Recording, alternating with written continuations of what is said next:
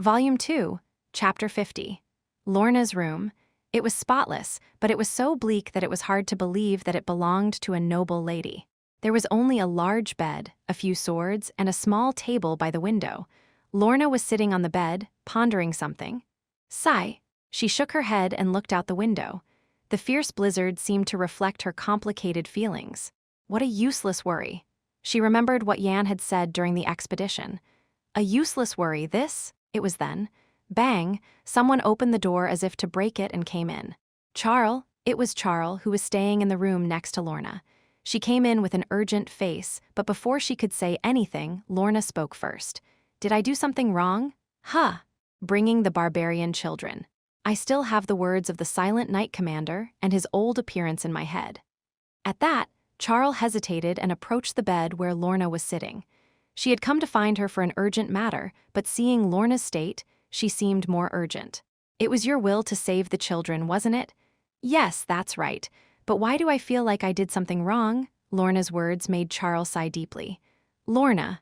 It was soft and gentle, but firm. Charl held Lorna's hand and looked into her eyes. Why do you think that? The Silent Knight Commander lost his fiancée while taking care of the barbarian child, and according to his words, if the children don't forget this grudge and hurt the people of the domain or ours. Lorna rambled on, and Charles spoke again. Lorna, if you knew that, would you have left the children to die? Lorna's pupils trembled slightly. If I knew that. She knew herself well, even if the children grew up and acted on their past grudge. Even if that hurt the people of the domain and endangered Beowulf, I would have still saved them. She couldn't leave the ignorant children to die in front of her eyes. I see the problem. What's the problem? Lorna, you lack confidence. I thought you were always confident, but I guess not. Lorna spat out a heavy breath. She didn't want the people of the domain to get hurt. She didn't want Beowulf to suffer.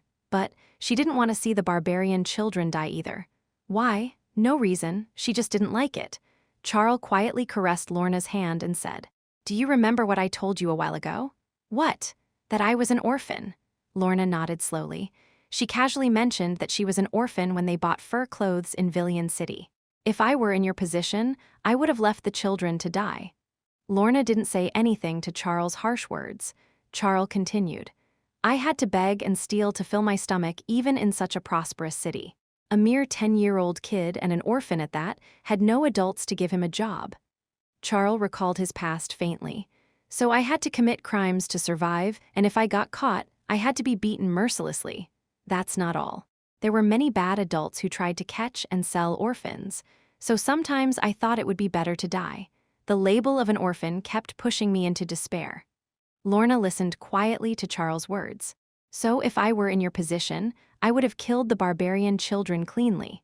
It was hard enough to live in a prosperous city. How could they survive in such a harsh place? Charl's cold eyes stared at Lorna. She swallowed her saliva at his gaze. And above all, we have to go back, don't we? Yes, you're right. Lorna hesitated for a moment, but that hesitation was very short.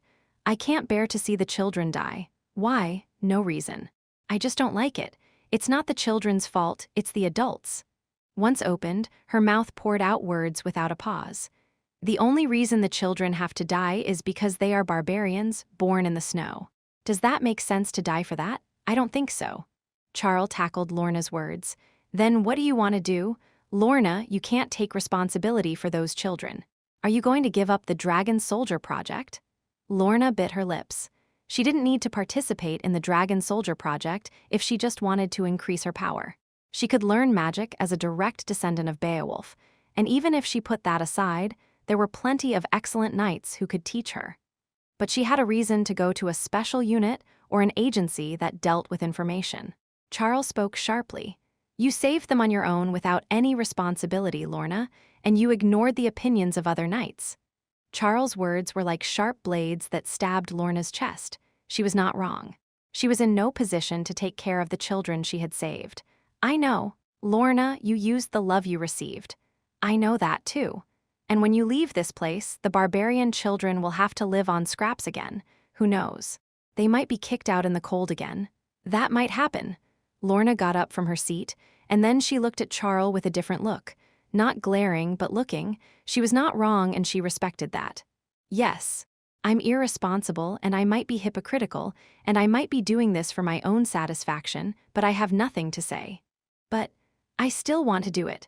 I'll talk to Lord Beowulf, and I'll persuade my uncles, whatever it takes. Charles smiled faintly at Lorna's firm words. This was the Lorna who had saved her in the past, and who had scolded the wavering trainees at the training camp, so she didn't need to advise her anymore, and she didn't have the right to do so. Lorna stretched out with a refreshed face. And then she suddenly remembered. What did you come to my room for? You looked very urgent, didn't you? Ah, Charles' eyes widened.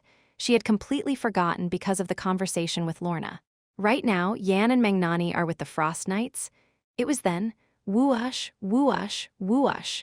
A horn sounded from outside the window, as if something ominous was happening.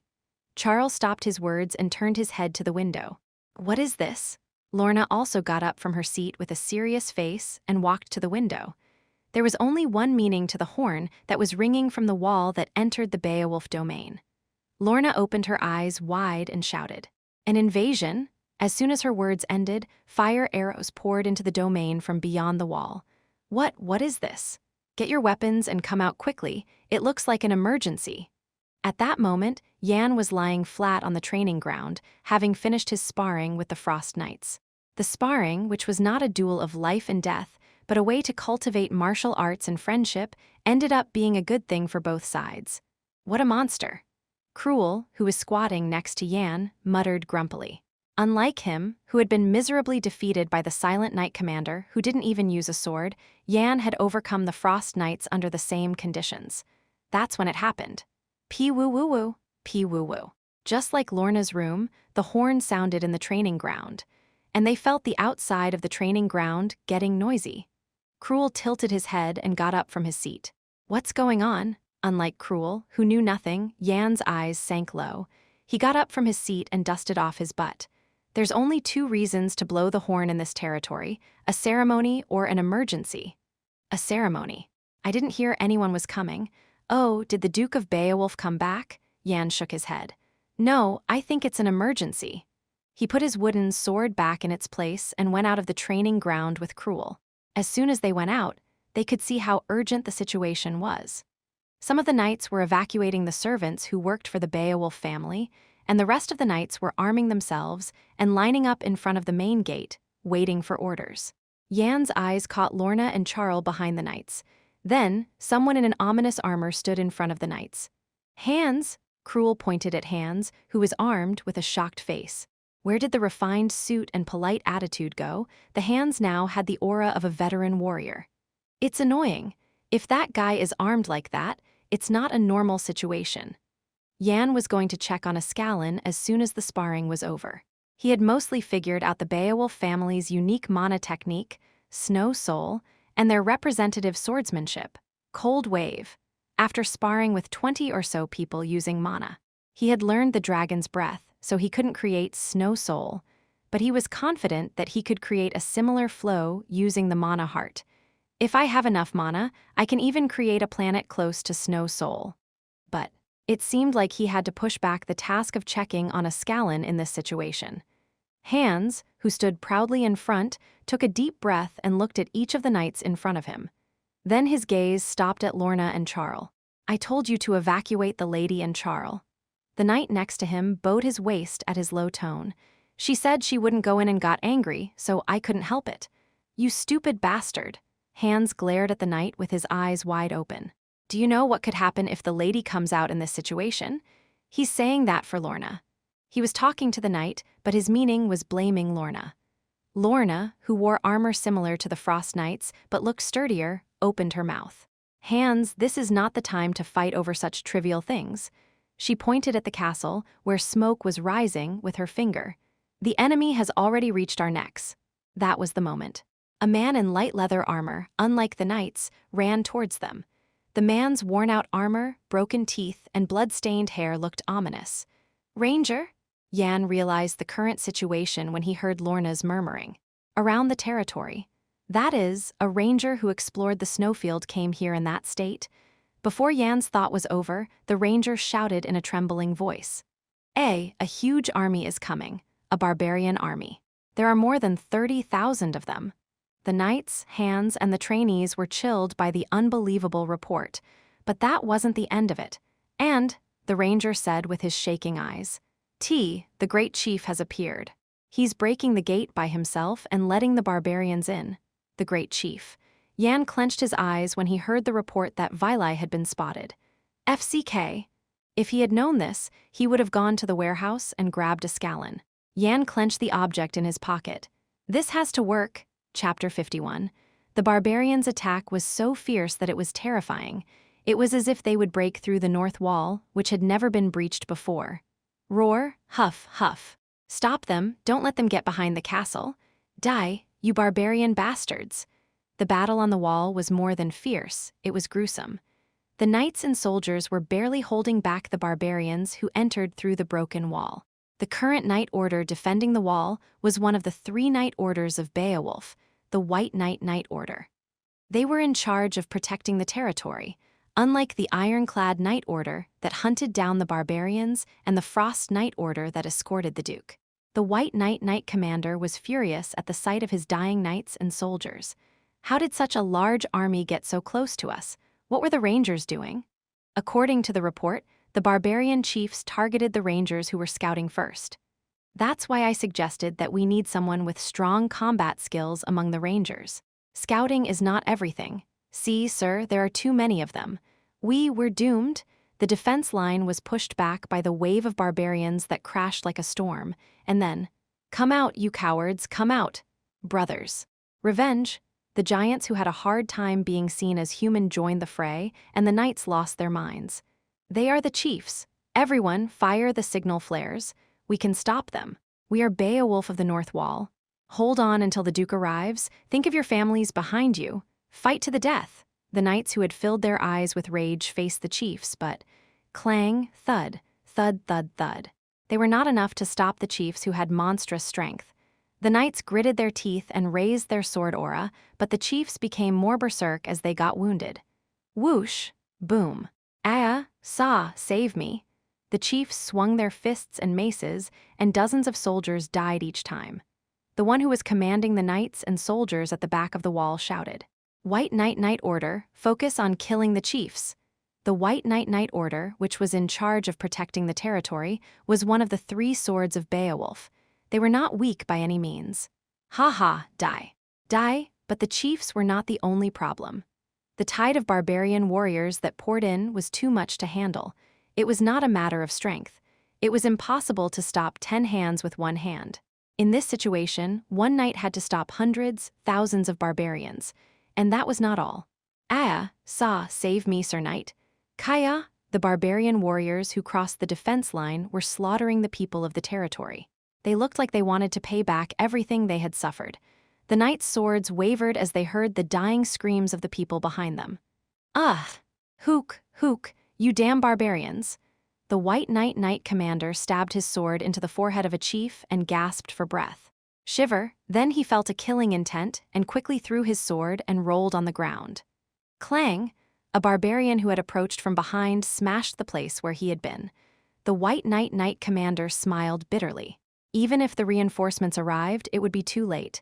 And another chief? Damn, there's no hope. His eyes saw past the chief and the houses that were burning behind him. Squeeze, the White Knight Knight Commander clenched his fist. Hold on. Even if your head breaks and your limbs are cut off, delay their advance. Cuke! The chief in front of him twisted his face as if he did not understand what he said. The White Knight Knight Commander smiled weakly. I don't know if we can delay them, but... The Ironclad Knight Order, which hunted down the barbarians, and the Frost Knight Order, which protected the Duke's side, left Beowulf Castle heavily armed after receiving the Rangers' report. The one who led them was Hans, the butler of the Beowulf family, wearing armor, but no one was displeased with his orders. Why do you listen to the butler so well? Cruel seemed to not understand that. Lorna, who was leading the horse with a stern face, answered, The butler is the former Frost Knight Commander. What? Cruel opened his eyes wide as if he had just found out. But that was only for a moment, and he nodded as if he agreed. He thought it was strange that the Beowulf Duke had given the butler a count title, but it was not strange if he was a former knight commander. From now on, the commander level and vice commander level personnel will quickly deal with the chiefs, and the rest of the personnel will protect the people of the territory. Yes, yes. Hans gave orders with a cold face he had never seen before and immediately jumped into the wave of barbarians. Jan admired him a little as he left his horse behind. He retired quite a while ago, but his skills are not rusty at all. Despite having increased his eyesight, he missed Hans' movements. Clang, bang, thud, squeak. Hans pulled out the sword of the superhuman artifact, the Sword of the Moon, and flew around slaughtering the barbarians. Before long, he was stabbing his sword into the neck of a chief who was about to strike a knight's head. By the way, how did this happen in such a large-scale war? I should have known. In his previous life, the barbarians often targeted Beowulf, but they never attacked on such a large scale. But he soon realized the reason. Did history change again because of me? The reason was one when he saw that even Vila, who had been silent until now, came out. He knows that Lorna has returned. Vila was a cunning man who had a huge body and a predatory temperament, but a mind that reminded him of a fox. He probably wanted to take Lorna hostage and tie the Beowulf Duke's feet. But why? Why would Vila, who was busy uniting the tribes, bother to attack the Beowulf territory? He had not yet united all the barbarians. What would he gain by risking the lives of the tribes he had united so far? Jan's face suddenly frowned as he thought of the reason. This rotten bear is after my stuff. The dragon's slayer sword, Ascalon, that was the only explanation. That is, Vila already knew about Ascalon. And Lorna, who could be called the Beowulf Duke's weakness, showed up. Beowulf's weakness and Ascalon. So Vila started this war to get both of them. And if he gave the barbarians a chance to vent their deep-rooted hatred for Beowulf, their loyalty would be stronger. And Vila had broken through the wall, but he was nowhere to be seen right now. He was looking for an opportunity. This fox-like bastard. Jan looked around. Everyone except him was rushing towards the barbarians. The knights were protecting the people of the territory with a desperate determination, and the barbarians were eyeing the lives of the people and the knights until their necks fell off. It was hell. Instead of the blizzard that always hit, blood spurted everywhere, and the fluffy and white snowfield was dyed red. Lorna! Jan quickly dealt with a barbarian who was attacking him and called Lorna. She turned her head after killing the barbarians she was holding. We're going back to the castle right now. No, now. Do you say that after seeing this situation? Lorna frowned at his words. She must have thought that this situation was the worst. He understood. No matter how much she fought with the Beowulf Duke and ran away, how could she stay still when the land where she was born and raised was trampled on? But the enemy's target is you. You're doomed if you get caught. Me? Cruel, who had cut off a barbarian next to him, widened his eyes and pointed at himself. Jan ignored Cruel and continued. The chief hasn't come out yet, so we can hold on, but if he comes out, the defense line and everything else are meaningless. Lorna frowned as if she didn't understand. Then what is the chief doing now? I told you, he's bloodthirsty to catch you. He's hiding somewhere and looking to see who's Beowulf's daughter. Me. Even if he's the chief, he'll be reluctant to face the Beowulf Duke. Vila couldn't win against the Beowulf Duke even if he flew or crawled at this point. But there was a way. You're the Beowulf Duke's weakness. You can't get caught even if you die here. That way, the Beowulf Duke can move freely later. Jan's words made Lorna's eyes conflicted. She turned her head and looked at the wall that reminded her of hell. Even now, countless knights and soldiers and the people of the territory were dying. Lorna bit her lip. That's not the worst. The knight who secretly gave her candy when she was young was dying. The uncle-like knight who secretly gave her a wooden sword in the training ground also died. The soldier who gave her a ripe apple was screaming and begging for help. Lorna clenched her fist. Her nails dug into her palm, but that was not painful. Quick! Jan called urgently, and Lorna finally bowed her head, and he was right. Lorna answered weakly. Let's go. Mr. Hans, the butler. We're going back to the castle? Jan shouted, and Hans turned around and waved his sword. He understood. Jan and Lorna, who ran with all their strength, soon reached the Duke's castle. Jan looked at Lorna and asked, Do you know where the children have evacuated? Yes.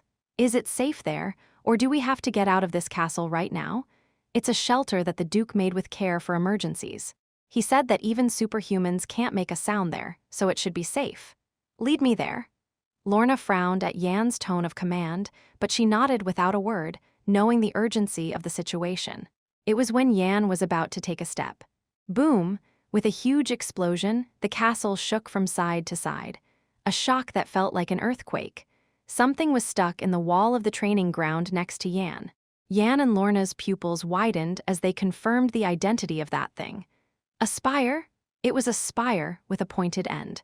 It looked the same as the spire they had seen on the wall. The spire, a building, was something that 100 adult men couldn't move even if they tried. Did he cut it off and throw it? He threw it like a spear or a ballista. There were few people who could do that. And in this frozen land, there were only 2 people who could do that. One was the Beowulf Duke.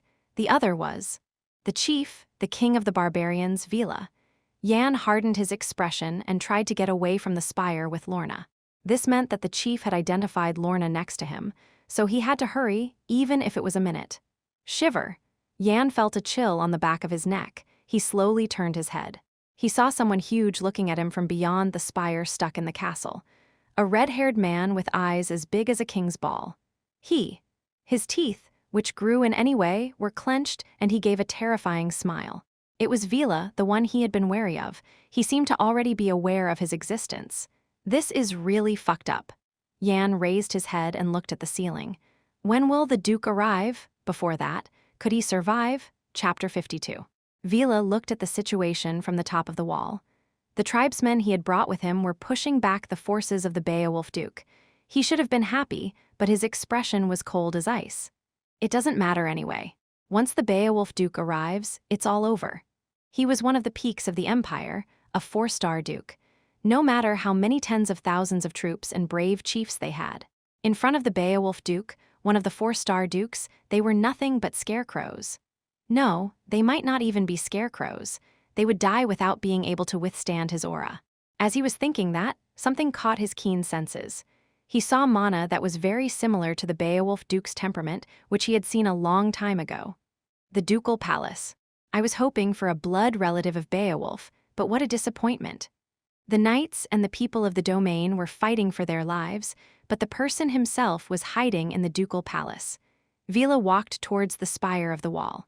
Then he hugged the spire with both arms. Crack, boom, flash. With a loud noise, Vila lifted the spire that was 10 times bigger than his body, just like that. He lifted the spire up.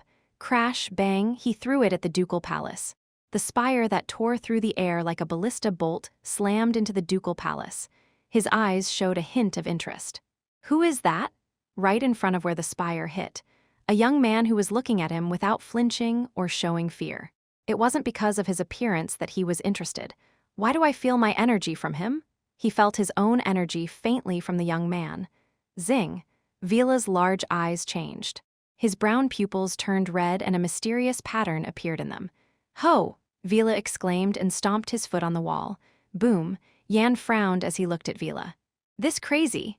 As Vila rolled his foot, the wall began to collapse like a tower made of cards. That wasn't all. Vila's figure disappeared from Yan's sight. Yan grabbed Lorna's arm and tried to get out of his place.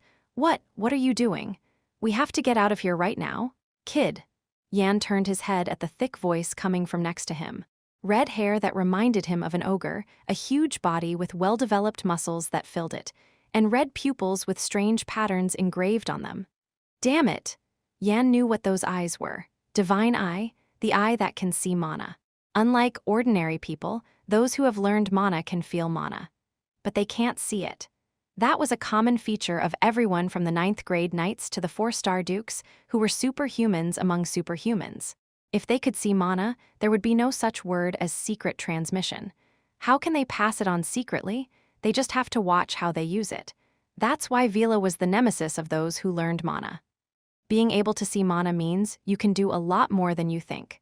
You can tell how the opponent will attack, like predicting. You can easily break down swordsmanship or magic by digging into the parts where mana is lacking. Not only that, but you can also easily steal the opponent's secret transmission. In a word, an impossible monster. Are you the chief? Lorna asked in a stiff voice next to him. You seem to know me. Vila laughed fiercely, unlike his gentle tone. Then there's no need to say anything else. Vila walked forward, thinking that Lorna and Yan had lost their momentum. Yan broke out in a cold sweat at his pace. He had overcome many hardships so far, but this was the first time he encountered such a huge barrier. What a great body. And those strange eyes. I'm sure I've seen them somewhere. Maman was just admiring Vila, not thinking of getting out of this situation. Wait, what do you mean wait? Before Yan could finish his sentence, Vila snorted briefly. Then he lightly shook his hand at Yan and Lorna. But Yan, who noticed the force in it, blocked Lorna's front. In that state, he clenched both arms with the sword facing outward. Bang! Lorna's eyes widened at the explosion from Yan's sword.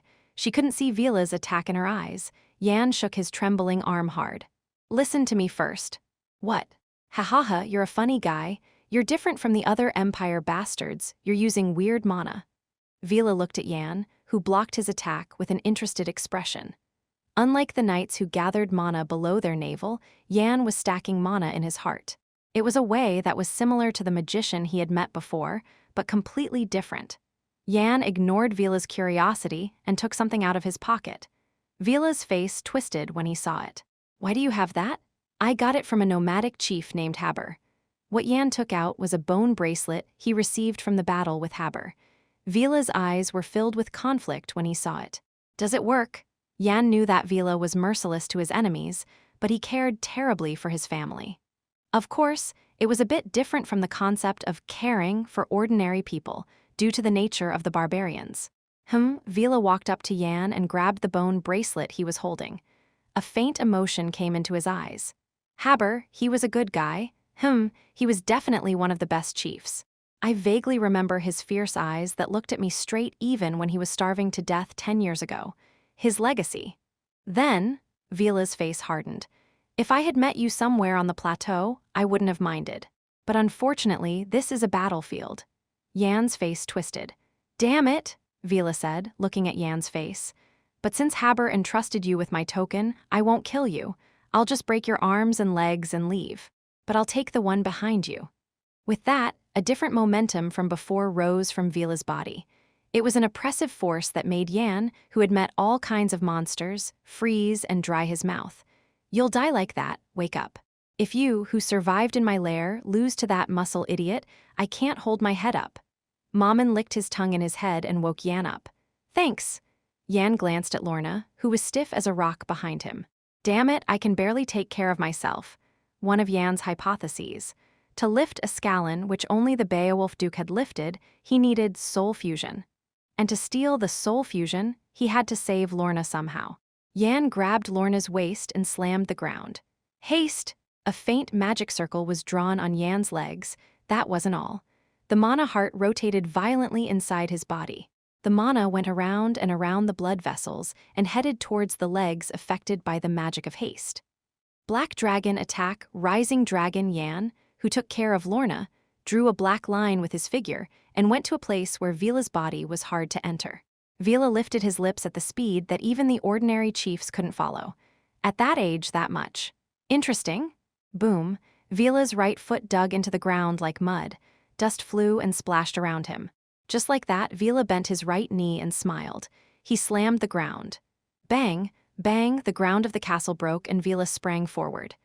Bang, bang, the king of the barbarians broke through every wall and started chasing after Yan. Yan sweated coldly as he saw Vila breaking the stone floor of the castle and rushing roughly behind him. It felt like a tidal wave was about to swallow him. Then Vila slashed the air fiercely behind him. Crash. A huge beast-like scratch mark appeared on the wall next to Yan. He felt a chill in his heart, thinking that if it had hit him, he would have been cut into 5 pieces from head to toe. What do I do? If he could have resisted Viliven once, he wouldn't have thought of such things. Didn't he block it earlier? That was nothing compared to Vila's power. If he really wanted to kill him, he would have been a handful of blood by now. Did you learn magic for nothing? Yan's eyes flashed at Maman's words. He remembered a scene from the past. The fight between the Crown Prince and Maman.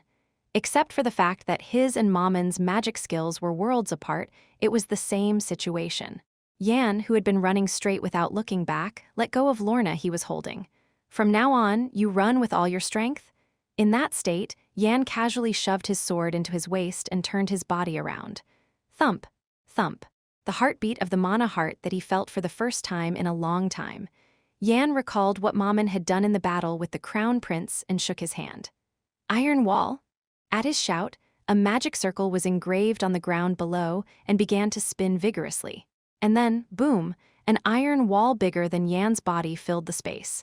That wasn't the end. Yan felt Vila's presence approaching threateningly and cast the next magic. Fire arrow? A magic circle appeared next to Yan and began to rotate slowly. At that moment, bang, Vila broke through the iron wall stupidly. Iron dust scattered around, and the iron wall that lost its mana supply was about to disappear. Whiz, Yan shook his hand towards Vila's direction. Then the magic circle that was slowly rotating spun faster and then, whoosh, whoosh, 5 fire arrows made of fire flew towards Vila, who was rushing fiercely. HMPH, trivial magic. Vila sneered at the approaching fire arrows. Most magic couldn't even scratch his body, and he wanted to buy time with those arrow-like things. Vila didn't stop, thinking of taking the fire arrows with his body like he did when he broke through the iron wall. When the fire arrows reached near Vila, his eyes widened slightly. He sensed something strange. Boom! It started with a small explosion sound, but soon the explosions started to happen in succession. Boom, bang. A fierce firestorm erupted where Vila had been running. Yan also flew away weakly from the strong pressure of the storm. How can you use magic? Lorna, who was running ahead, spat out perplexity at Yan's appearance of using magic. But Yan didn't answer and just entrusted his body to the pressure. Even then, his eyes were still fixed. Dust explosion. When flammable particles, such as iron dust, are spread evenly in the air and touch fire, they explode. The important thing is, the space has to be sealed for the explosion to occur. Yan had laid the iron wall for that. Wow, that's why you laid the iron wall in advance. Mammon, who didn't know the urgent situation, admired it. But do you think you can shake off that muscle idiot with that explosion? He thought he could block Vila's sight for a moment with the explosions, but a huge figure pierced through the dark smoke and came forward. Damn it, if he could do triple casting or even double casting like Mammon, the situation would have been better. Ah, I remember. Those strange eyes. The guy who bragged about killing dragons had natural eyes. Mammon seemed to know the divine eye too. And then he told Yan something that would help him. Kid, even if that guy has eyes that can see mana, don't you trust his eyes too much? Yan felt like he was struck by lightning at Mammon's words. Divine eye, the eye that can see mana. Maybe Vila cared more about the mana that the opponent had than the sight. It was the first time he was grateful to Mammon. Ahem, then hurry up and find a suitable vessel for my body. Yan stimulated the mana heart more and drew out mana. In that state, he used all the remaining mana to unfold one magic. Puppet. At his shout, magic circles were laid around him, and things that looked exactly like Yan started to come out and scattered in all directions. Cruel would have scoffed at what he was doing. A magic that only makes scarecrows, a trivial magic that has no offensive power and only makes the eyes dizzy for a moment. Tusk! Vila bit his tongue as he faced it. Chapter 53. Yan's plan was a perfect fit. Vila, who was chasing them with a terrifying momentum, started to chase the puppet that Yan moved to the other side. Why did it suddenly turn in a weird direction? Yan had no room to answer Lorna's question. It took a lot of mental power to control the puppet. Vila will be confused by the mana in the puppet. Vila, who relied more on mana than sight, would not be able to easily distinguish between the 5 puppets and himself. But it's too much to drag it out for a long time. Yan summoned 5 puppets. He could have made 20 if he just made the shape, but he had to fill them with enough mana to make them confused with himself, so he couldn't make many. But how do you use magic? Later, Lorna looked at Yan with a shocked face. What the hell is this guy? He seemed to have a great talent for swordsmanship, but he also used magic. According to the research of scholars for a long time, if you learn a certain level of skill, you become a body that can't use magic even if you want to. It's because mana is distorted to fit the skill. The time when mana is distorted is when you pass the 6th level. But he said he was 5th level. He's a guy who overturns common sense. Lorna had a lot of questions, but the situation didn't help her. She couldn't stop moving her feet as long as there was a monster-like barbarian behind her. At this moment, he was burning mana in the pendant and running away from the guy called Chief. Crash. A bloody line ran down Yan's lips as he ran hard. Some of the burden of destroying the mana-filled puppet began to pile up on his body. Now there are 2 puppets left. The moment those 2 puppets were destroyed, Vila's teeth would target him. That's when a good idea crossed Yan's mind. Maman laughed and praised him after reading Yan's thoughts. That's a plan that you can't find anywhere else. I can't do anything to survive. Lorna looked back at Yan, who was muttering to himself. Yan stopped his steps and closed his eyes. He found the thin thread of mana that connected him and the puppet. Lorna looked at Yan with a look that she couldn't understand his sudden strange behavior. The monster-like chief was chasing them to kill them, but he stopped in place. Did you give up? Yan, who closed his eyes, snickered. Give up what? When Yan found the thread of mana connected to the puppet, another puppet was destroyed. Cough, are you okay? Let's exchange information and our lives. Lorna frowned at Yan, who suddenly sprouted nonsense. She felt the aura around her, but she couldn't feel the monster-like momentum of the chief. But Yan's mouth kept moving. What you're looking for is at the end of the warehouse on the 2nd floor, the rustiest sword. What are you doing right now? If you don't go there now, you might never get it, so please judge for yourself. What are you talking about? Lorna couldn't help but scream. Then Yan opened his eyes, his mouth curled up wickedly. Tricking him? His mouth curled up wickedly. Lorna frowned at his incomprehensible words. She couldn't understand what he was saying. Vila held the puppet's neck that looked like Yan. The puppet had just told him that what he was looking for was in a warehouse on the 2nd floor. What should I do? As he was pondering, he felt the presence of the Frost Knights rushing in. Tusk. It wouldn't take long to get rid of them, but the little brat would surely mess with his eyes again with some strange method. It's going to be tight.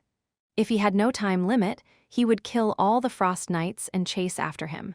But he had invested too much in this place to be sure that he could secure Lorna's new recruit before the Duke of Beowulf arrived. You little bastard. Vila narrowed his eyes and glared at the puppet. But the puppet, who had finished his job, looked at him indifferently. Vila saw the bone bracelet on the puppet's right arm. He had copied his appearance, so the original must have the bone bracelet on his right arm too. HMPH, Vila threw the puppet roughly against the wall as if he didn't like it. Crash, the puppet that hit the wall turned into dust of mana and scattered. Vila looked at it quietly and turned his body.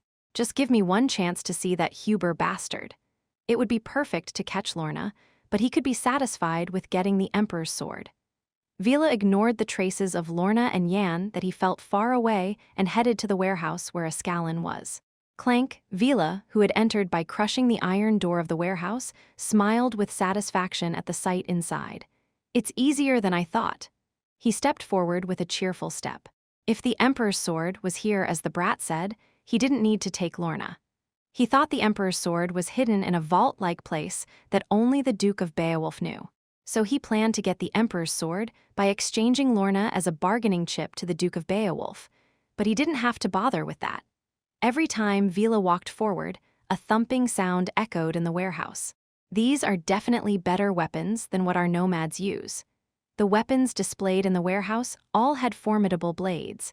It was a treasure trove for the barbarians who picked up the swords used by the knights. Ha ha ha. As long as we get the Emperor's sword, it will soon be in our hands. He saw one that was rusty and worthless unlike the other weapons. Ho! Vila's eyes pierced through the enormous mana hidden by the worthless sword. He exclaimed, "It's worthy of the name of the Emperor's sword." It had more pure and massive mana than the knights of the Beowulf family he had encountered so far. His big hand reached for the grip of the sword. Now I'll use you well, Emperor's sword. And when his hand touched the grip, zzzzzzz, the sword gave a fierce rejection. Vila's eyes twisted. You're acting like a spoiled brat, not a sword. Vila didn't think a mere sword could harm his body no matter how strong the rejection was. But that was only for a moment. Zzzzzzz, zzzzzzz, crack. The rejection grew and grew until it was incomparable to the beginning, and Vila had no choice but to squint his eyes. Let's see who wins. Blood spurted from his bumpy arm. Grrr. Vila gripped the sword harder. The intensity of the rejection soared endlessly as if there was no limit. Soon, damn it! Crack, zzzzzzz. The part of Vila's arm that held the sword began to turn black. His sturdy body seemed to be helpless in front of the legendary sword. But Vila didn't give up. He had given up his troops for this sword, which was his years. I've sacrificed the things I've exchanged for my 10 years. But the sword still didn't allow Vila to touch his body. His brown pupils turned red. Not because he used his eyes, but because the blood vessels in his pupils burst. Vila's arm, shoulder, and chest also started to burn black. He endured the pain for a long time. Zzz, zap. The rejection noticeably faded. Vila breathed heavily and calmed his breath. His mouth twitched and rose. Isn't there sweetness after pain? He smiled involuntarily at the thought that the Emperor's sword would soon be in his hand. The sword seemed to give up on resisting. Now if he just holds it a little longer. Crash. Vila's body, holding the sword, flew back as if hit by a cannonball. The wooden cabinet on the wall couldn't withstand Vila's weight and shattered, and the weapons stored inside spilled to the floor. Vila, who hit the wall, lifted his head with difficulty. Well. The one who bounced Vila off was none other than Hans. He checked that Lorna was safe with the food soldiers and entered the warehouse with a bad feeling. Then he found Vila, who was babbling and doing something strange. Hans's eyes sank coldly. What are you doing? In a situation where he had to do his best to fight Beowulf, he left the infiltration of the wall to his subordinates. The leader is letting his men die while he's not fighting, but having fun in the enemy camp. Cug. Vila spat out saliva and twisted his body out of the wall. It would have been a shock that he would have laughed off if it was normal. The Emperor's sword's rebellion was too fierce. He felt a small shock greatly because he poured out all his mental power and the burden on his body, but he didn't care. The Emperor's sword's tantrum was over. Now if he just holds it. Clang, Hans drew his sword. The sword swayed with a blade and then took a perfect shape. It looked like he had put another sword on the sword, a technique that can only be tried when reaching the realm of the superhuman. The sword gang, which was known to cut steel like a string. But Vila didn't say anything to that. He only cared about the Emperor's sword, Escalon, that fell to the floor. Vila took a step forward and Hans raised his sword and took a stance. But Vila's action was not an attack. Grrr. He just grabbed the worthless sword on the floor. Zzz.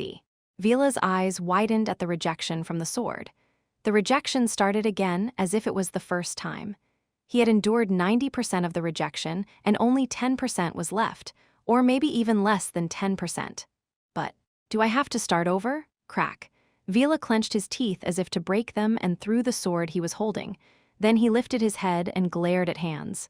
Grrr. SSSSS. The momentum that arose from Hans and Vila swept through the warehouse. The frenzied momentum of Vila and the cold and sharp momentum of Hans. Even ordinary people would have stopped breathing with their momentum alone. You son of a bitch, grrr. He clenched his fist. And then, crash, he flew toward Hans like a ray of light. Bang, crash, bang, boom, rumble. The warehouse was completely destroyed by their fight, and the walls on the second floor had been pierced through long ago. Unlike Hans, who had a sword gang around him, Vila had no energy at all. But Vila was the one who had the upper hand in their fight. Do you know what you just did? Vila, whose eyes were red with anger, roared and pushed Hans hard. Hans was shocked by Vila's strength, but he calmly blocked his kicks and punches with a white blade. Every time they clashed, the ducal castle broke apart with a loud noise, and when their fight was in full swing. Peek. Someone was quietly watching their fight. How do I get that out? You have to risk your life to get it out. What else can you do? Do I have to risk my life? He was Yan, who had left Lorna in the protection room and came out alone. Chapter 54. The fight between the two superhumans was so fierce that it turned the castle upside down. Bang, boom, splash. Unlike before, when he was searching for his prey, Hans started to use his full power. His sword aura showed a different appearance from before. Pure white. And the ice flowers that bloomed from the tip of his sword were different from the ordinary energy in shape and nature.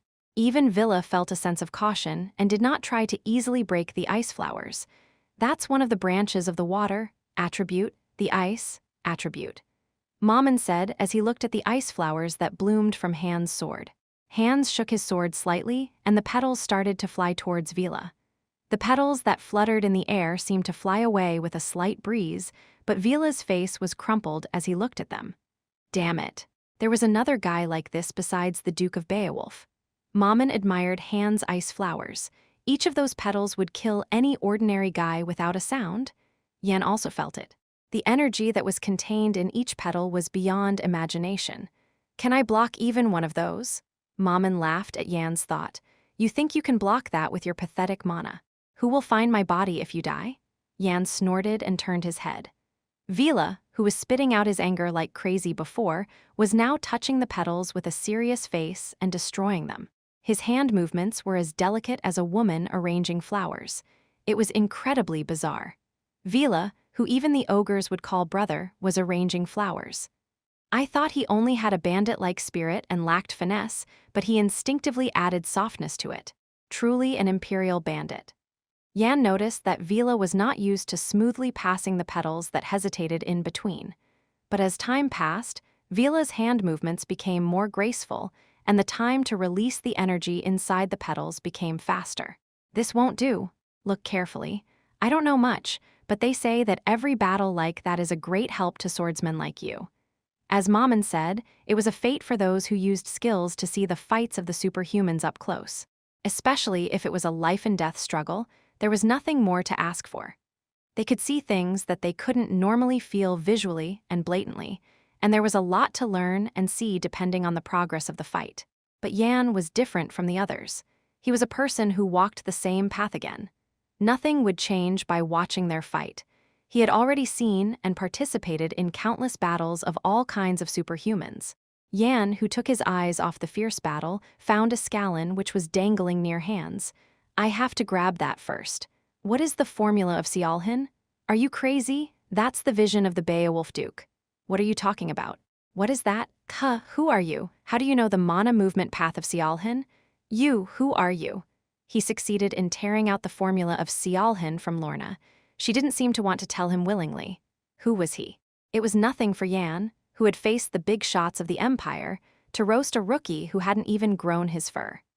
He asked a few questions to Mori and Lorna, who he had learned from the confrontation with the Frost Knights, and got all the information he needed. There was also a lot of help from the vast knowledge I learned from Maman and the uneducated knowledge of my previous life. As he put the puzzle pieces together one by one, he was able to obtain the core essence of Sialhin. Yan quietly began to recite the formula of Sialhin. Then the mana heart immediately began to buzz and react. Ice is the ultimate of stillness. When it reaches the stop, the soul will bloom perfectly in the cold blizzard. It would be nonsense if he spat it out without knowing the way to circulate mana. But he had already figured out the way from a question to Lorna and a fierce confrontation with the Frost Knights. As Yan uttered the words, the mana in his body began to rotate vigorously. I thought it was nonsense when I first heard the formula from Lorna. As he watched Hans fight with all his might, he began to understand the formula little by little.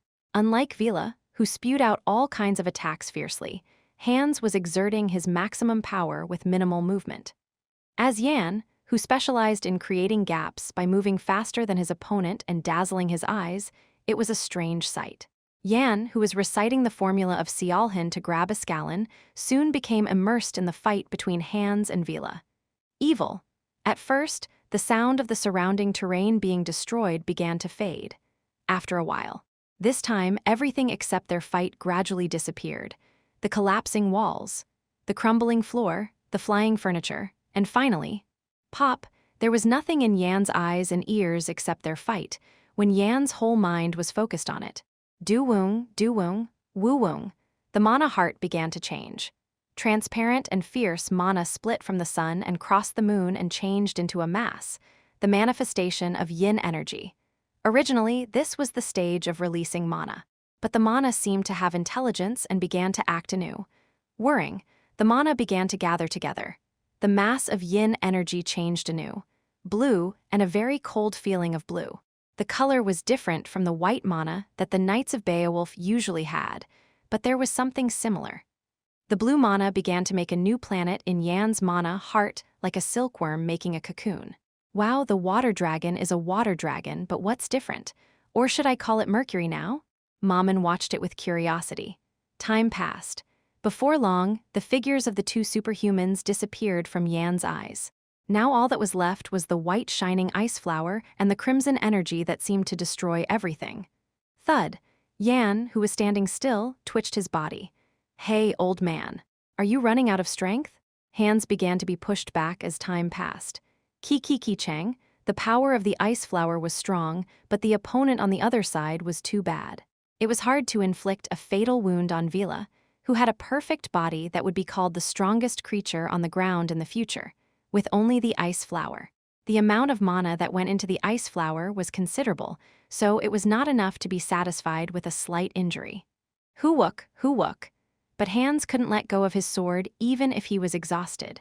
If he couldn't finish Vila here, the safety of the domain people and the family members, including Lorna, would not be guaranteed.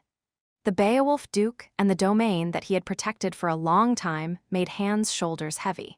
I have no choice but to burn my life. He was not afraid of death.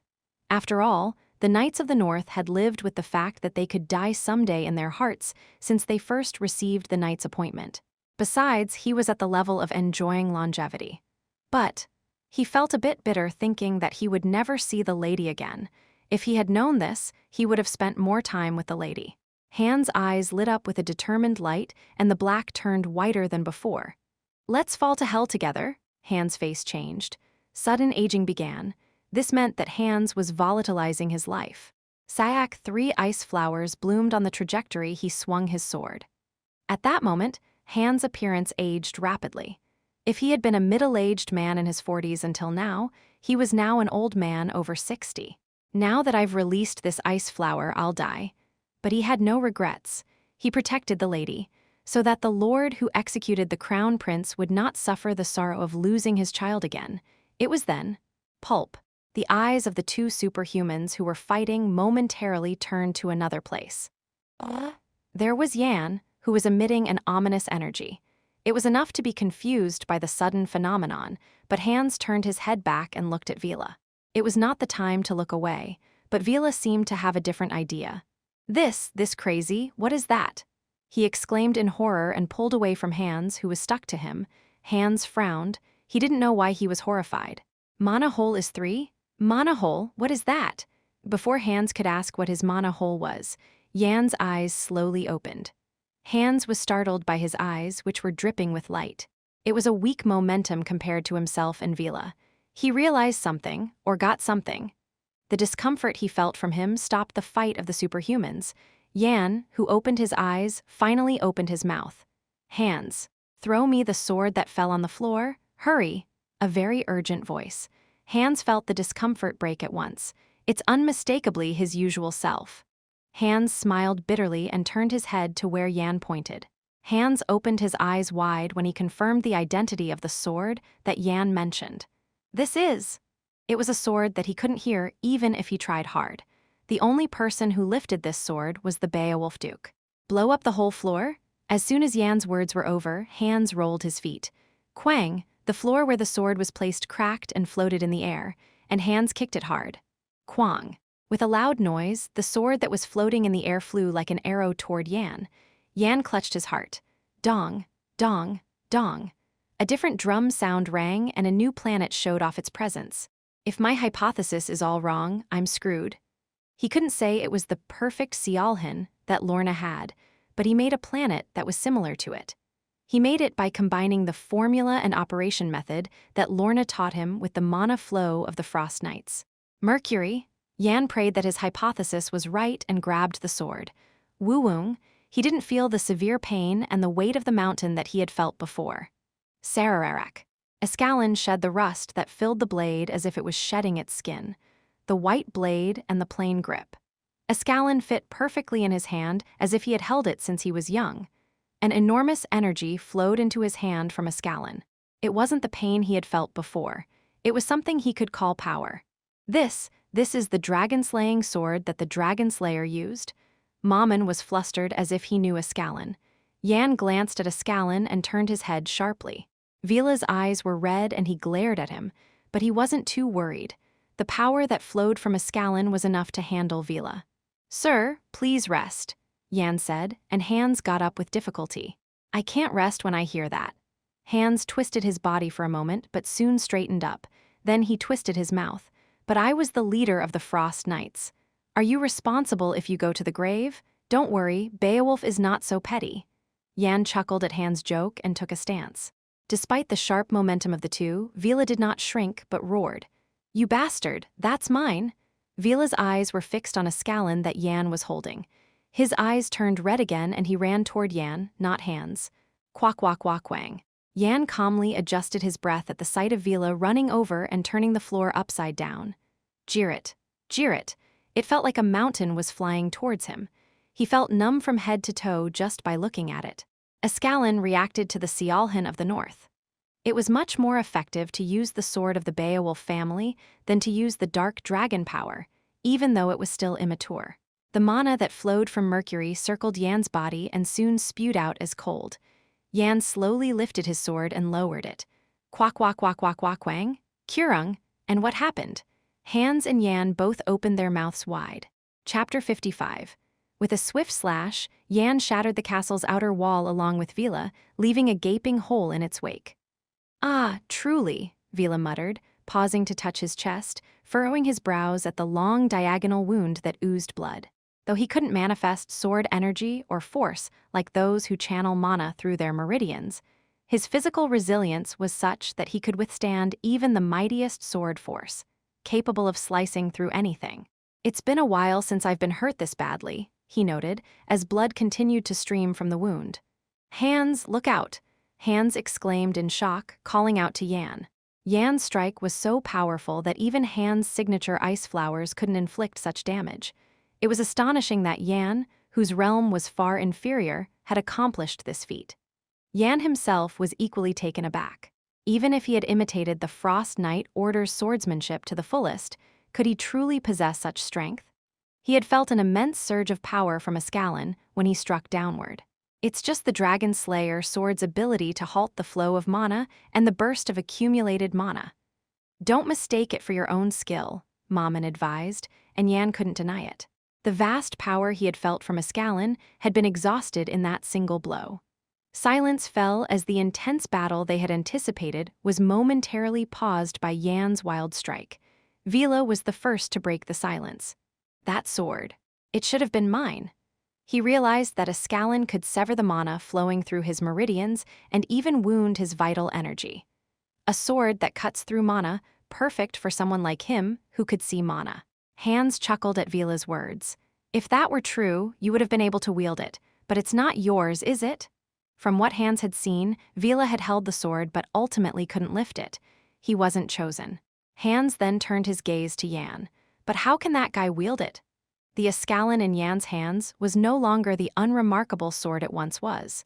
Its blade was pristine white, and the grip was neatly trimmed.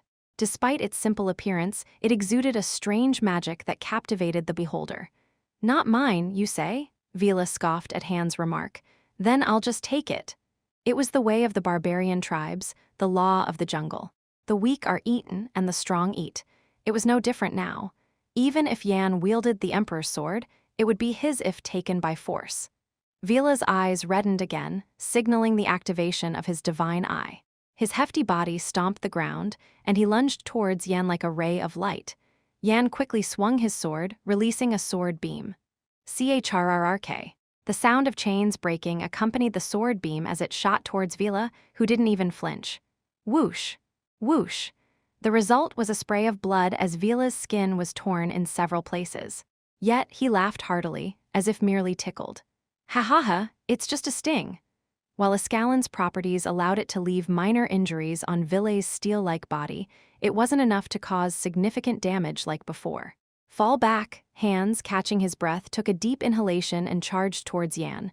Boom, clang, Vila's punch trailing a red arc was cut short, unable to reach Yan. Vila frowned. "Tusk!" Hans had blocked his attack. Though Hans seemed to be internally shaken, coughing up blood, Vila was displeased. He crouched and spun rapidly, aiming his foot like a mace at Hans' temple. Scrape. Once again, Vila's target eluded him, this time thwarted by Yan.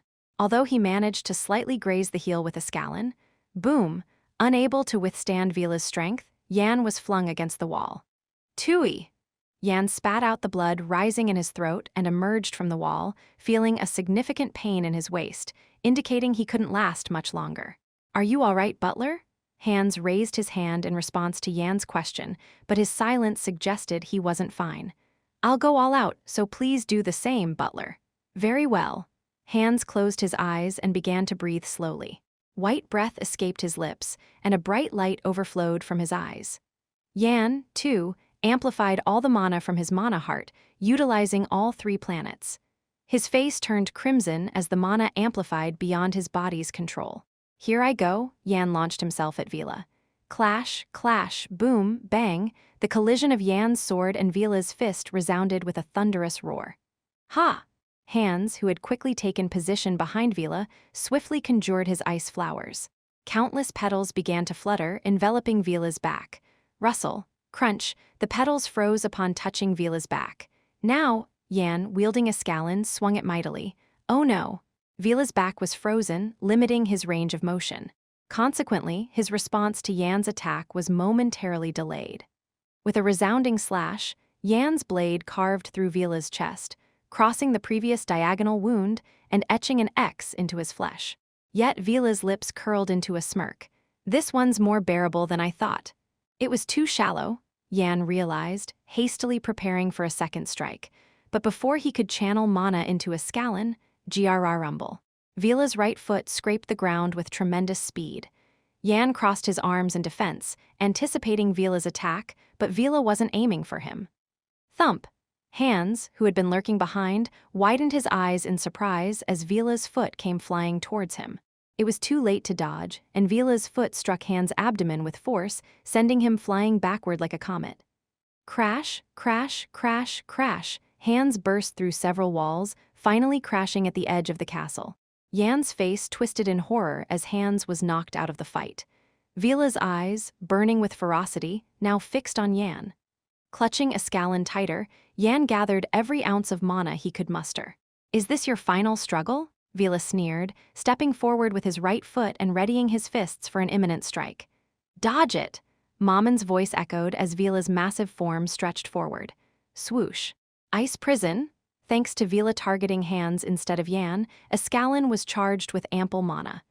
As Yan chanted his spell, ice surged from the ground with terrifying force. Boom! Vila's hefty body collided with the ice barrier. What? Vila spat out in confusion, staring at the ice wall in disbelief. He had easily broken through iron walls before, but now this mere ice stood unyielded. You're the only fool who'd use a sword like a staff. Mamon burst into laughter. Yan had hoped that a scallon, which enhanced the sword techniques of Sialhan and the Frost Knight Order, might also boost his ice magic. I was right, but Yan's strategy didn't end there. A scallon emitted a pure white light, drawing a magic circle. Rustle, the barrier that blocked Vila began to multiply to the side. A prison? An ice prison formed around Vila. Inside the thick ice cell, Vila smirked, gripping the icy bars and mocking Yan. How long do you think it'll take me to break out? An hour? 30 minutes? His eyes blazed with fury. I won't even need a minute, you fool. His fist, filled with explosive force, struck the ice bars. Boom! Vila grinned at the loud impact, but the bars remained unscathed, not even a scratch. I was wrong, Yan spoke, looking at Vila trapped in the prison. A scallon's power isn't to cut mana, it's to halt it. Yan had thought until recently that the Dragon Slayer Sword Scallon had the property to cut mana. It was a misconception. He realized the truth while reciting the incantations of Sialhan. It wasn't cutting, it was halting. The outcome might seem similar, but the difference was clear. For example, boom, boom, boom. Vila, unlike typical mana users who accumulate mana in their danshan, engraves meridians into his muscles, bones, and skin to embed mana. This means he can't use mana-releasing techniques like sword energy or sword force, but he can create an invincible body. However, what if the mana accumulated between your bones and muscles was halted? If it could be bound like shackles? Yan channeled mana into a scallon once more. A scallon shone with a brilliant white light, drawing another magic circle. Frozen bind, rustle, something long and thin extended from a corner of the ice prison. Click, it wrapped tightly around Vila's legs. Shackles? Vila's expression hardened as he realized what bound his legs. He wasn't foolish. He understood the implications of Yan's words. The ice shackles created by a scalene, which had the property to halt mana, now restrained his feet. There's something irritating about this. His body, usually impervious to harm even by the mightiest of superhumans, was now merely exceptionally well-trained. But Vila didn't seem cornered. Both he and Yan knew maintaining magic required more resources than one might think, from mana to concentration. Especially to sustain an ice prison strong enough to withstand his punches, how much mana would it take? Do you think you can kill me with this, or do you think you can keep me trapped here? Vila snorted disdainfully. Yan, unfazed by Vila's taunting, smiled coldly. Yes. Though he said so, the killing wasn't up to him. Someone else was meant to slay Vila. Vila settled himself down on the icy floor of his prison, resigned to his fate. As time ticked by, Yan's breaths grew ragged and desperate. Time is on my side anyway. Chill. Suddenly, a shiver ran down Vila's spine, and an alarm bell rang wildly in his head. He looked around frantically. Yan was too focused on maintaining the prison to notice anything else, and Hans lay limp and defeated in the distance. What's going on? There shouldn't be anyone nearby capable of causing such unease. What are you doing in my house? Shiver.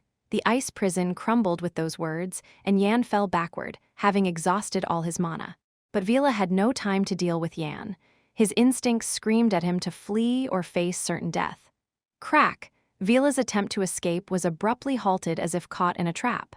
He looked down at his lower body.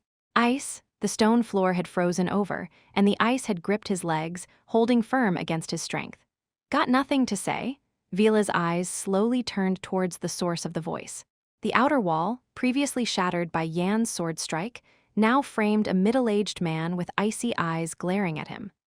The man's physique was as developed as Vila's, though smaller in stature. Yet Vila felt as if the man towered over him, a giant in disguise. Whistle. A cold winter wind swept through the castle. So, you have no words, or perhaps it would be strange if you did. Vila, sweating coldly, tried to break the ice binding his feet, but it wouldn't budge, contrary to its fragile appearance. Damn it, die, trash. The middle-aged man muttered to himself as he rolled his foot on the ground. Domain expansion. Sialhan final technique, perennial frost, the chill emanating from the man's toes spread rapidly, engulfing the castle and beyond, covering the Beowulf territory. What? So cold, so very cold. My feet are stuck to the ground. Frozen? Ag! The barbarians swarming over the castle walls were instantly turned into ice statues.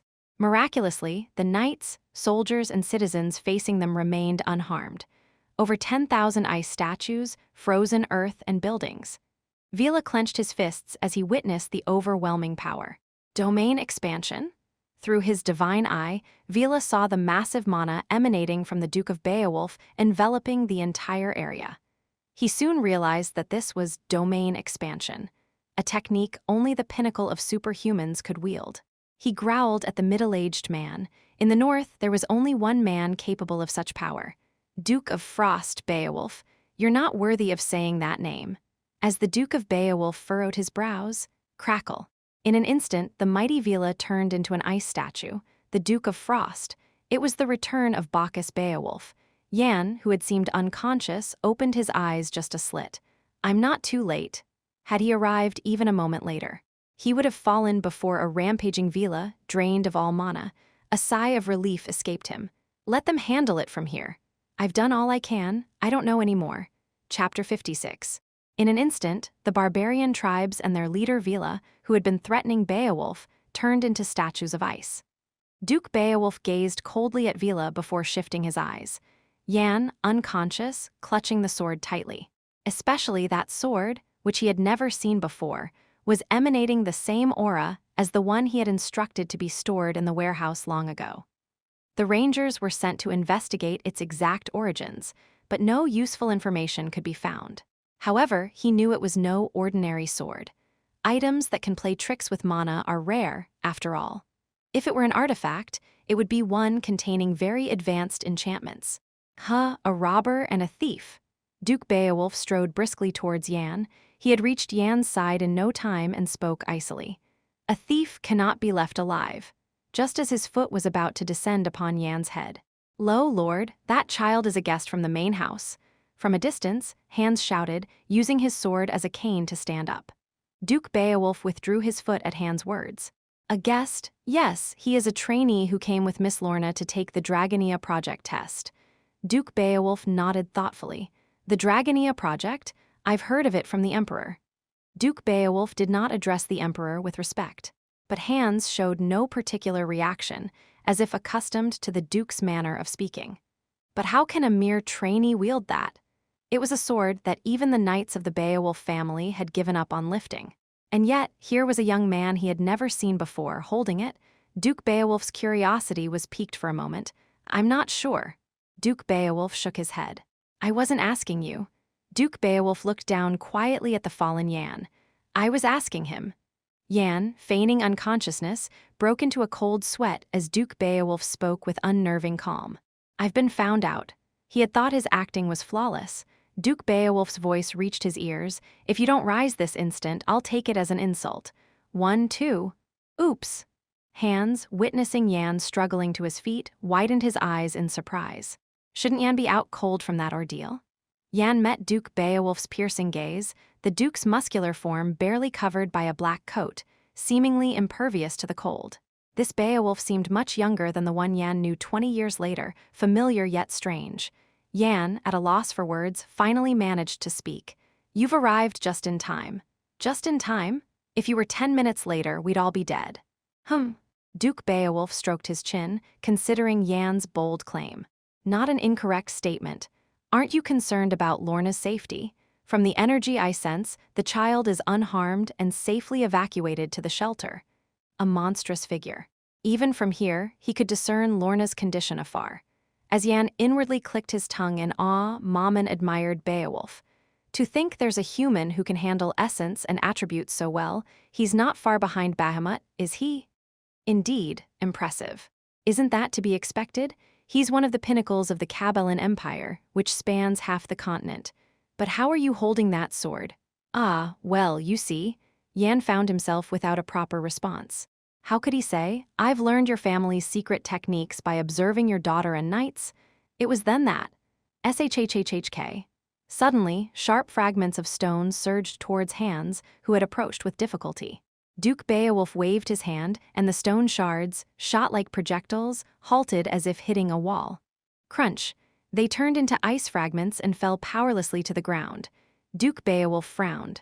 Like a rat he is. Vila, who had just been frozen like a statue, had vanished without a trace. Duke Beowulf, knowing Vila's location, crouched, ready to leap, and roared. Do you think you can escape me? That's when it happened. Swoosh, a clock from the clock tower, in the direction Vila had fled, flew with terrifying force towards the first floor. And in that direction were the Beowulf household and Lorna. Duke Beowulf, realizing this, grimaced deeply. Then, from his waist, he drew a slender and thin sword, ill-suited for his robust body, and swung it. Slish. The clock was cleanly sliced in half and fell towards the ground. Duke Beowulf clenched his fist, glaring in the direction the clock had come from. Crack. As if mirroring his mood, veins bulged over his clenched fist. Then Duke Beowulf swiftly turned around. Summon the knights. Clean this up. At Duke Beowulf's command, Hans bowed and quickly left. That boy is the benefactor who saved Miss Lorna? Even amidst the chaos, Hans left a word of concern for Jan. Now, only Jan and Duke Beowulf remained. Duke Beowulf looked at Jan intently. Do you know what sword that is? Jan swallowed hard. This was just the beginning. He had prepared many arguments to persuade the Duke, in case Beowulf decided to seize a scallon. I have a rough idea. You do? Duke Beowulf raised his eyebrows, surprised. You know the origin of a sword that no one else could identify. Duke Beowulf quietly observed the sword in Jan's hand. It no longer looked like the rusty, unremarkable blade of before, but a treasured sword freshly forged by a master.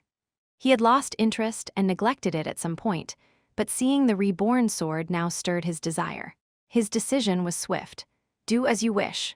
Duke Beowulf, seemingly indifferent to a scallon, left those words behind and departed. Just like that? A scallon exuded an aura that even a fool would recognize as a treasured sword, and even Duke Beowulf would salivate over such an item. Jan had expected a lengthy debate and had prepared accordingly, but Duke Beowulf had surrendered the sword with disarming ease. Thank you. Yan watched Duke Beowulf walk away in disbelief and then, thump, he collapsed on the spot. The strain of drawing mana and the physical toll had been considerable. It was a feat to have stayed conscious until now. As Hans was busy rallying the knights to restore order to the domain, he tilted his head in curiosity at the sight of Beowulf emerging empty-handed. "My lord," Beowulf chuckled at Hans's puzzled look, "thought retirement had dulled your desire for swords. No, that's not it." "I know." Duke Beowulf gazed impassively at the castle walls, now in ruins. "Anyway, it's a sword of little use to keep." What do you mean? If you possess something beyond your control, you risk losing yourself. Are you saying that sword is one such object? Exactly. Hans mulled over these words. Even if not as mighty as his lord, he was a force to be reckoned with in the empire. Surely, this was no ordinary item. "Then, if you were to wield it, my lord." "True, I train to become stronger, but it's to enhance my own innate power. Being bound to an artifact would not reflect my true strength." "I see." Hans finally nodded, understanding. But to think it was such a sword, quite surprising. Artifacts capable of manipulating mana are invaluable beyond measure. And Beowulf had realized when he once lifted a scalon that it possessed the property to halt mana. It was certainly no ordinary sword. It might have been called a divine weapon in ancient times, or one of the legendary swords passed down through oral tradition. Still, Miss Lorna or the knights of our Beowulf house could pursue it without losing themselves, couldn't they? Possibly, but too many lose themselves the moment they become obsessed with something. There's no need to take such risks unnecessarily. It might sound like he didn't trust his daughter and retainers, but Hans didn't see it that way. Duke Beowulf cherished his domain more than anyone. Then why did you entrust that sword to the boy? Yan was a guest and benefactor of the Beowulf household. If Yan became obsessed with the sword, he might lose himself. Yet, Duke Beowulf merely shrugged, showing no sign of concern. "I gave it because he didn't seem the type to be consumed by a sword. Besides, rewarding a deed well done is only proper." "Ah," Hans nodded, now understanding. Despite being of similar age to Miss Lorna, the way he matched his own against Vila was reminiscent of a Grand Duke. The Grand Duke, perhaps the greatest genius of the North, or even the entire continent. And since he's unconscious inside, see to his care. Spare no expense on the best medicine. Yes, I understand. At Duke Beowulf's command, Hans rushed to where Yan lay unconscious. Duke Beowulf glanced at the spot and smirked. A whirlwind is about to sweep through the dull empire. The emergence of a new prodigy is always a delight, and it seems it's time for me to step forward as well. How dare the barbarians think to cross the threshold of the Beowulf house? Until now, they were too afraid of the Beowulf name to even consider invasion. It seems they've grown too complacent, dreaming foolish dreams together. Then it's his role to make them face the harsh reality. Duke Beowulf bellowed commandingly. "Knights with strength remaining, prepare to march. Today we shall eradicate the seed of the barbarians." Chapter 57. He bore a resemblance to his former self, yet the man with a gentler demeanor pressed firmly upon his head. "Yan, isn't it beautiful?" Just as the man had said, the scene unfolding before Yan's eyes was breathtakingly beautiful. Purple wildflowers were densely embedded into the cliffside, with a waterfall cascading below. Beneath it, those who had settled around the area were sweating profusely as they toiled away. Where is this place? Even Yan, who knew every corner of the continent, couldn't easily deduce it. A cliff with purple wildflowers and a flowing waterfall. As he pondered, the man continued in a soft tone. "In 10 years' time, this will be the land you must protect." Cryptic words. And just as the man's enigmatic statement concluded, pop, the world turned as dark as if it had been switched off. Yan's awakening gripping his head as if it might shatter from the splitting headache, Yan rose to his feet. "Have you awakened?" A voice of profound timbre reached him from beside. "Steward Hans." The speaker was Beowulf's steward Hans, wrapped in bandages several times over. "It seems you've had a nightmare. Your clothes are drenched in cold sweat." Indeed, Yan's attire was soaked through with sweat, just as Hans had observed. What was that dream about? The man in the dream, bearing a familiar visage and his words, along with the place he had seen, were branded in Yan's mind like a fiery mark. Ah, it didn't take long for Yan to deduce the identity of the man in his dream. a man who bore a terrifying resemblance to his past self. The one in the pendant, my father, setting that aside. Were the words his father spoke in the dream real, or were they a figment of his imagination? As Yan's expression grew grave, Hans asked with a concerned look, "Are you feeling all right?" "Yes, I'm fine."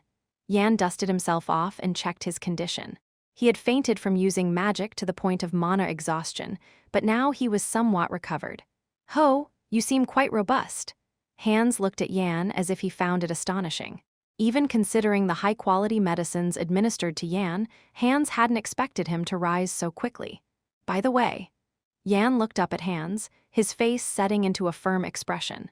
"Does the Duke know as well?" He had used magic that he had kept hidden, not wanting to draw attention. The exposure of his concealed strength was problematic. If the Beowulf family were to spread word of this, it would attract far too much attention. He had pondered this before when he had revealed his level 5 abilities at the training center. He had worried that he had shown too much. To receive missions that allowed for independent action without suspicion, I had to demonstrate that level of skill. But the current situation was entirely different. A level 5 knight who could use magic, already a precedent with the Crown Prince and the Grand Duke of the North.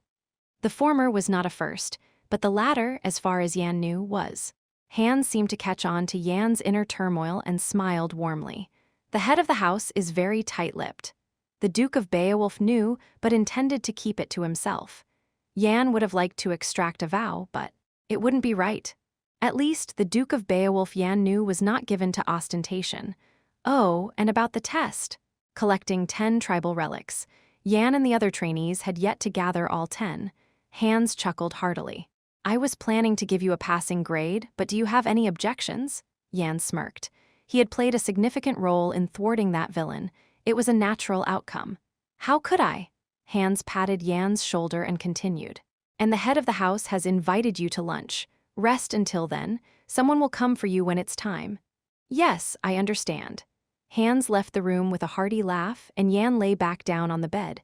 There was still much to ponder. A sudden new dream? Yan's eyes settled with determination. It was the emergence of a new clue. 2 hours later, following a maid, Yan arrived at the dining hall where the trainees had already gathered. "You've come back from the dead, huh?" Cruel teased, poking Yan in the ribs and giggling. Cruel himself had a splint on his arm, and Charl was bandaged around the thigh, presumably from a cut. Next was Lorna. She snorted and turned her head sharply when Yan made a gesture as if stuffing a gag in her mouth. No need to worry then. Lorna's attitude suggested she wouldn't speak of Yan's use of magic to others. As all the trainees had arrived at the dining hall, thud, thud, someone entered. "Everyone's here." It was Duke Beowulf. At his dignified tone, Lorna's face noticeably turned cold. Cruel and Charl looked at the source of the voice with flushed faces and quickly bowed their heads. "Ah, greetings, Your Grace." "Hello, Duke. Pleased to meet you, him." Duke Beowulf frowned slightly at the trainees' greetings and then vanished from his spot. "Swoosh, Your Grace?" Suddenly appearing right in front of Cruel, Duke Beowulf looked down at him with a stern face. A knife, now in his opposite hand, was pointed at Cruel's throat. "Why is there such a foul presence in my house?" Yan's face contorted at Duke Beowulf's words. "A demon or a spy from the 7 sins?" Duke Beowulf murmured, extending his hand towards Cruel's throat. At that moment, Yan quickly stepped in front of Cruel, facing Duke Beowulf with a hardened expression. He's noticed the demonic energy. It was something Yan had uncharacteristically forgotten amidst the many events. Given Duke Beowulf's status, he would be one of the few to know about demonic energy. The demons and 7 sins mentioned by Duke Beowulf were forces the Empire was on high alert against.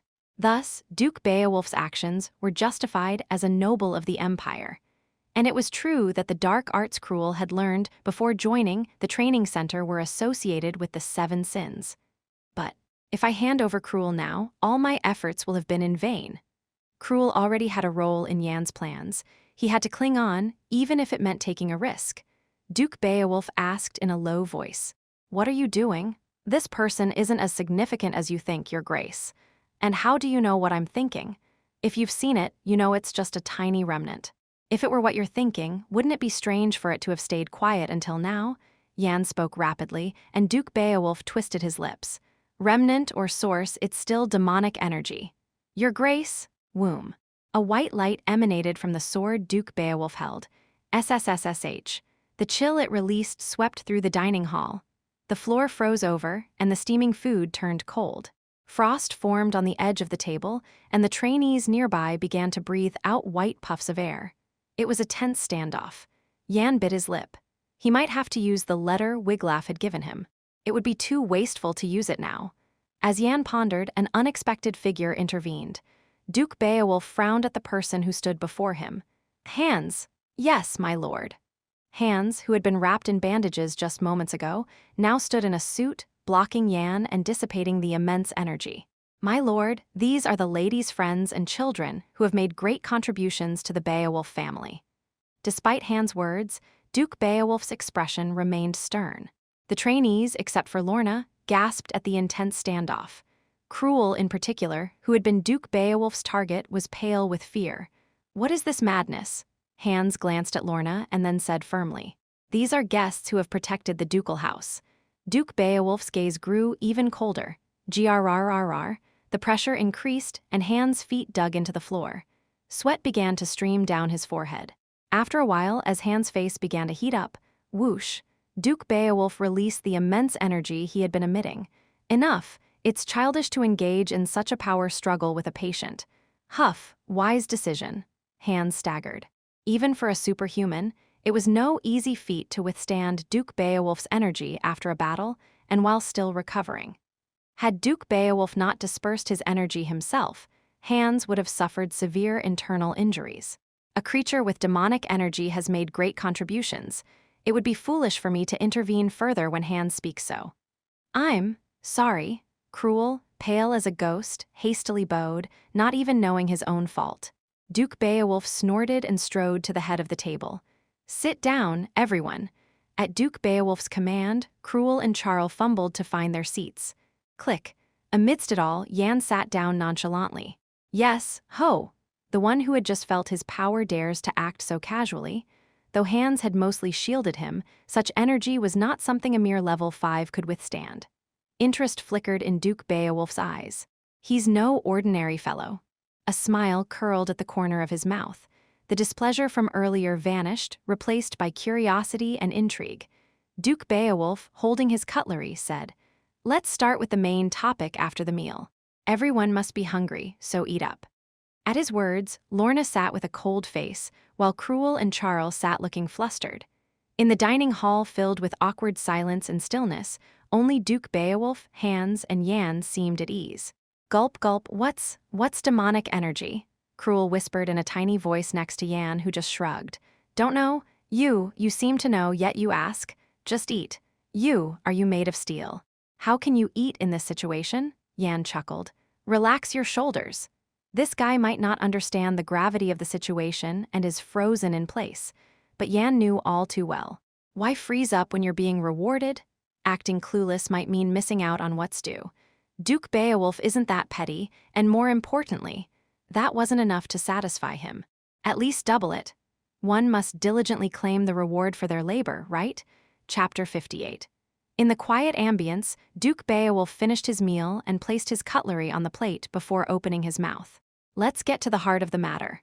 At Duke Beowulf's words, the trainees swallowed hard, especially Yan, whose eyes sparkled with anticipation. I intend to reward you all fittingly for your hard work and achievements. It's better to give you what you desire than something pointless. Duke Beowulf propped his chin, scrutinizing each trainee. What is it that you desire? Speak freely, for I am willing to grant reasonable requests. Charl and Cruel's eyes widened at the invitation to speak their wishes. They had heard from Hans about passing the second test, but hadn't imagined there would be rewards too, and to ask for what they wanted. Yet, Charl and Cruel found themselves unable to voice the thoughts that came to mind. Even with the Duke's encouragement, how could they speak so freely before the Empire's highest noble? Duke Beowulf's brows furrowed in displeasure at their hesitation. I have no patience for time wasting. I would like a famed sword. An exceptional skill? Famed swords and skills indeed. It's best to have something that enhances one's abilities. Hans, Yes, Your Grace, I have suitable items for them ready to be fetched. Duke Beowulf nodded once and turned to Lorna. I've already acquired something for you. I'm fine, really. I haven't done much to deserve it. Cough. At Lorna's sharp retort, Duke Beowulf coughed and turned to look at Yan. As for you, the Duke's voice had grown colder, perhaps soured by his daughter's response. Wouldn't that sword you took without permission suffice? The sword Yan had taken was tricky, but it could interfere with mana itself. And items of its kind were astronomically valuable, so it should be enough. Yan's eyes curved into crescents, seemingly amused. What? That's it? His tone was one of disbelief, as if protesting an absurd injustice. Duke Beowulf's frown deepened. Isn't that a bit greedy? After all, only you, Your Grace, can handle it. Why is taking a white elephant from the storage considered a reward? It's more like disposal. What? Duke Beowulf looked at Yan with incredulity. Was he serious? You yourself have not used it, leaving it to rot in storage. As Yan pointed out, the Duke hadn't used it. Not because the sword was lacking in performance. In fact, it was far superior to the one Duke Beowulf currently wielded. It was simply that Duke Beowulf disliked relying on the power of such curiosities. Nod. You do have a point. Hans murmured as if persuaded, adding to the farce. So, you don't need that and want something else. It's not that it's unnecessary, it's just insufficient. Insufficient? Shouldn't I receive something commensurate with my efforts? Duke Beowulf regarded Yan silently. Indeed, as Yan said, the sword he took was something only the Duke could use, and he had no intention of using it. And if Yan hadn't been so persistent with Vila, the estate and Lorna would have been in danger. You're not suited for a special task force, you belong in a merchant's guild. Oh, I take that as a compliment. Duke Beowulf waved his hand dismissively, as if to clear away idle talk. So, what more do you want? Skills. A famed sword, treasures, artifacts. I wouldn't ask for more than my conscience allows. Then, Yan's eyes twinkled excessively. Duke Beowulf, caught off guard, swallowed hard. What could he possibly ask for? Money, or jewels are fine too, haha. Did I hear that right, money? Yes, money. Duke Beowulf looked at Hans, unable to hide his astonishment. Hans, sharing the same sentiment, stared blankly at Yan. Duke Beowulf shook his head. You'll need money when you come out of the Dragon Knight project, so how much do you want? Yan closed his eyes as if pondering deeply, then slowly opened them. Just give me what my achievements are worth. I'm not sure how much that should be. Hans looked troubled by Yan's response. How does one calculate such achievements? If he had ever hired mercenaries or been one himself, he wouldn't be in this quandary. But what business would the Duke's house, teeming with outstanding knights, have with mercenaries? Come now, you must at least give me a figure. Snap. Duke Beowulf raised his arm to stop Hans. Understood. I'll give you what your achievements are worth. Hans, give him a generous amount for his efforts. Really? Oh, yes, of course. Hans bowed and left the dining hall to prepare the rewards for the trainees. Duke Beowulf watched Yan, who was smiling broadly. Hee, thank you. Yan's face, acting as if he had received a grand prize, was unbearably smug. He was thought to be the Empire's prodigy. His dazzling accomplishments were unbelievable for his age. Even the Duke, who had been praised for his talent since childhood, hadn't achieved so much at such a young age. But the way he speaks is quite. The Crown Prince's chambers in the hallowed halls accessible only to Crown Prince Leon and a select few attendants, an unexpected figure emerged. A man with short hair and a pallid countenance. It was Lucas, the chief of the intelligence network established by Leon. He bowed to Leon and laid a bundle of documents from his side before him. What's this? The report you requested earlier. A swell of pride was evident in Leon's eyes. The special task force that heeds only the Emperor's words. To have covertly extracted the inner workings of the clandestine Dragon Knight project was a testament to Lucas's exceptional skill. Creak. Leon then tore open the envelope on the table and hastily began to peruse the documents within. Half of the trainees sent to the west and south have perished. It's a miracle that even half survived. Lucas corrected Leon's grim statement.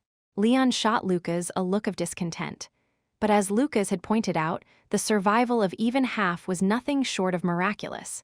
It was no coincidence that they were dubbed the Scorching South and the Bizarre West, regions shunned by many. the South plagued by pirates' relentless raids, and the West crawling with all manner of oddities. For the average person, these were deadly lands where one's life could be forfeit upon a single misstep. The trainees who successfully completed the second test in those regions are commendable, but what's detailed in the next chapter makes their feats seem trivial. Prompted by Lucas's words, Leon flipped to the next page of the report. As he scrutinized each word, his eyes began to widen. Ha ha ha. A hollow laugh escaped him, for the contents were beyond belief. Second test report location, North objective, barbarian subjugation participants, 4. Up to this point, the report was unremarkable, save for the notably low number of participants. The issue lay in what followed, the section detailing their accomplishments. While other regions concluded within a single page, the northern account spanned 3. Leon reread it several times to ensure his eyes weren't deceiving him. Accomplishments. Elimination of trained terrorists, presumed to be rebels. Assisted the Royal Knight's 7th Knight, Kyle, in resolving a train derailment crisis. Rescue of 231 passengers, including Duke Vigor. Under the command of the Mukgeb Knights, subjugation of a barbarian tribe. Solo assassination of a barbarian chieftain, estimated rank 4-5. With the Beowulf family's knights, defense and repulsion of an approximately 34,700-strong barbarian horde. Repulsion of Great Chieftain Vila, estimated level 3, who infiltrated Beowulf Castle. Is this some kind of jest? Leon crumpled the finished report, eyeing Lucas skeptically. Were these feats truly accomplished by trainees not yet 20? The achievements seemed too grandiose for mere trainees. Or rather, were they so fantastical as to be absurd? The information therein is accurate to the last detail. It has been corroborated by intelligence from our informants and verified through internal investigations. The name of Lorna Beowulf, the noble lady of the Beowulf ducal house, flitted through Leon's mind. She could have had her deeds inflated by the Duke's intervention, but sensing Leon's skepticism, Lucas shook his head. It's been verified. Moreover, Duke Beowulf was in the Northern Sea for training at the time. These events and outcomes occurred during his absence. It's hard to believe. Leon clicked his tongue, closely examining the names listed in the report. Top trainee Jan, second trainee Lorna, Beowulf, third trainee Cruel, Dwight, 132nd trainee Charles. One name was familiar. Jan, I believe he's the trainee you encountered at the Blade Mountains.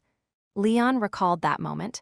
Indeed, it was the trainee he had personally summoned for verification at the training center. A trainee with exceptional skills who stood undaunted even in his presence. Leon committed the name to memory and turned past the north section of the report. Second test report location, East objective. Investigation of the plateau of death participants. 84. Leon's expression hardened as he read on. Despite repeatedly checking as if in disbelief, nothing changed. Speechless, Leon looked at Lucas. It's exactly as written there. He shifted his gaze back to the report. Within it was, achievements, none noteworthy, all 84 trainees declared missing. All the trainees sent east were listed as missing. Chapter 59. Within the Beowulf Estate's communal cemetery, blanketed in a thick layer of snow, someone was diligently polishing a tombstone. Swish, swish. Mom, it's been a while since I visited. It was Lorna. Years had passed since she ran away from home, and though she hadn't visited for a long time, the tombstone was spotless, as if someone had been taking care of it. There was no need to clean it, but Lorna meticulously wiped the stone. I hope you're not mad I haven't come by. I've been so busy, I just couldn't find the time. But I've been working really hard. So please, don't be mad, just watch over me. She murmured as she rubbed the tombstone with a cloth, as if conversing with her mother. Ah, but did you know? I've met someone as remarkable as brother. He's joined our clan, and though he's my age, he's already a 5th-class knight and can even use magic. Lorna, usually not one to talk much, found herself spilling words like a burst dam. Swish, swish. For the longest time, I thought no one could be as impressive as brother, but for the first time I thought, wow, I can't beat this guy. Swish, swish. But I'll keep challenging myself. There are those stronger than him, those responsible for what happened to you. As she continued her monologue, Lorna shivered, sensing a presence. She turned around. Lorna, it was the Duke of Beowulf. Whoosh. With a voice filled with sorrow, the Duke called out to her, but Lorna coldly turned away and stood up. She stuffed the cloth into her pocket and attempted to leave the cemetery. Click! The Duke caught Lorna's arm. Let go, take this. Still holding her arm, he pulled something from his coat, a stone glowing with a blue light. It was an ice crystal, a rare gem formed only in the frigid North Sea. For mages who wield ice magic or knights who utilize cold in their arts, it was considered a supreme elixir. You've neglected your soul resonance training. Absorbing this will improve your current state. As I said at the restaurant yesterday, I have no intention of accepting it. Lorna rejected him coldly and firmly, then walked towards the exit, leaving the Duke behind. The Duke asked indifferently, "Didn't you have a request for me?" Oh, Lorna glared at the Duke with icy eyes. "Is this a threat? If something goes, something must come in return. That's the nature of a deal." Lorna bit her lip. It must be about the treatment of the barbarian children she brought with her. She didn't want any help from her father, the head of the Beowulf clan, but she had no choice. Lorna turned back, strode towards the Duke, and snatched the ice crystal from his hand. She shoved it into her pocket and glared at the Duke with contempt. "Are we done?" "Yes, we're done." The Duke watched Lorna's retreating figure for a long time and sighed deeply. "It's difficult, so difficult. Where did it all go wrong? Father, I will become a great knight just like you." His daughter, who once followed him so closely, now looked at him with eyes full of contempt. The Duke gazed down at the tombstone that Lorna had been cleaning. "What should I do, Helena?" Helena Beowulf, his wife and Lorna's mother. "If she, who always had wise counsel, were here, things wouldn't have come to this." "I'm not as wise as you," the Duke continued sadly. "If I had told Lorna the truth back then, would the resentment she harbors in her heart have lessened?" The Duke shook his head. It was a pointless question, one without an answer. Time cannot be reversed. A tear welled up in the eyes of the Duke of Beowulf, left alone with his thoughts. The Duke's dire decree with a grimace, the Duke muttered a warning to himself, a truth untold to Lorna from an incident 3 years past. His son, the heir to the Beowulf lineage, had conspired with the so-called revolutionaries, rabble intent on overturning their domain. By principle, the Duke should have executed him and displayed his body at the city gates, but hesitated due to his wife's last will, and the opportunity slipped away. Theo, it was the name of the Duke's son. As the Duke brooded over his anger, he suddenly cast his gaze skyward, sensing an intrusion upon his spirit. Swish! He reached towards the heavens. Groan. A tremendous energy began to flow from the Duke, swiftly enveloping the surroundings. At that moment, Koa, a crow's cry pierced the air as it was sucked into the Duke's grasp. Click. The Duke held the crow by its neck, looking down with icy eyes. "Fortunate, aren't you? I was just about to come looking for you." He spoke to the crow as if conversing with a person. "So, you've become the chief instructor of the Dragon Knight project." Koa, as the crow screeched, the Duke growled back. "If you've nothing to say, then listen." An oppressive aura emanated from the Duke. "I noticed a scar on my daughter's neck. If I see such a wound again, you'll die that very day." The crow began to cough at the Duke's warning. Soon after, "Giggle, even if you are the Duke of Beowulf, that's overstepping. The Dragon Knight project allows no interference from anyone." "No interference, you say?" The Duke's lips curled up at the chief instructor's words spoken through the crow. "A mere snake, not even a dragon or a lesser drake, dares to speak so boldly?" It was a taunt at the chief instructor's origins and capabilities. The crow was silent for a while before finally speaking. "Truly, you are helpless when it comes to matters involving your daughter. Enough of your nonsense. Imprint this in your shallow mind. If anything happens to my daughter, I'll storm the training grounds myself and tear you limb from limb." The crow, unfazed by the threatening warning, simply flapped its wings. HMPH, a trivial creature. The Duke released the crow, which quickly took flight, flapping its wings vigorously towards the unknown. The Duke watched the crow's departure before turning back to his wife's tombstone. "I can't waste precious time on such vermin when I've only just arrived this month. Isn't that right, Helena?" The Duke, much like Lorna earlier, began to speak his thoughts in front of his wife's grave. His expression was a mix of sorrow and joy. The crow's errand the trainees stared blankly at the crow that had suddenly flown in. It wasn't just any crow, it spoke with a human voice. "Quite the faces you all have, huh?" The crow mocked, its tone oddly familiar.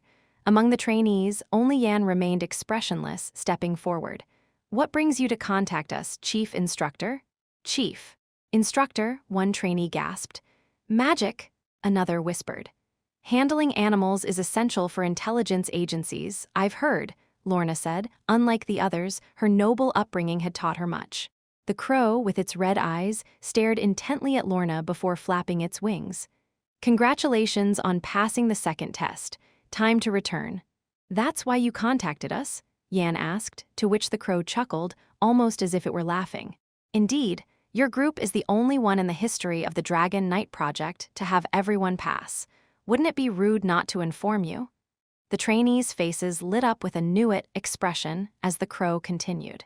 "Yan, could you pick up some snacks from Soma that I mentioned before?" "Snacks?" The request caught everyone off guard. Yan eyed the crow silently. The chief instructor had never mentioned any favorite snacks to him. And Soma. It seemed like the chief instructor was using him to fetch something. But what? Then it clicked for Yan. The task force commander's daughter. The only link between him and the chief instructor was the commander's daughter. So bring back a snack she would like meant he was to kidnap her and bring her to the training center. Realizing the chief instructor's intent, Yan shrugged nonchalantly. "Understood. I'll make sure to buy plenty." "You're the only one for the job, Yan," the crow cackled, flapping its wings. "Yan will be a bit late due to my errand, so the rest of you head back first." As the trainees nodded, the crow flew off, satisfied, through the entrance it had come from. Cruel approached Yan with a displeased look. "Getting all the favors, huh? Even running snack errands now? If you're jealous, do it yourself. What's the use of being favored by a madman?" Cruel quickly scanned the surroundings, worried the crow might overhear and implicate him too. "If you've nothing else to say, go swing your sword. From what I saw in your last lesson, now's not the time for chit-chat." At Yan's jest, Charles burst into laughter while Cruel glared at him murderously. Just then, knock, knock. "Is the meeting over?" Hans knocked on the door where the trainees had gathered. Charles opened the door, and in came Hans, followed by a group of servants and maids, each carrying heavy sacks. "These are rewards from Duke Beowulf for your assistance," Hans announced. He pulled a saw-toothed sword from one sack and handed it to Cruel. "This is Breaker, the sword of the criminal, Bloodrain, whom the Duke himself once captured." "Wow!" Cruel couldn't contain his excitement, handling the sword with reverence. "It may have belonged to a criminal, but it's made of excellent material. It's been in storage, but it seems to have found a worthy owner." Hans smiled at Cruel's delight, then took another sack from a maid and walked over to Charles. "Miss Charles, you have skill, but you lack the basics. I've selected some items and techniques that might help." Charles peeked inside the sack, spotting several books and something black that resembled an accessory. "These are black iron weights to build foundational strength. They're used by knights in training, and we had a few spare." But there was more. Not quite the secrets of the Frost Knight Order or the Beowulf family, but several basic techniques commonly taught among knight orders were included. Charles, overwhelmed by the gesture, began to sob. Thank you, Mr. Butler." Having grown up an orphan, accustomed to coldness and disregard, when had she ever felt such warmth? Hans patted the weeping Charles on the back and then locked eyes with Yan, setting down the sack he was holding with a contented smile. Yan tilted his head, prompting Hans to instruct the servants and maids. "Set them down, please." Clink, clink. As they placed the sacks down, the sound of coins clinking could be heard. The problem was, there were more than just one or two sacks. "This is the value Duke Beowulf has placed on the achievements of Sir Yan. You've been very generous." 8 sacks in total, each so full that gold and silver glinted even from the openings. Yan felt dizzy at the thought of moving all this wealth. "Oh, and the Duke has asked for you." "I should move these first," Hans grinned. "You'll want to see the Duke first." Puzzled, Yan followed Hans to Duke Beowulf's office. Chapter 60. In the office of Duke Beowulf, the noble was meticulously reviewing documents, assessing the damage caused by the barbarian tribe's invasion. Knock, knock. "Lord Duke Beowulf, it's Yan." "Enter." As Yan stepped inside, Duke Beowulf set aside the stack of papers and massaged his temples. Despite his disdain for such headaches, his noble status obliged him to tackle the unpleasant tasks. "If only someone could handle these matters for me." "Handing over your seal could lead to a major disaster, sir." That's precisely why I'm burdened with this headache. Yan chuckled at Duke Beowulf's remark, seeing a surprisingly human side to the usually stoic and reserved noble. I've heard you found something. I've called you here as I have something to give and a favor to ask. Duke Beowulf slowly rose from his seat. He wasn't as towering as the warrior Vila he had seen before, but he was still significantly larger than Yan. Rummaging through his desk drawer, the Duke pulled out a pouch and tossed it to Yan. This is... Catching the pouch, Yan's eyes sparkled. It was covered in dense geometric patterns, which he recognized. It's a spatial pouch. Why would you give me this? Though he spoke casually, Yan was desperately holding back his drool. A spatial pouch, enchanted with space-expanding magic, was incredibly valuable, far beyond the reach of ordinary nobles. Were you planning to carry all those bags by hand? Well, yes, but it'll be easier on your body and mine to carry them in this.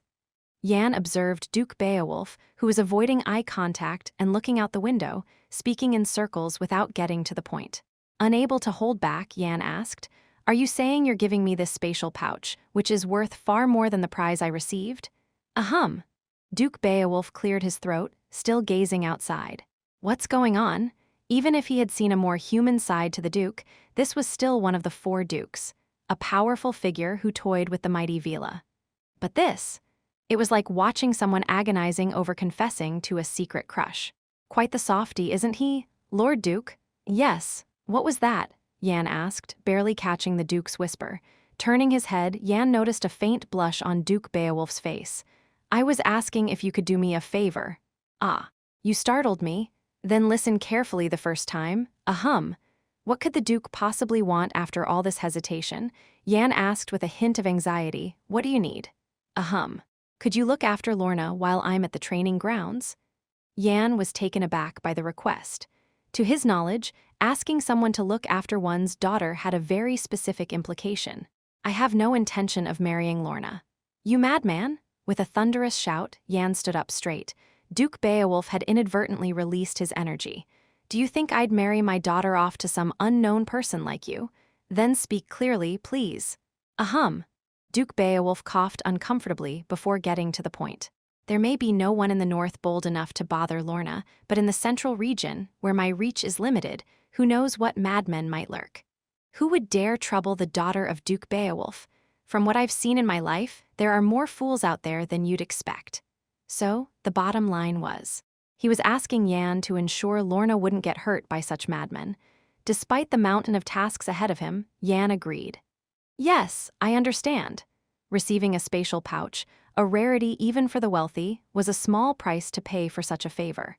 After all, Lorna never got seriously hurt in my past life. It was hardly a concern worth his attention. Duke Beowulf didn't seem entirely convinced by Yan's smiling face. Sigh, but with Yan's achievements, protecting Lorna from ordinary dangers shouldn't be too difficult. Then I should tell you a few things. Lorna has had a seafood allergy since she was young. Initially attentive, Yan's expression grew more puzzled as time passed. Lorna's likes and dislikes, her food preferences, her allergies. Why do I need to know all this? Yet Duke Beowulf's expression as he spoke was gravely serious. Well, it's the customer's request, after all. Since Yan wasn't expected to attend to such details, merely listening was the least he could do. After a lengthy explanation of Lorna's preferences, Duke Beowulf finally fell silent, realizing he had shared more minutiae than necessary. Ahem, that should suffice. Yes, I've taken note of everything. Then off you go. There's a mountain of work to be done. Waving his hand to dismiss Yan, Duke Beowulf watched as Yan's eyes lit up. May I ask you something before I leave? What is it? Yan pulled out a family pendant. Pointing to the embossed pattern on the front, he asked, do you recognize this symbol? While others might not know, Duke Beowulf was free from the influence of the Grand Instructor. Being one of the Empire's top leaders, he was expected to know something about magi. However, contrary to Yan's expectations, Duke Beowulf merely tilted his head. An intriguing pattern. What is it? I'm not sure myself, which is why I wondered if you might know. Unfortunately, it's the first time I've seen it. A flicker of disappointment crossed Yan's eyes, but he didn't dwell on it. He hadn't held much hope to begin with. Thank you for your time. I hope we meet again. The next time I see you will be if you've ignored my request. I'd be too scared not to take good care of her. Indeed, you should. With a wry smile, Yan bowed and exited the office. Creak, time to get going? With the second exam completed, it was time to pursue his own plans. I can look for the task force commander's daughter after seeing him. How far was Soma from where he is? As Yan pondered, his expression turned blank. Huh, he muttered as if realizing something. He was in Soma too. The place he needed to visit was also in the region called Soma. Trainees, after packing their gear, made their way to Beowulf Station. It was time to return. Take care on your way. I look forward to seeing you again, miss. Thump. Thump. Hans and the Mukgab knights pounded their fists against their chests as a salute, a customary gesture of northern knights.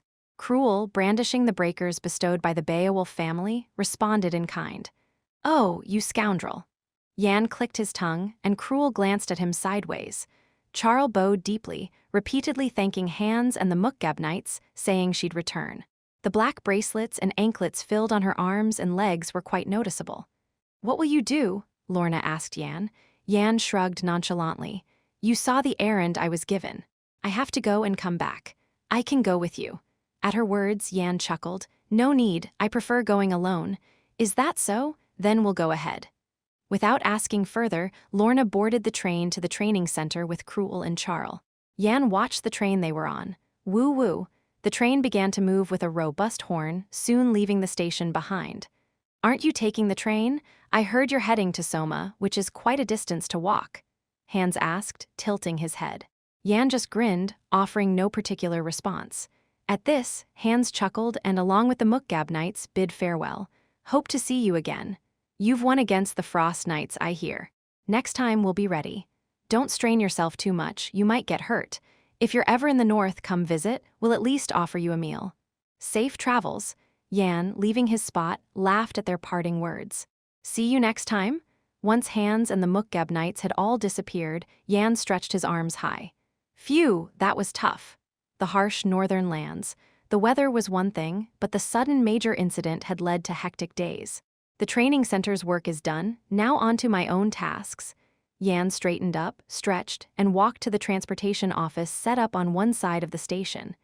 Entering the office, a young clerk stood up. How may I assist you today? I'd like to use the gate. The gate? The transportation clerk scanned Yan's attire. He didn't look like the nobles or high officials who typically use the gate. Rough, commoner's fur clothing. The clerk snorted and asked, Do you know how much it costs to use the gate? Yan grinned and pulled out a red badge from his pocket, showing it to the clerk. A badge granting free gate access, given by the head of the Transportation Bureau. A first-class badge? The clerk's eyes widened upon seeing the badge. Those who possessed it were invariably of tremendous status. Is there a gate to Soma? Yes, I'll summon the mages right away. Please wait here. Would you like a beverage to enjoy? Feel free to ask. Here are some light refreshments for you. Yan began to hum as the office atmosphere turned bustling. Thinking of what he'd gain in Soma, a song naturally formed. Chapter 61. It's so hot. Yan discarded his fur coat into a nearby trash can. The tight black shirt clung to his body, revealing his well-defined abs. Farewell. Yan left the Transportation Bureau employees, who were bowing at right angles, behind as he exited Soma Station. Soma, not far from the north, but a region less cold. Soma was a city slightly more developed than Villian, where he had stopped before heading to Beowulf's domain.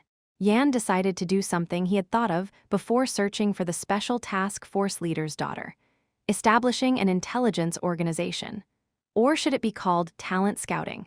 The information available now is too limited.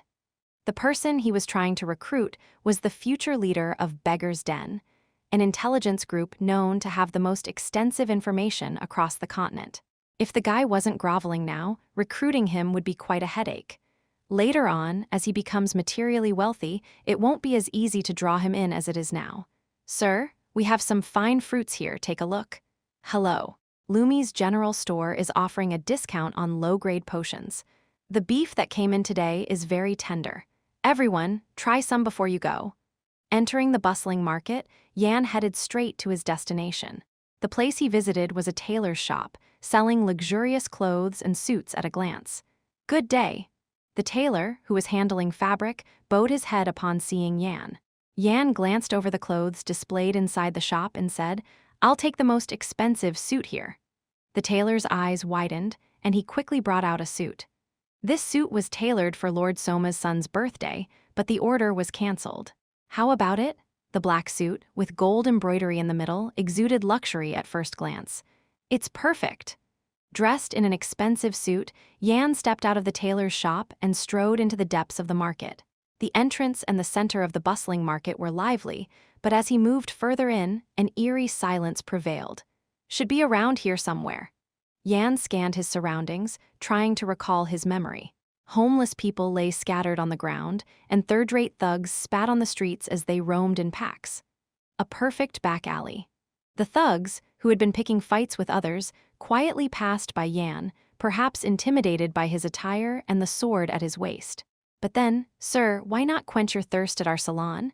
We have many beautiful ladies. If you have a preference, we'll find it for you." "Wow, brother, you're really handsome. Why not hang out for a while?" In front of the luxurious-looking pubs, the touts and madams saw him as prime prey. Yan brushed off their hospitality and moved on.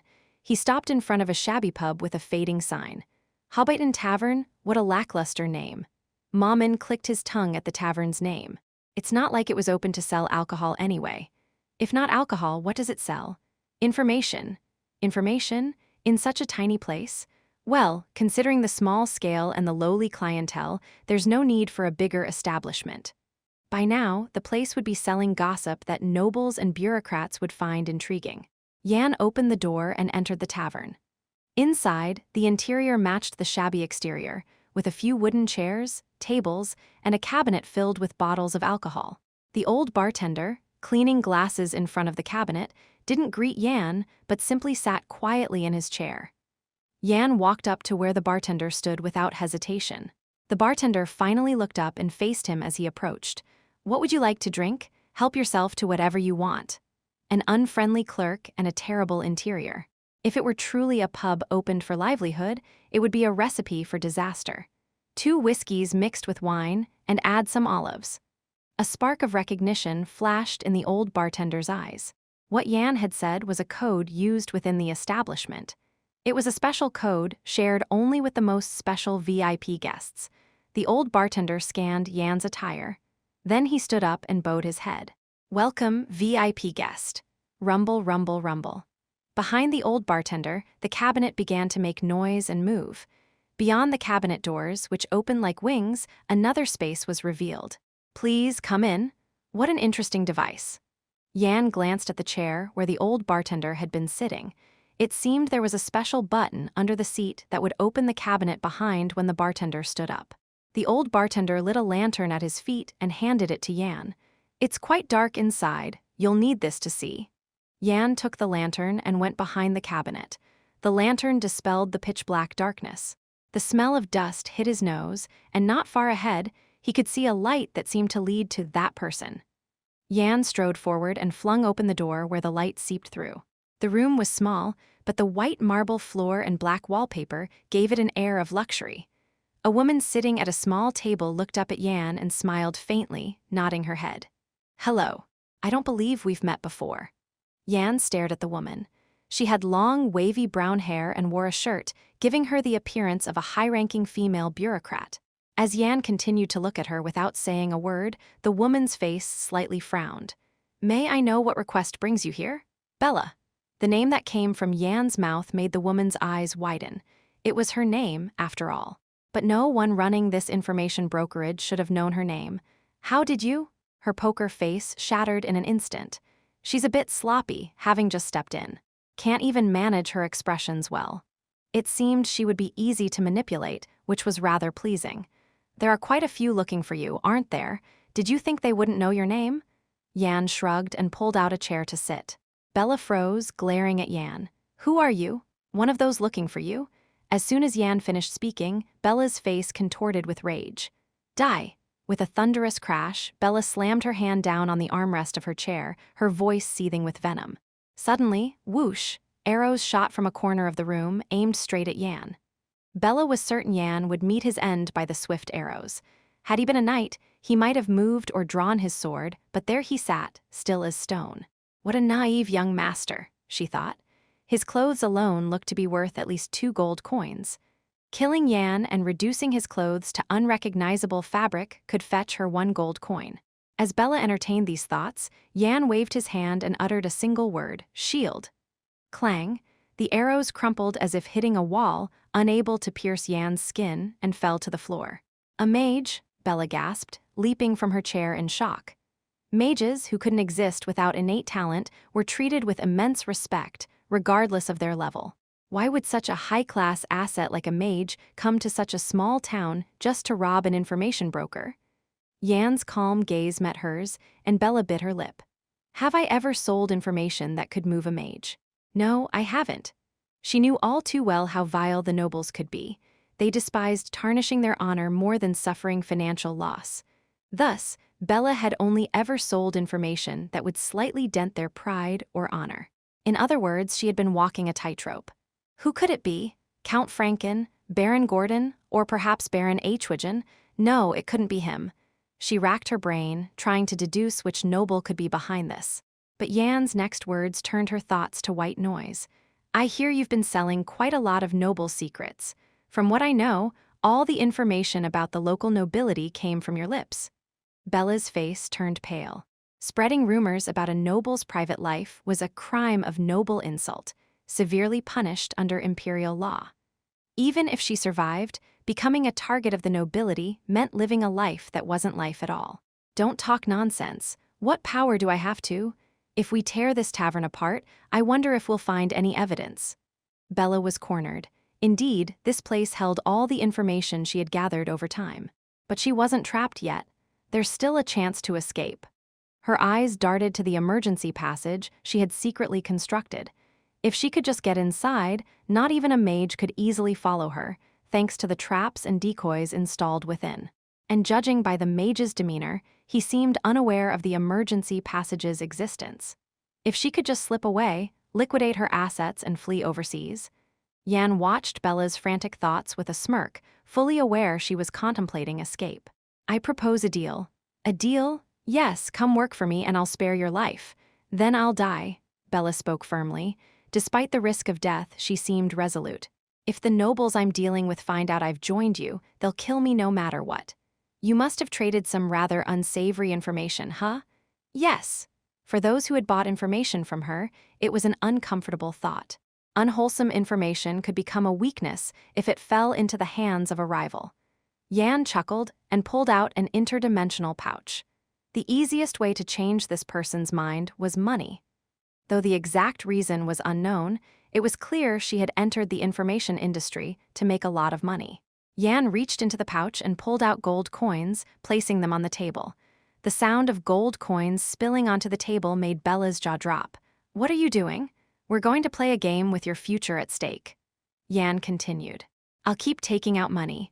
If you say stop, all the money taken out till then is yours. But then, you'll have to work for me. Bella, who had been gloomy moments before, swallowed hard at the sight of the glittering pile of gold coins on the table. Yan shrugged as he watched her. But if you don't say stop even when I reach the amount I have in mind, it's over. You'll be dragged to the courtroom. Yan reached into the pouch again and scattered more gold coins onto the table. 200 gold coins. With 200 gold coins, one could live a life of luxury. Conflict flickered in Bella's eyes. Such a fortune was within her grasp, yet she had never touched it before. But she didn't say stop. Yan smirked and poured out more gold coins. 300 pieces. An amount equivalent to what a medium-sized trading company might earn in a year. The conflict in Bella's eyes grew. Yet again, she remained silent. 400 pieces. Enough to feed about 4,000 villagers for a year.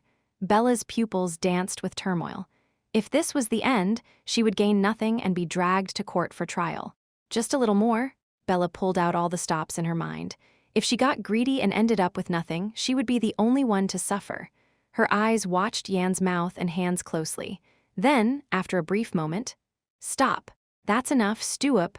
Really? Yan sounded almost disappointed. I was ready to go up to 1,000.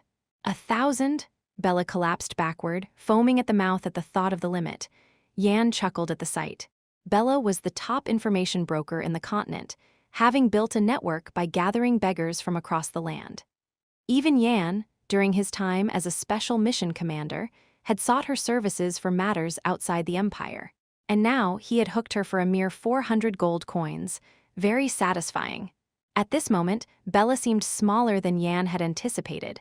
Chapter 62. Bella wiped the drool from her mouth and straightened her clothes. "So, you want to recruit me?" she inquired. "Exactly," was the succinct reply.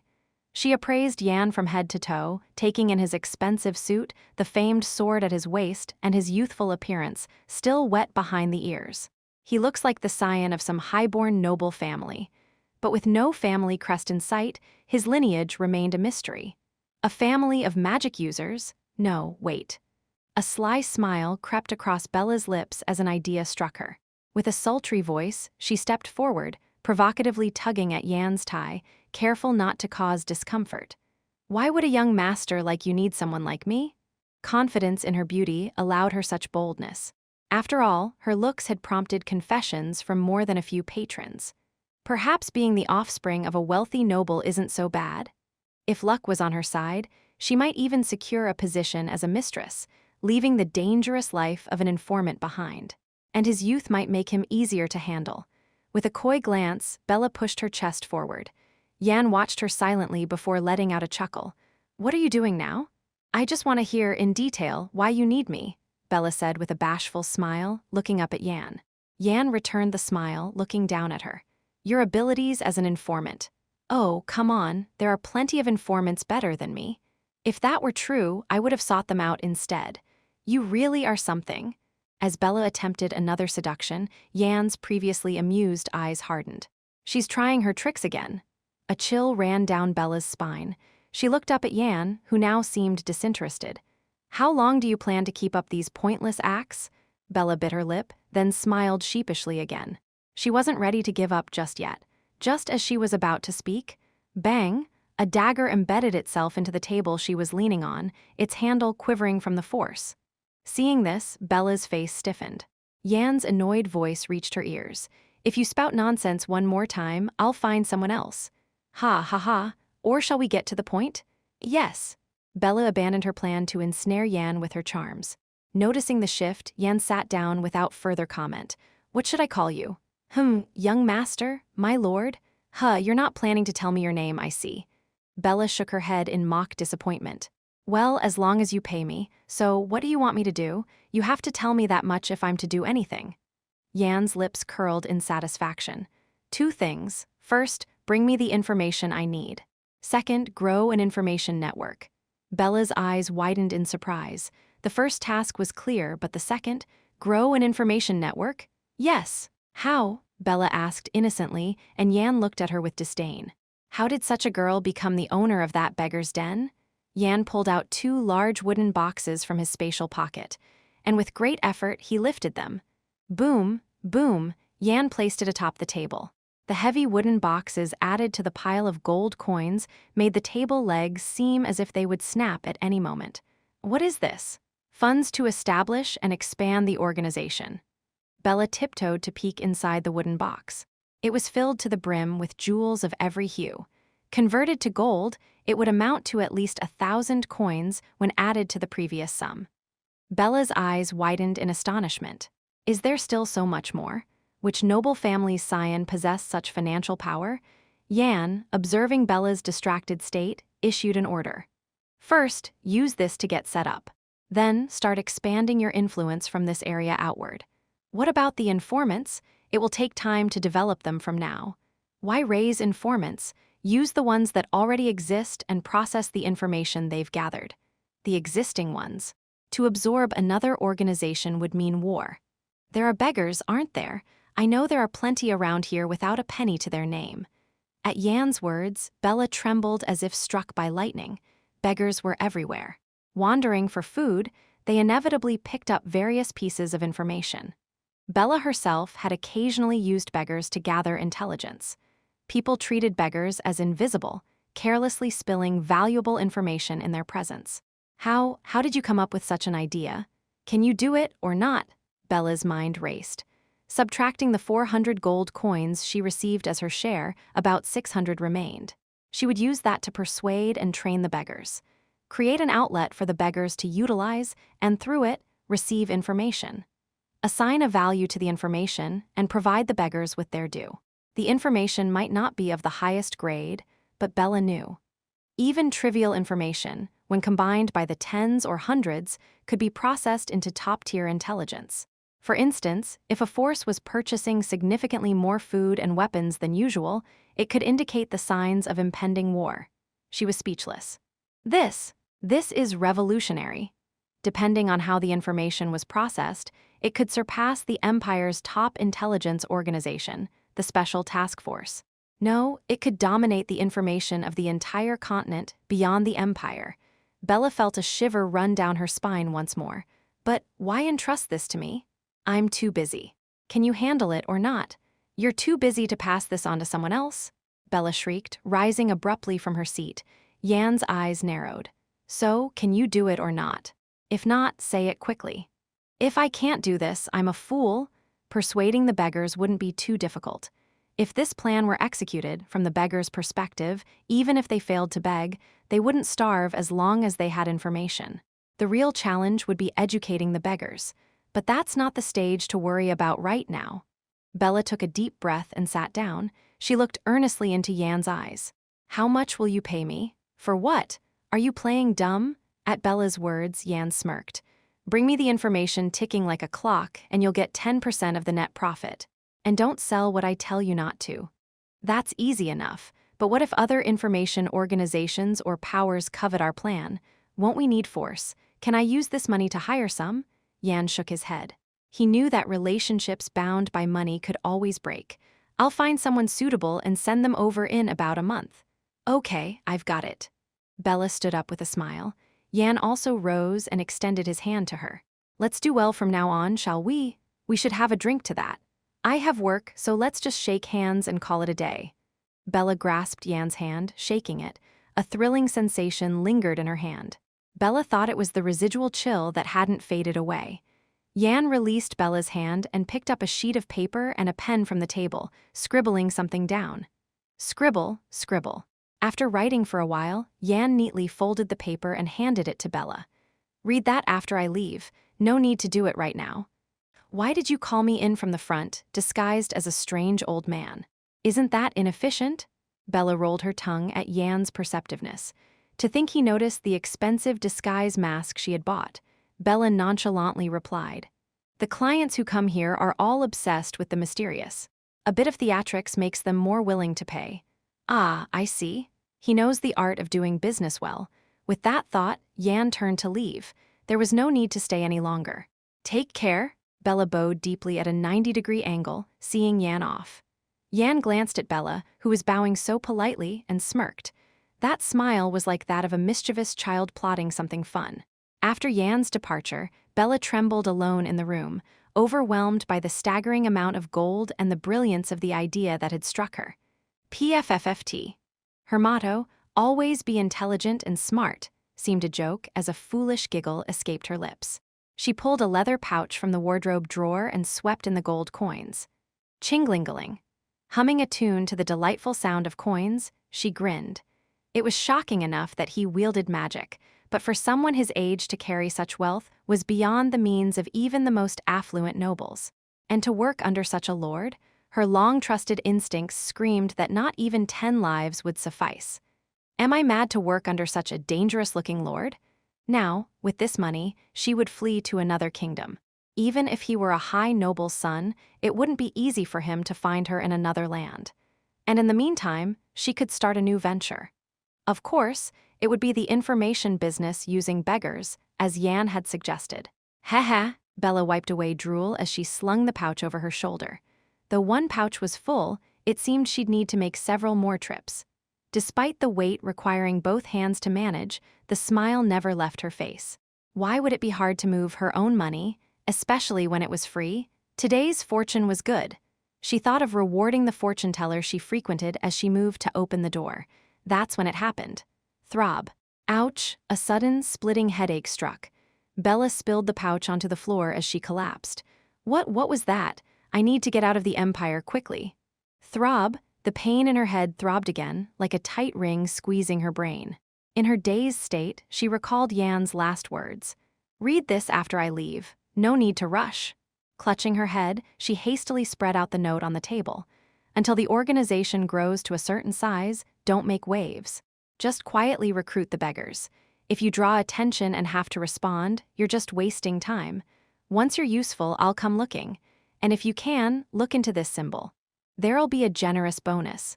Below was a symbol resembling fire. But Bella focused on the part written beneath it. P.S. Just in case you get any funny ideas, I've placed a curse. If you harbor ill intentions and act on them, boom goes your head. Got it. Bella read the note over and over, her eyes unfocused, especially on the last part. If I do something strange, my head will explode. She knew of curses but never imagined it would apply to her. Bella slowly began to open her tightly shut mouth. That bastard. What difference was there now from a slave? Bella, unrepentant of her misdeeds, cursed vehemently. Chapter 63. Emerging from a shabby tavern, Yan felt a vibration in his hand and smirked. As expected, you were distracted. So that's why you asked me to teach you the forbidden magic. The forbidden spells Yan knew were all incredibly effective, though equally difficult to unravel, and gathering the ingredients was no simple task. Thus, he borrowed Mamon's magical knowledge. None of the other mages can easily solve it, can they? Ha, of course not. I've twisted it several times. If it were so easily undone, would I be called a great mage? Yan chuckled at Mamon's confident tone. With this, the foundation of the information organization was complete. Bella, having originally led the Beggar's Den, had no worries about managing the organization. Moreover, with the capital now secured, the organization would expand much faster than when Bella had grown the Beggar's Den alone in her previous life. What will you do now? Mammon asked casually, inwardly anticipating Yan's next move. There's a task the Grand Instructor gave me. I need to find the Special Task Force Leader's daughter. Do you even know where she is? Yan grinned. I'll find her. What? The Grand Instructor mentioned it several times during the intensive training period. She couldn't have gone far. Yan's gaze drifted to the dense forest behind the market. Right here in Soma. Creak, creak. A large carriage, heavily guarded, made its way out of the forest. About 20 men tightly surrounded it, led by one man. Secretary, it seems we've shaken them off. Damn them, are they trying to start a feud within the family? The man known as the Secretary shouted in annoyance. We must get out of this forest before the Grand Instructor's faction catches up. Stay alert, everyone. He was an officer of the Special Task Force Leader's faction, secretly leading and documenting experiments under the Emperor's and the Task Force Leader's covert orders. Somehow, the Grand Instructor's side had learned of this and was doggedly pursuing them. Damn it! The Grand Instructor should focus on educating those brats. The Special Task Force was currently divided into two factions, those loyal to the Task Force Leader and those following the Grand Instructor, including the Dragon Child Project instructors and some task force officers.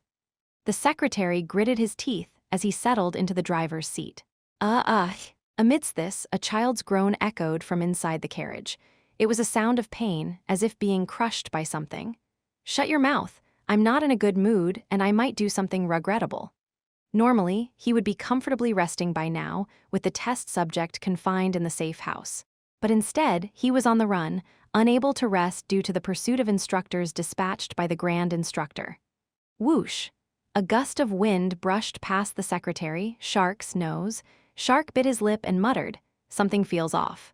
We need to get out of here as quickly as possible." Verdant forest. An imperial forest as vast as a baron's domain. The towering trees spread their branches like open palms, obscuring the sky to the point where it was hard to tell day from night.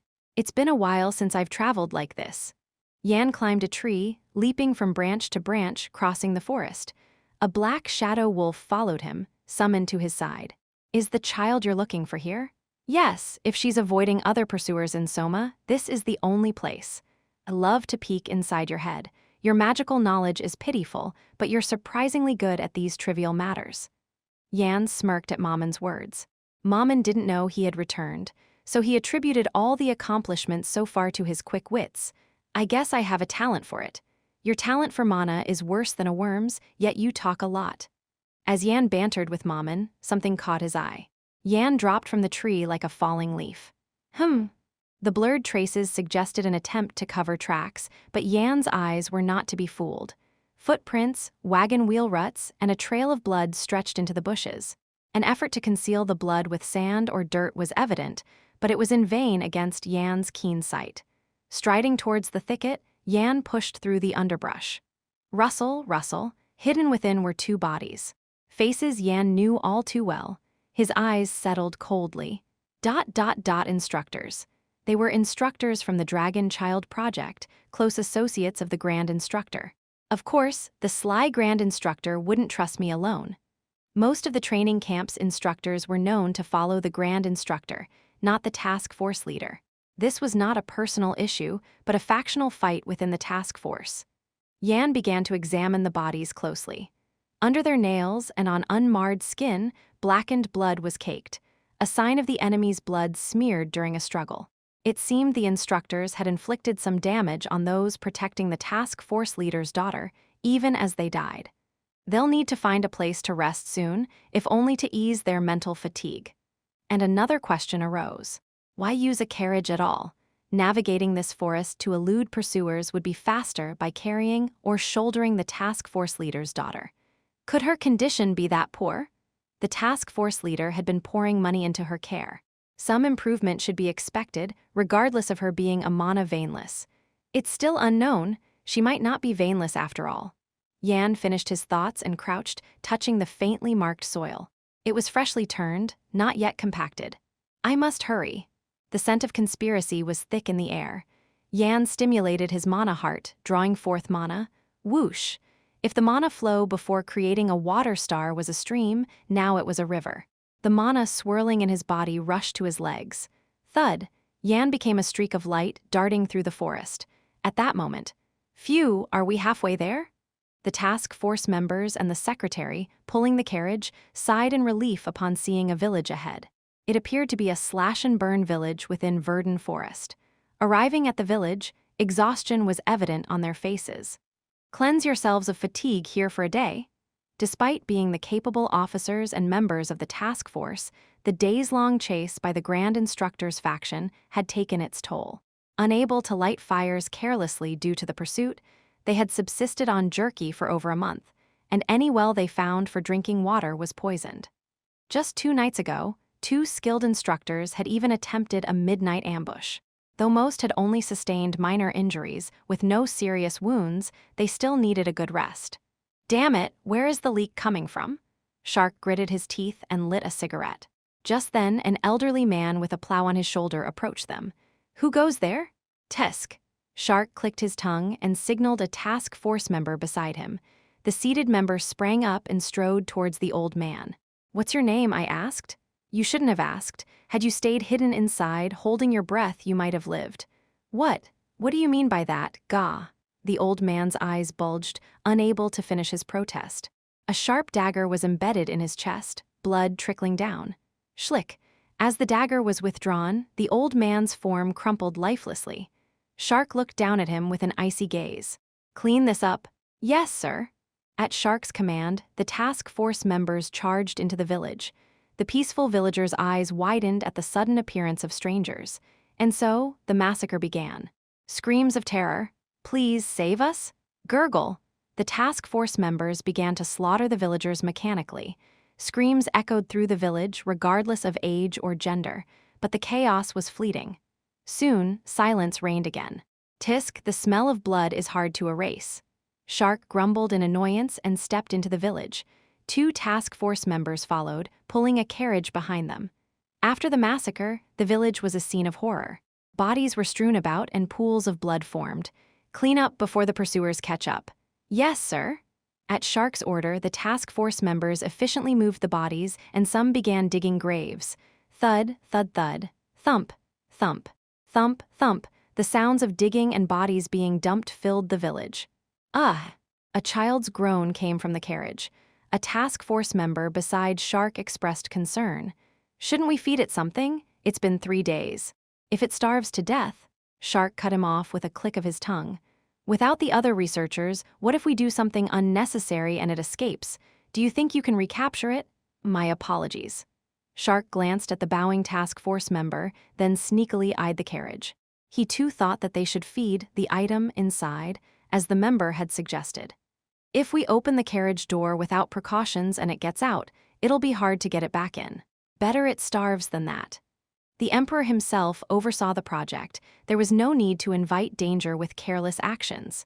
If the item starved to death, the grand instructor would bear the brunt of the blame. Shark kicked the ground in irritation. This is all because of that item project.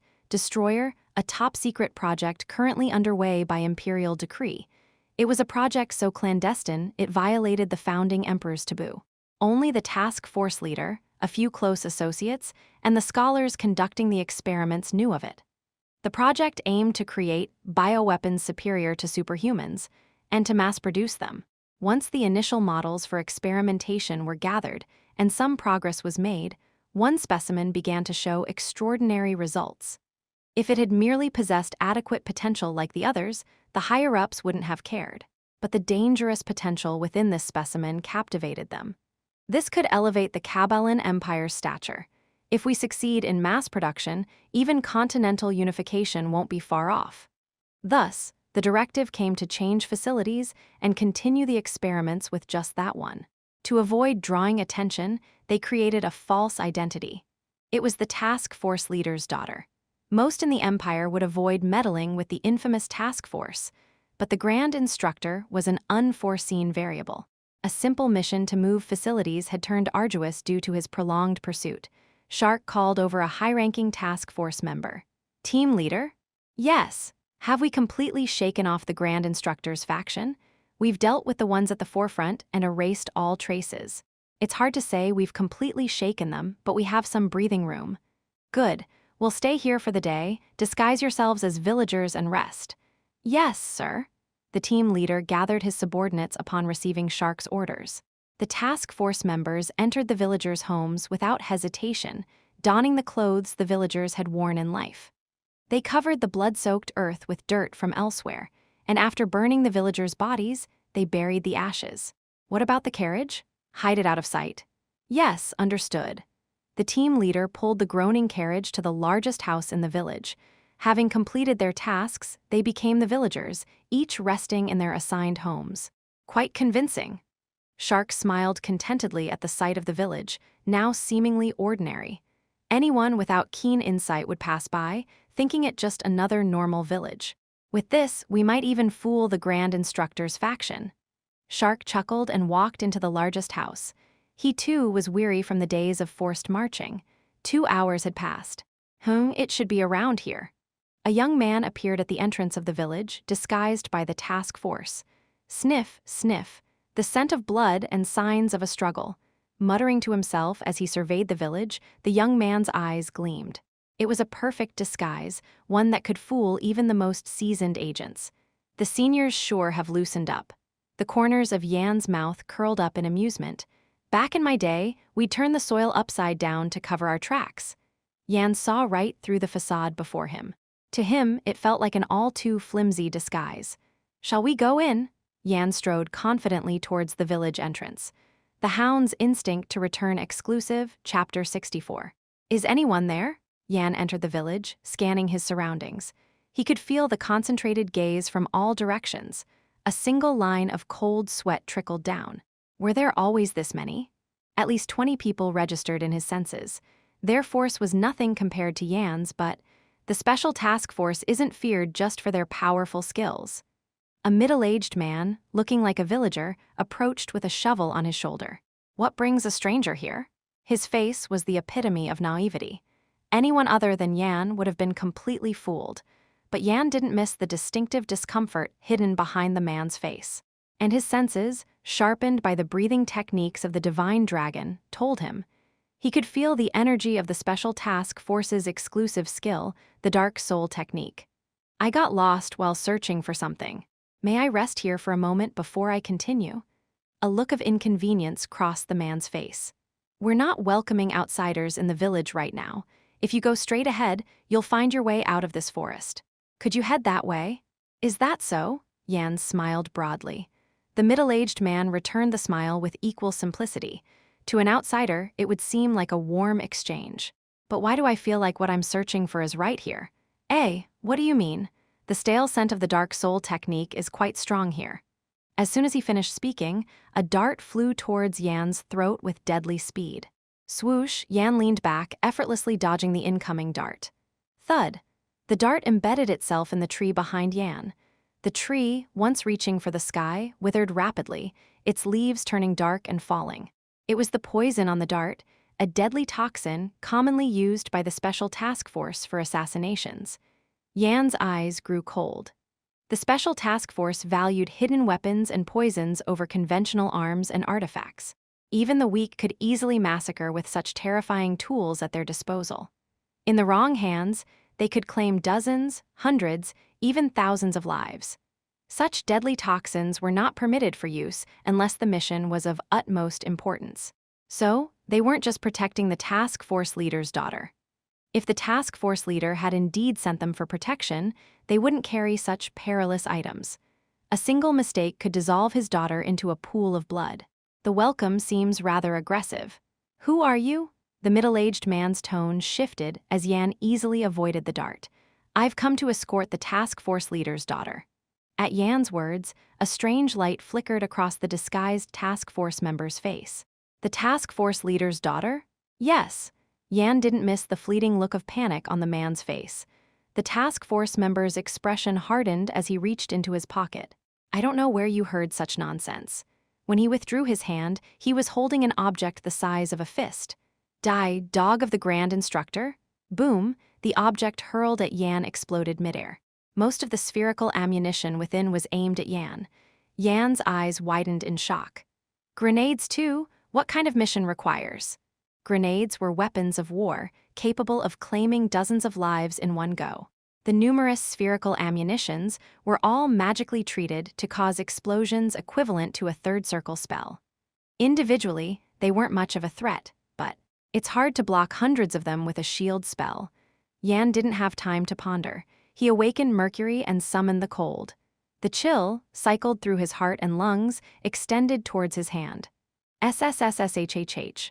Compared to the overwhelming aura of Duke Beowulf or Hans's ice flower, it was insignificant. But that wasn't because Yan was weak, it was because they were monsters. SSSSHHH. The cold emitted from Yan's hand engulfed the incoming ammunition. Crackle. The barrage of bullets crumbled powerlessly. The gunpowder within the ammunition was neutralized by the moisture and the cold. It was an impeccable defense. What? The task force member who threw the grenade was shocked, his eyes wide open. He quickly turned, intending to call for his comrades, but Yan wasn't about to let him get away. Tap. Yan kicked off the ground and closed the distance in an instant. Damn it! Yan plunged a dagger into the throat of the bewildered task force member. Gurk! The task force member spat out a mouthful of blood and began to collapse. Ping, ping. At that moment, Yan's senses caught several darts flying towards him from afar. He used the body of the task force member as a shield and dashed forward. Rat-a-tat. As the darts embedded themselves in the body, it began to convulse, the face turning black. Soon, even the sound of breathing ceased. Yan frowned as he felt a stinging sensation in his hand holding the task force member. The poison was so potent it tried to affect even him. Whoosh! Yan discarded the body and hid behind a nearby tree. Rustle, he could feel the village stirring. It seemed the other watchers had called for reinforcements. Black Shadow Wolf. At Yan's call, a long shadow behind him began to wriggle. Growl. A wolf made of black mist, the Black Shadow Wolf, revealed itself. At the village chief's house in that place, Shark, the secretary of the Special Task Force, rose from his rest at the report of a subordinate who had come to report. Intruder, who is it? Seems like one of the Grand Instructor's faction, but we can't be sure of the exact identity. You don't know who it is. I know the faces of all the instructors from the Dragon Child Project. If his identity is unknown, this bastard must have brought in an outsider. Shark threw the teacup he was holding against the wall. Crash. No matter how much one covets the position of task force leader, there are limits. Even if mixed with His Majesty's blood, this is going too far. What should we do about the intruder? Can you subdue him? The task force member showed hesitation. If you command us to subdue him, we will. But he's no ordinary man. 5 have already fallen to him. What's the level of his force? I'm not sure of his force level, but it seems he can control the wind spirits.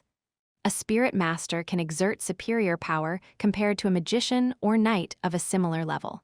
As such, spirit masters are rare beings, hard to find even within the Empire. A 4th-grade spirit master could overturn the land, create a sea of fire, or cause disasters like tornadoes or floods. If there were many of them, the continent's landscape would have changed. But the chronic weakness of a spirit master. A spirit master? Then why haven't you dealt with him yet? A spirit master ultimately creates miracles through spirits, not themselves. Since communicating with spirits takes time, they are easy to defeat if you target that interval. And the Special Task Force has had many experiences subduing spirit masters who have committed terror. He's mastered the art of dealing with assassins. Not only that, but his personal force is not weak either. At the task force member's report, Shark scratched his head vigorously. If he's talking like that, it seems like they've hired a well-known mercenary or a famous assassin. Why now of all times? Shark sighed deeply and then spoke. I'll get ready and go out too, so do your best to obstruct his view. Yes. As the subordinate left, Shark pressed his throbbing temples. It hurts to think about fieldwork after such a long time. Yan, perched atop a tree, was engaged in a fierce battle, masterfully controlling the Black Shadow Wolf to confound his opponent. Return, Black Shadow Wolf. The Black Shadow Wolf, having torn the throat of a special task force member, melted into the shadows at Yan's command. Yan inspected the spoils brought by the Black Shadow Wolf. 2 grenades and 10 darts coated with the deadly poison, black sand.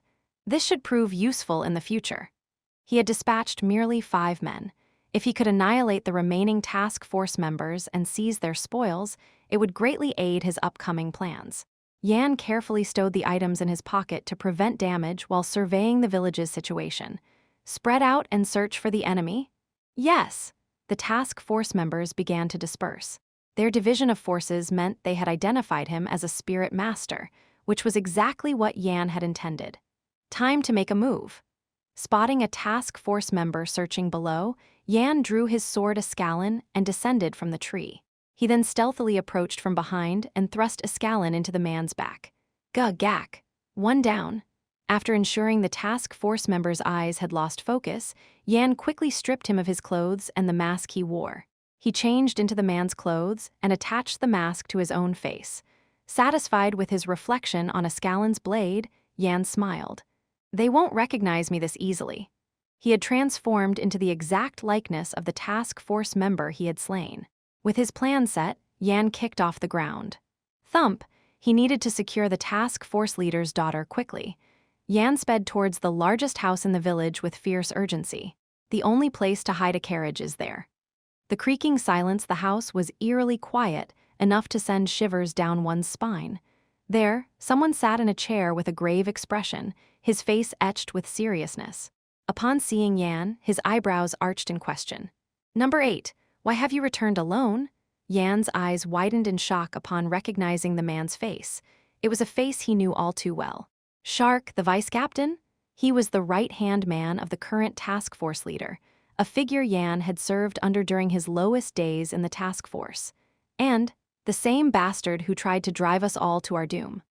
Shark had needed achievements to climb to the position of vice captain, and dozens of comrades were sacrificed for it. Of course, he himself had emerged unscathed, promoted to vice captain, and later retired in one piece. But enough of the chatter. It meant they were not exactly friends. Why the silence? Quietly, Yan drew Escalon and advanced towards Shark.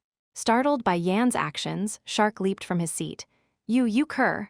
Before Shark could even call out to his men, his voice was cut short. Thud, Yan had made his move. Escalon traced a blue arc through the air, lunging towards Shark. Damn it! Shark, unable to summon his men, crossed swords with Yan. Clang, clang, clang. With each passing moment, Shark's unease grew, cold sweat beading on his forehead. What is this? I thought he was a spirit master. The supposed spirit master wielded his sword with skill. But that wasn't all. Every time his own sword energy collided with Yan's blade, it shattered like glass, powerless. Yan's sword bore no trace of sword energy. Swoosh! Suddenly, Yan spun, kicking Shark in the ribs with a swift turn. Thump! Crack! Arg! Shark's body flew, hitting the wall and sliding down in a painful heap. It seemed his ribs had broken from the impact. Ah, I think I've got the hang of it. Yan turned away from Shark, looking at Ascalon with a sly grin. It was a satisfactory test of Ascalon's abilities. Sword energy could only be broken by an equal force or something stronger.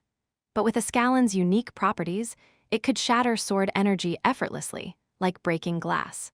The destructive power and solidity contained in the sword energy were lost upon contact with Ascalon. Do I even need to bother with them one by one now? With a countermeasure against mana in place, the only concern was the deadly poison, black sand. He had already tested a method against grenades using the essence of water. As Yan finished his thought, SSSHH, sounds of movement began to emerge in the house where Shark and Yan were. The task force members, having chased an unwelcome guest outside, realized the situation and returned. Shark, clutching his side in agony, shouted, "Kill that bastard!" Yan, seeing the task force members sending murderous intent his way, slightly lifted Ascalon. The corner of his mouth curled up. Come on in. It was time to see just how strong he had become. Chapter 65. Shark couldn't close his mouth at the spectacle unfolding before him. They? The special task force, compared to the knightly orders of high nobility, may rank lower in brute strength. Yet if commanded to annihilate a knightly order, they would complete the mission with ease. Their strength lay not in force, but elsewhere. Hostages meant nothing to them, as they disregarded their own comrades' lives. They wouldn't hesitate to use forbidden items like poison gas to target their prey. In essence, the task force's might was rooted in their venomous hearts and the element of surprise. But then, die. Just D, the young man, seemingly not even 20, was toying with the task force members. He was like a wolf among sheep. Not only was he brutal, but his actions were cunning beyond measure. Such a man can't possibly be a spirit summoner. The fundamental requirement to become a summoner is a pure heart. Spirits don't approach the tainted. Thus, most summoners prefer seclusion in the mountains, living quietly with nature. Those who have contracted with spirits, nature's fragments, abhor conflict. But look at this man. Even now, he skillfully uses the body of a task force member he just killed as a shield against hidden weapons. How could such a merciless man be a spirit summoner, using even the dead for his gain? Grind. Shark clenched his teeth, chanting the incantation of dark sky art, gathering mana. I must find an opening. He executed his most confident stealth technique. Dark sky art shadows embrace whoosh. His form melted into the battlefield. As the unique aura of dark sky art faded, Yan, who was battling the task force, turned his head. Seizing the moment, 2 task force members lunged at Yan from behind. Where do you think you're looking? Die, whoosh. But their swords failed to pierce Yan, swirling through empty air instead. What? Ducking to dodge the swords, Yan spun around, wielding his Ascalon. A bright blue trail sliced through a task force member. Splash! In an instant, the member's upper and lower halves separated, a scream escaping his lips. Blood splattered into the eyes of another member behind him. He hurried to wipe it away, but... Thud! Yan's Ascalon was quicker, piercing the heart of the task force member, who crumbled. At that moment, clunk, a grenade rolled to his feet. There wasn't enough time to invoke water magic to produce cold, but it didn't matter. There's plenty to cover. Yan calmly grabbed the floating upper half of the task force member and slammed it down onto the grenade. Splat, boom. The body convulsed violently, flesh and blood scattering across the room from the explosion. Thanks to his quick reaction, Yan was unharmed. He pulled a dagger from his cloak and threw it in the direction the grenade had come from. Zing. Arg, a task force member hiding behind furniture screamed as the dagger embedded in his hand. Poison coursed through his veins, rapidly spreading through his body. Gurgle.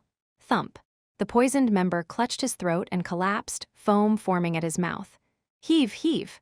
Yan breathed heavily, then dropped to one knee, his eyes clouded with fatigue.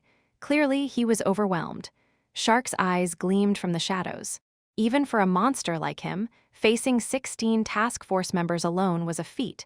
not to mention the mental strain from the grenades and hidden weapons. He's not superhuman. He should be collapsing. Now's my chance. Shark drew the twin-headed serpent's fang, an artifact dagger from his cloak. A mere scratch from its embedded poison could reduce an enemy to a puddle of blood. An artifact personally bestowed by the task force leader for a successful mission. He's exhausted to this extent, and he can't even scratch me. Shark crept silently towards the struggling Yan, who seemed unaware of his approach. Foolish man, you've overestimated yourself. Had it been Shark, he would have dealt with them one by one. But Yan, instead of conserving his strength, had taken on the group, depleting his energy. And now he lay vulnerable, exhausted. A wicked smile crossed Shark's lips. Die! 3 steps away from Yan, Shark raised the twin-headed serpent's fang with gleeful eyes and brought it down towards Yan's back. Slash! The man was oblivious to the attack even at this moment. I've killed. Shark's face, certain of his victory, turned blank. Chime, with a clear, ringing sound, the dagger bounced off Yan's back. To accomplish such a feat without touching. Magic? Yeah, magic. Were you not exhausted just now? Wait, were you a mage all along? Yan chuckled as he rose to his feet. Moments ago, he was gasping for air, but now there was no sign of fatigue. If you hadn't shown an opening, I would have stayed hidden or fled. Yan grinned and swung his escalon. Swish aeg, my hand, my suun. In an instant, Shark's wrist was severed, and he screamed, crawling on the ground. Yan picked up the dagger from Shark's fallen hand. Oh, the Hydra's fang. Quite the trophy. Yan smiled in satisfaction, looking at the snake-shaped carving on the dagger. Then, he pulled out a subspace pocket, stored the dagger inside, and turned his gaze back to Shark. Shark, crouching, trembled as he locked eyes with Yan. He was different from the other special task force members. He had entered through a noble's recommendation.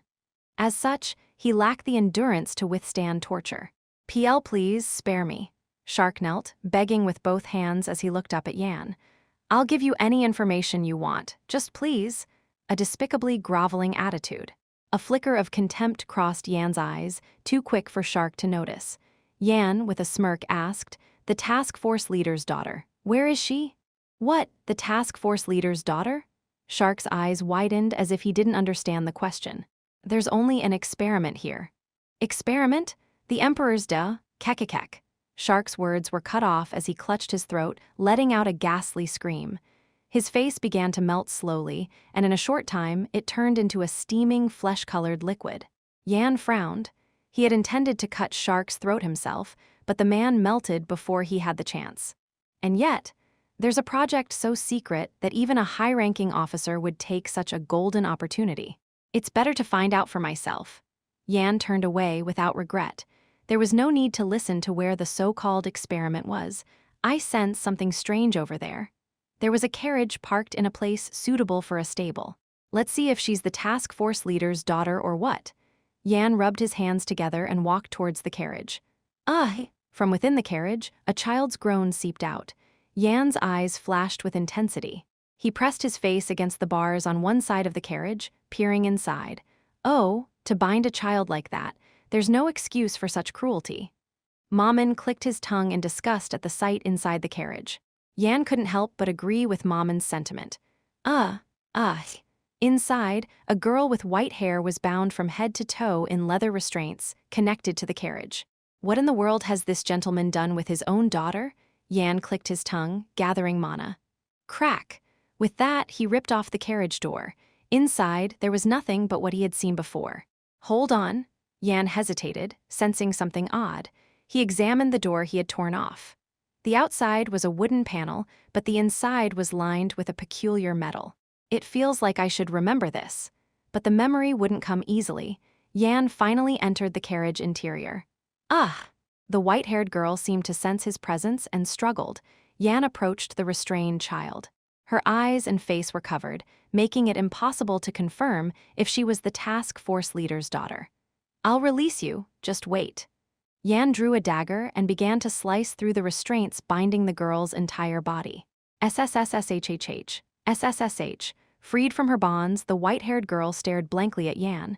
Yan frowned at the child's silent gaze. Your face seems familiar. Still, the child remained silent. Yan crouched down to her eye level and asked, Now that you're free, say something.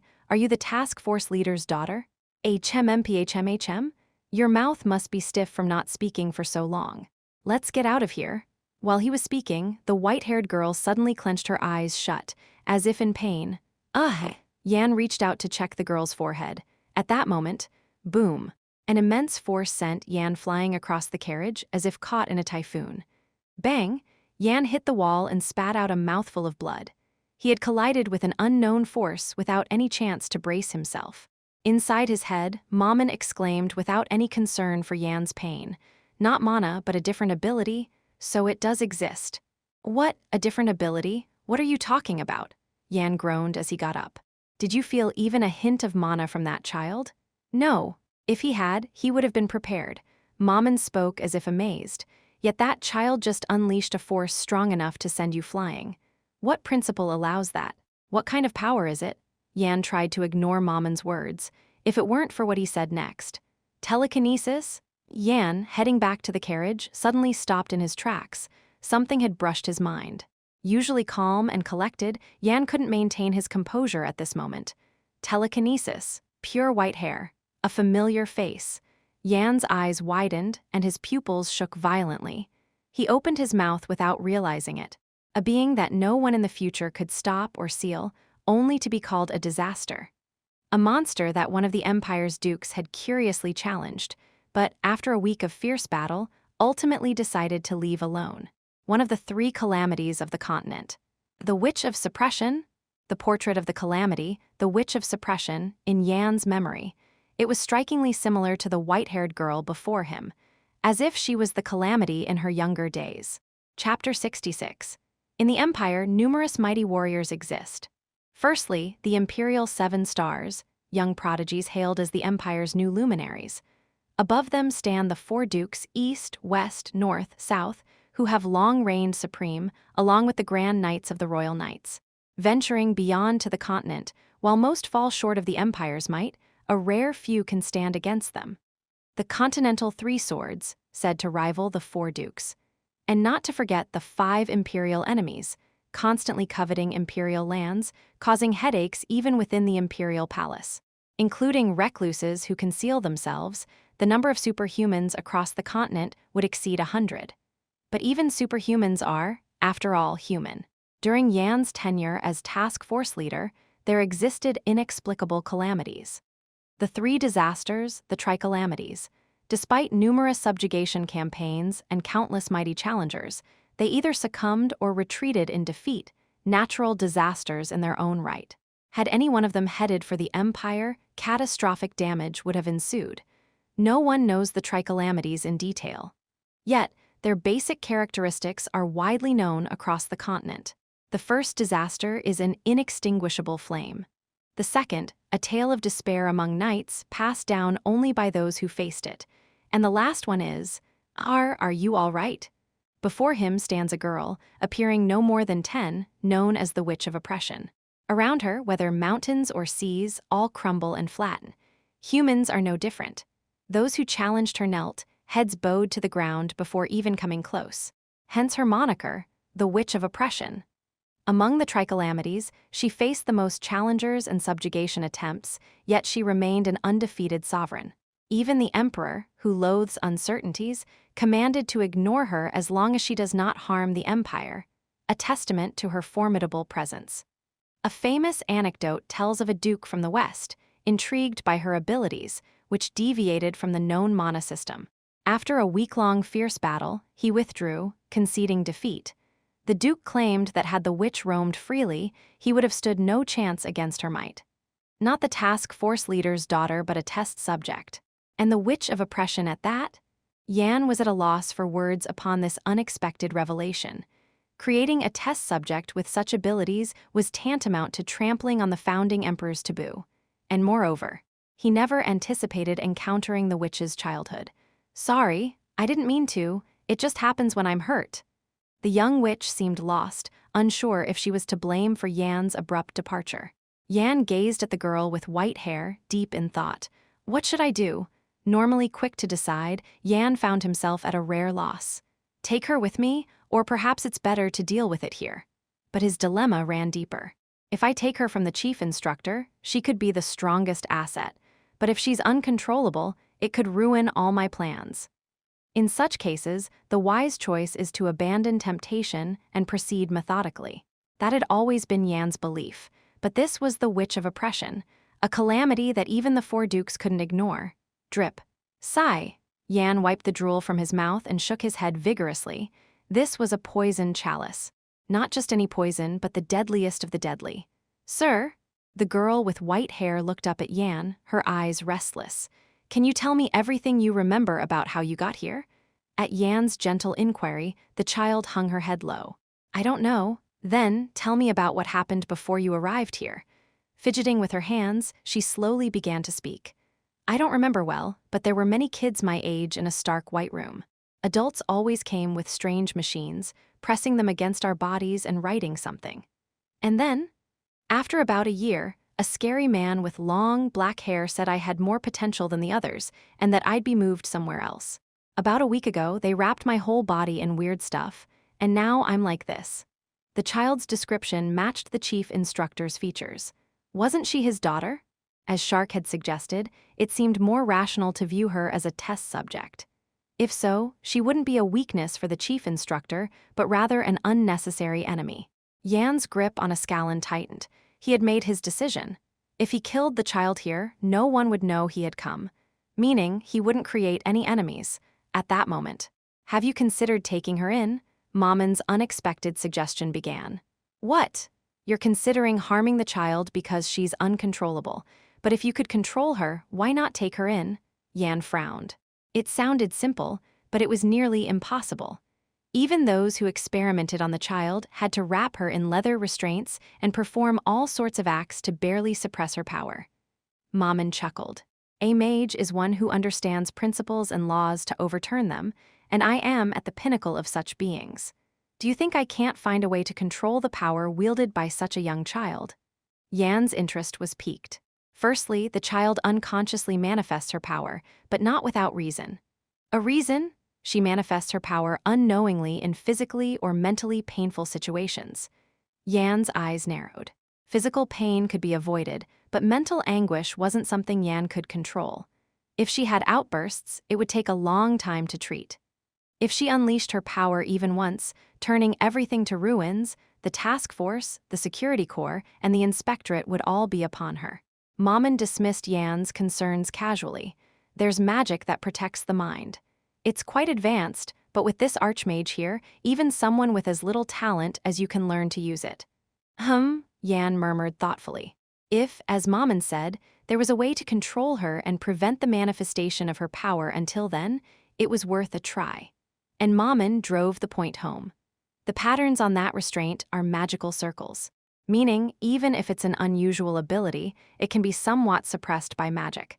And with my knowledge, we could achieve the same level of suppression with just a necklace or bracelet. With that, Yan's decision was swayed.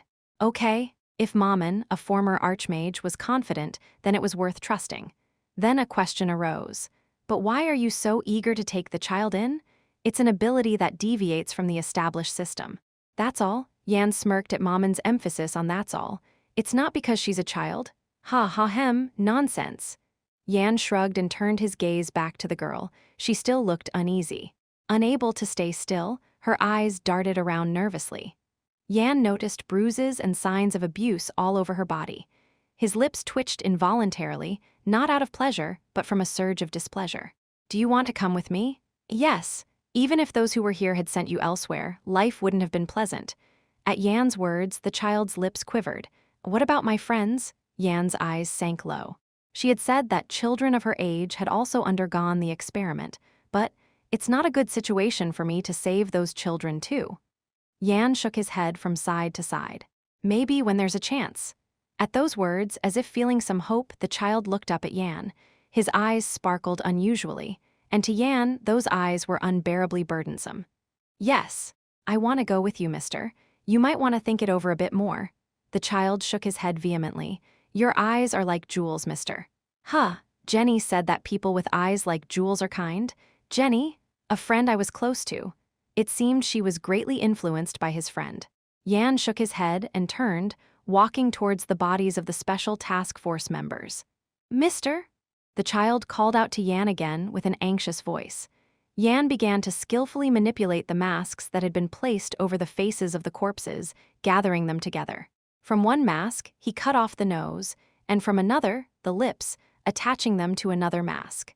After a bit of kneading, the mask that had been the face of a middle-aged man began to transform into the face of a young child.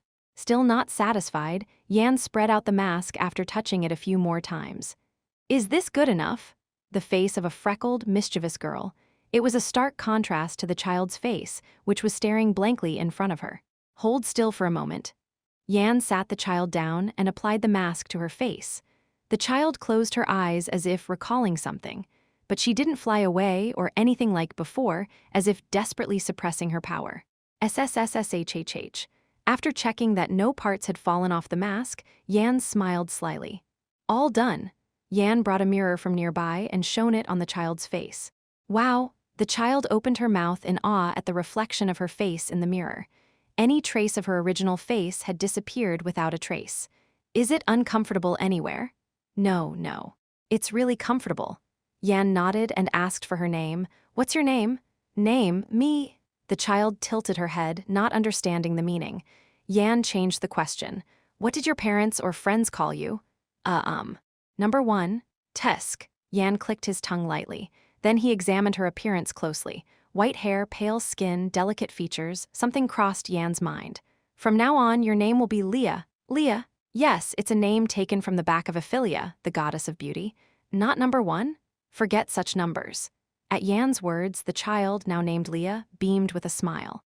"Yes." With that, Yan taught Leah how to write her name and then stood up. Yan seemed to recall something and turned his body briefly. Leah flinched at his furrowed face. Had she done something wrong, as she thought this? "And I'm not Mister, I'm Yan. Call me young master." Leah nodded vigorously, indicating she understood.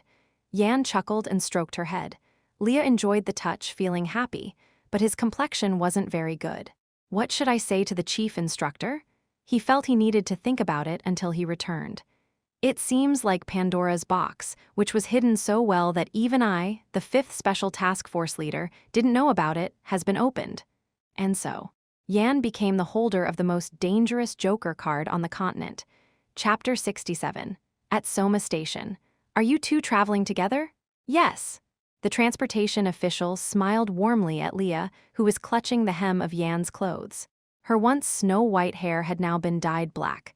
"What a cute little sister you have." "Thank you. Have a pleasant journey." Yan tucked the 2 train tickets given by the official into his pocket and headed to the train station with Leah. The path to the train station was bustling with all sorts of people. From bureaucrats carrying thick briefcases to nobles in luxurious attire and knights off on their missions. Leah gazed at them with curious eyes. There are so many fascinating people here. Fascinating people? People usually only wear black or white clothes. Yan didn't understand Leah's comment at first, but then nodded thoughtfully. The facility where she had lived until now only housed scholars conducting research and special task members. It was natural for Leah to find the colorful world outside fascinating. From now on, it won't seem so extraordinary. As Yan gently pressed down on Leah's head, she didn't know how to react. Not only was it a gesture she hadn't experienced before, but it also made her heart flutter. Was it like a touch she had felt long ago? Whoosh! Just then, the train entered the station. Leah's eyes widened as she looked at the train. What is that?" Yan chuckled at Leah's reaction. "There's so much common knowledge I need to teach you." Inside the speeding train, Leah gaped at the swiftly passing scenery. "It's amazing." Her eyes sparkled as she took in the world outside. Her curiosity was boundless, having only ever seen the gloomy confines of the facility, now witnessing the real world for the first time. Leah pressed her face against the train window, utterly engrossed. Gurgle. Hunger, it seemed, was unavoidable. Startled by the sound, she quickly covered her stomach and looked at Yan with cautious eyes. "If you're hungry, eat." Yan handed her some bread he had bought as a snack. Leah's mouth watered as she looked at the bread now in her hands, and she bit into it as if enchanted. Chewing thoughtfully, Leah suddenly stopped and blurted out, "Ah!" Looking up at Yan with a flustered face, she offered him the bread she had been enjoying. "Please have this, I'm sorry." Yan chuckled and declined, but Leah's face turned pale with worry. I'm small, so I don't need much to eat. It's really, really okay. Huh. It dawned on Yan why Leah had offered him the bread. Did you think I would abandon you somewhere? Leah hung her head low. Yan clicked his tongue. It seems that was the norm at the facility where this child was. It reminded him of his past life. He too had been brought to a training center without knowing anything. And after adapting to the center, he remembered trying to impress the top trainees, anxious about the possibility of death. He felt a sense of kinship.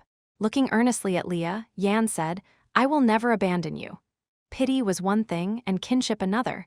As Leah grows, the strength at my disposal will increase exponentially. He could be pointed at for exploiting an ignorant child. People might think he's a greedy human only after her power. It's not entirely untrue, but at least, I promise, he would never use her and then discard her. Yes, Leah's face beamed at Yan's solemn declaration. Then she put the remaining bread back in her mouth and began to chew happily. Yan, hiding his amusement as easily as one might hide their eyes from the wind, broached the main topic with Leah, who had finished the large piece of bread in no time. And now, there's something we need to prepare for. Prepare what for? From now on, until we reach our destination, you'll need to memorize a few questions. Can you do that? It was a mandatory process before meeting with the chief instructor. Confidently, Leah nodded. She was sure of her memory. Yan and Leah, having alighted at the station closest to the training center, found themselves on the brink of their destination. Wow! Leah exclaimed as she looked ahead. A black fortress stretched skyward. A massive mountain range encircled it. Indeed, the training center's landscape was objectively grand and impressive. Yan placed a hand on Leah's head and spoke in a low voice. From now on, never take off the necklace and bracelet. Okay. Leah gripped her necklace as if to memorize his words. The silver necklace and bracelet were intricately etched with strange patterns. If you were going to make it, couldn't you have made it pretty? Did it have to be so hideous? Maman grumbled discontentedly. The true nature of the necklace and bracelet was a combination of the metal that had encased the carriage, transporting Leah and Maman's knowledge. Maman had stripped away the useless parts of the control spells from the leather restraints and shackles that originally bound Leah, weaving the spells as succinctly as possible. After all, one couldn't go about wrapped in restraints all over. But even a succinct spell had to fill the small surface area of items like a bracelet and necklace. As long as it's practical, tisk, you really lack any sense of aesthetics. Maman clicked his tongue, causing Yan to frown. I don't need such comments from someone who was once a bone. Eek, that was beyond my control, if only you hadn't interfered. The effect is certain, right? Unless it's something on the level of that ice behemoth we saw recently, they won't feel a thing. Maman referred to Duke Beowulf with the term ice behemoth. Aren't you being overconfident? You're underestimating me. Even if it's a supernatural ability, it's still bound by the laws of nature and reason. I'm not convinced. You ungrateful wretch. Do you think I earned the title of Archmage for nothing? Yeah, since the Archmage did it, I'll trust it, of course. Yan waved his hand dismissively at Maman's voice and gazed at the training center before him. He then sighed deeply. If everything had gone as planned and she had been the true daughter of the special mission commander, perhaps, but he had ended up bringing the witch of oppression. I need to keep Leah by my side. Would the chief instructor grant permission so easily? Yan shook his head and turned right with Leah, bypassing the training center's main gate. Leah tilted her head at Yan's decision not to enter through the large door. But that was only for a moment. Is that child the one the chief instructor asked to be brought here? Number 974. A figure emerged with a heavy voice. It was an instructor trusted within the chief instructor's faction. Yes, the instructor looked down at Leah, who was clinging to Yan's waist. After examining her for a moment, the instructor spoke again. Enter through this passage. The chief instructor is waiting. The instructor pointed to a narrow door just wide enough for one person to pass through. Vines completely covered the door, making it difficult to spot without keen eyesight. The instructor took out a key from his pocket and opened the secret passage hidden among the vines. Creak. The door to the secret passage began to open. Yan took a deep breath and steeled his gaze. The chief instructor might not easily agree, but I can't give up either. Entering the secret passage in the order of the instructor, Yan, and Leah, a musty scent of dust pricked their noses. The instructor and Yan showed no sign of discomfort. Such a triviality was not even a hindrance to them. Achoo, achoo. However, it seemed quite pungent to Leah. Yan pulled out a handkerchief and covered Leah's nose with it, after which the sneezing ceased and she could breathe more comfortably. Yan asked the instructor walking ahead, "Has the second exam concluded?" Silence.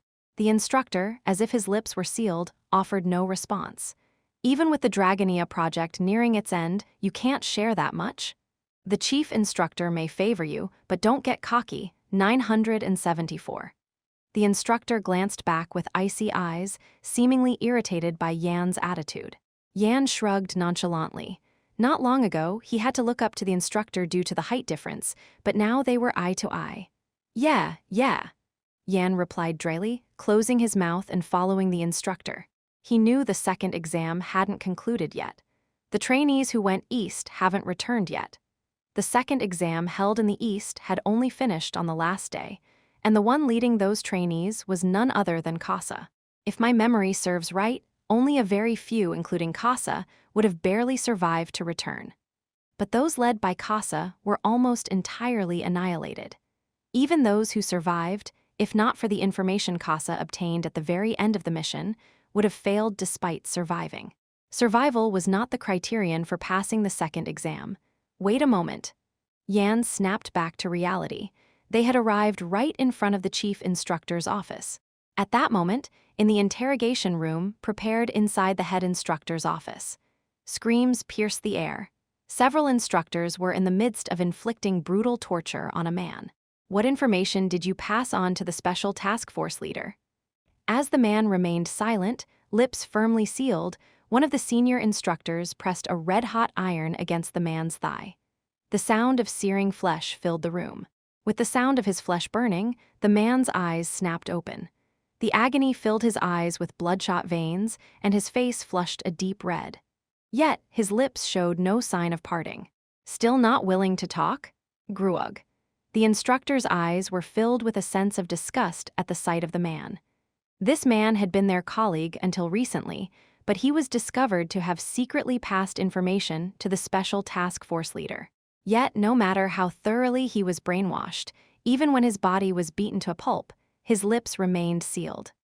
Just then, the chief instructor, who had been watching the situation with his arms crossed from behind, stepped forward with a determined stride. As he made his move, the instructors surrounding the man and torturing him quickly bowed their heads and hurried out of the torture chamber and the office. The chief instructor smirked and placed his hand on the man's head. At that moment, the man, who had been as tight-lipped as if his mouth had been locked, began to show signs of change. Shivering, the madness in the chief instructor's eyes was so vast and bizarre that it was overwhelming. Rustle, rustle. It felt as if the grip that had been constricting his mind was dissolving away. The shallow brainwashing had been severed. The man, regaining consciousness, writhed in pain and pleaded, "Please kill me." Me? It was a single question, but fear vividly filled the man's eyes.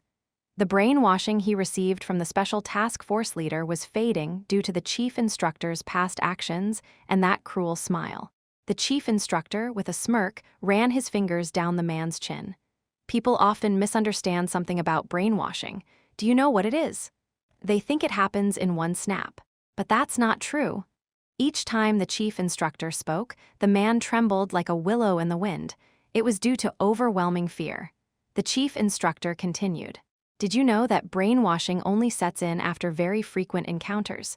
Roughly 30 times, that's when the mouth starts to feel heavy. Please, kill me. But if you were brainwashed, it means you had already betrayed me before and rubbed palms with the special task force leader. Don't bother denying it. Didn't you know the signs of brainwashing after how I've trained you all? You knew, yet you pretended not to, trying to grab the leader's lifeline. Chai. Chief instructor, that's not. Looks like the brainwashing has worn off. Good, it means my efforts weren't in vain. The chief instructor chuckled and picked up an awl. Begging to be killed? No way. You should be begging to live. Chief instructor, please kill me. With a cold smile, the chief instructor cut off the man's plea. I said beg for your life, didn't I? Then, with the awl in hand, he stabbed the traitor's hand. Bang. The awl pierced through the man's hand and even through the armrest of the torture chair. The man's eyes were bloodshot. He wailed, begging the chief instructor for mercy. "Arg, Allah, please, please. Does it hurt? I hurt more. It feels like my heart is being torn apart. We were like family. Please, just spare my life, chief instructor. If you valued your life, you shouldn't have become the task force leader's dog." The chief instructor looked down at the man seated on the torture chair with cold eyes. He was one of the senior instructors of the Dragonfly Project, as good as his own left arm.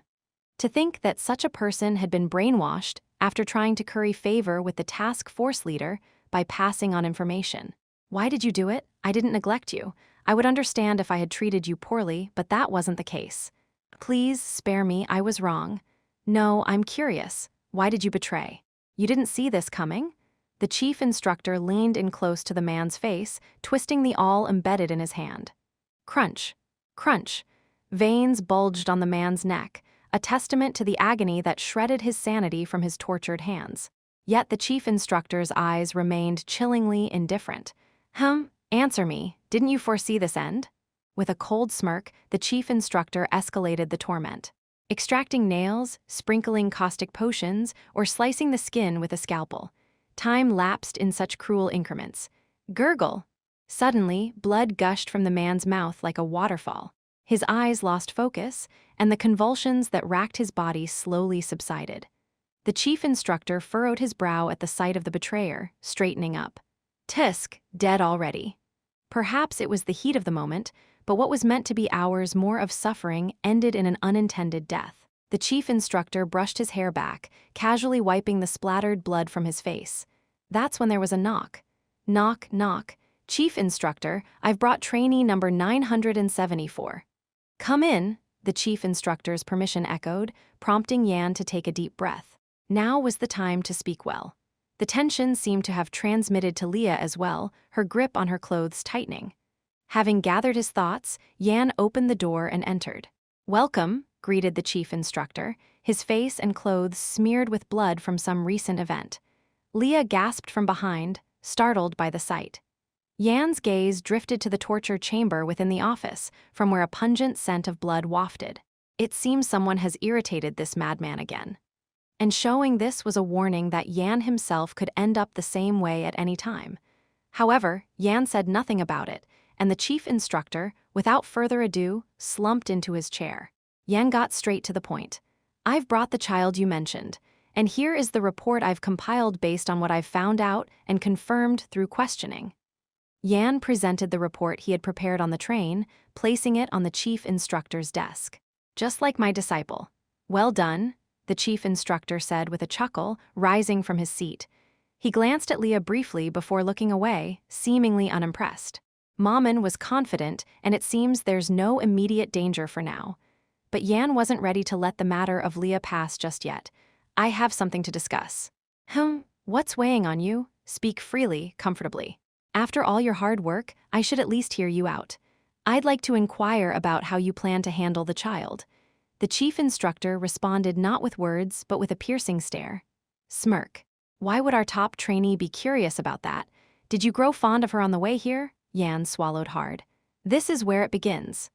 The chief instructor's eyes curved like crescent moons, his gaze coldly dissecting Yan, as if not a shred of falsehood would be tolerated. Chapter 68. Chief instructor, as you know, with the daughter gone, the special task force leader will start to make waves, Yan stated, aware that Leah was not the task force leader's daughter, though the chief instructor was not privy to this fact. Regardless, the outcome was the same since an exceptional specimen from a top-secret project had been spirited away. The task force leader will turn the empire upside down to find Leah if need be. The chief instructor nodded lightly. "I'm aware, but why? You're not worried, are you? Please assign the child under my care." The chief instructor's eyebrows twitched. "What?" However, he quickly composed himself and asked with a smile, "There must be a reason my disciple is making such an unreasonable request." He looked at Yan with cold eyes that didn't match his smiling face. "If you've brought up such an absurd suggestion for no good reason, my trust in you might waver a bit. I hope you have a convincing reason." Yan steadied his breath, facing the chief instructor. "You won't manage the child directly, will you? That's the first reason. Though Yan didn't continue, the chief instructor immediately grasped the implication. You don't trust the instructors under me? Yes. The chief instructor burst into laughter at Yan's firm response. Why? The chief instructor's voice was thick with laughter, which Yan knew was not out of amusement, but irritation and annoyance. The chief instructor felt his capabilities were being doubted. Now, every word must be chosen carefully, Yan thought. As you know, I've been directly attacked by an instructor within the training center, Yan reminded. Ah, when you were deemed a level 5? Yes. I didn't think you would issue such an order. They were spies planted by the Revolutionary Army. They might be connected to the chief instructor, but were not direct subordinates. Right. Why would I try to kill you? That's the first piece of evidence. They tried to harm me out of personal vendetta, even knowing I could be of use to you. Tap, tap. The chief instructor tapped his chin, pondering before speaking. That's not enough. It's easier for me to deal with things when they're within my sight. Yan confidently presented his second reason. Secondly, this place is accessible to the special task force leader at any time. So, an investigation here is likely? Yes. You think I wouldn't have considered that? You might have created a secret room unknown to the task force leader, but it's still inside the training center. A place the task force leader can access anytime. So I thought, what did you think? If I personally take care of the child, we can avoid the task force leader's scrutiny. After all, identities are abundant here. Covering up one isn't difficult, is it? Ha, the chief instructor laughed out loud. You've thought this through, haven't you? But, he asked slyly, why should I trust you? Yan's face hardened. He still doubts me, or suspects that he could collude with the task force leader. If things continued this way, he would be dragged along helplessly. Do you still not trust me? The chief instructor's eyes widened at Yan's emotionally charged question. Unexpected. Do you have a reason to go to such lengths for her? I promised to protect her. A promise? The chief instructor snickered. I wouldn't have expected 974 to engage in such lukewarm actions. Wait a minute. The chief instructor, who had been mocking Yan, squinted at him. As time passed, the chief instructor's expression began to change to one of incredulity. PFF? He covered his mouth to hide his laughter, but a deflating sound leaked out. Yan watched the chief instructor blankly, unable to understand the sudden change in behavior. One thing was clear. It seems like a strange misunderstanding, but it seems to have gone over well. The negotiation, which had been at an impasse, seemed to be wrapping up surprisingly well. The Grand Inquisitor led Leah into the torture chamber within his office. He glanced quizzically at Yan, who stood silently in the office. Aren't you coming in? Ah, yes. The Grand Inquisitor closed the door only after Yan entered the torture chamber. The walls inside the chamber were smeared with blood, and the floor was slick with pools of it. In the center of the torture chamber, a man was bound to a chair. He's dead. The man had been subjected to such brutal torture that his body was left without a single unmarred spot. Torture tools, sharp as awls, had pierced the man's hands and armrests, and blood dripped down from them. Beside the chair, on a metal shelf, pliers and wrenches were neatly arranged by size, and syringes and a very small sword hung on one side. Yan realized their purpose immediately. These are for torture. They were all tools perfectly suited for extracting nails or mutilating the body. In other words, this was a chamber designed to extract information through torture.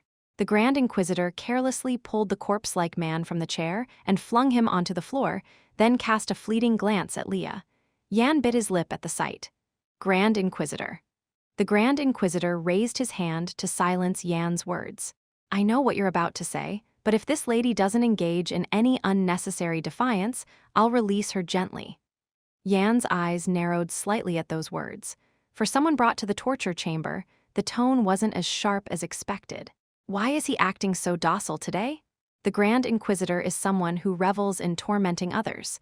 In a word, a madman. Yet today, he's unusually lenient. Very much so. No, perhaps he's like this because he's already seen blood.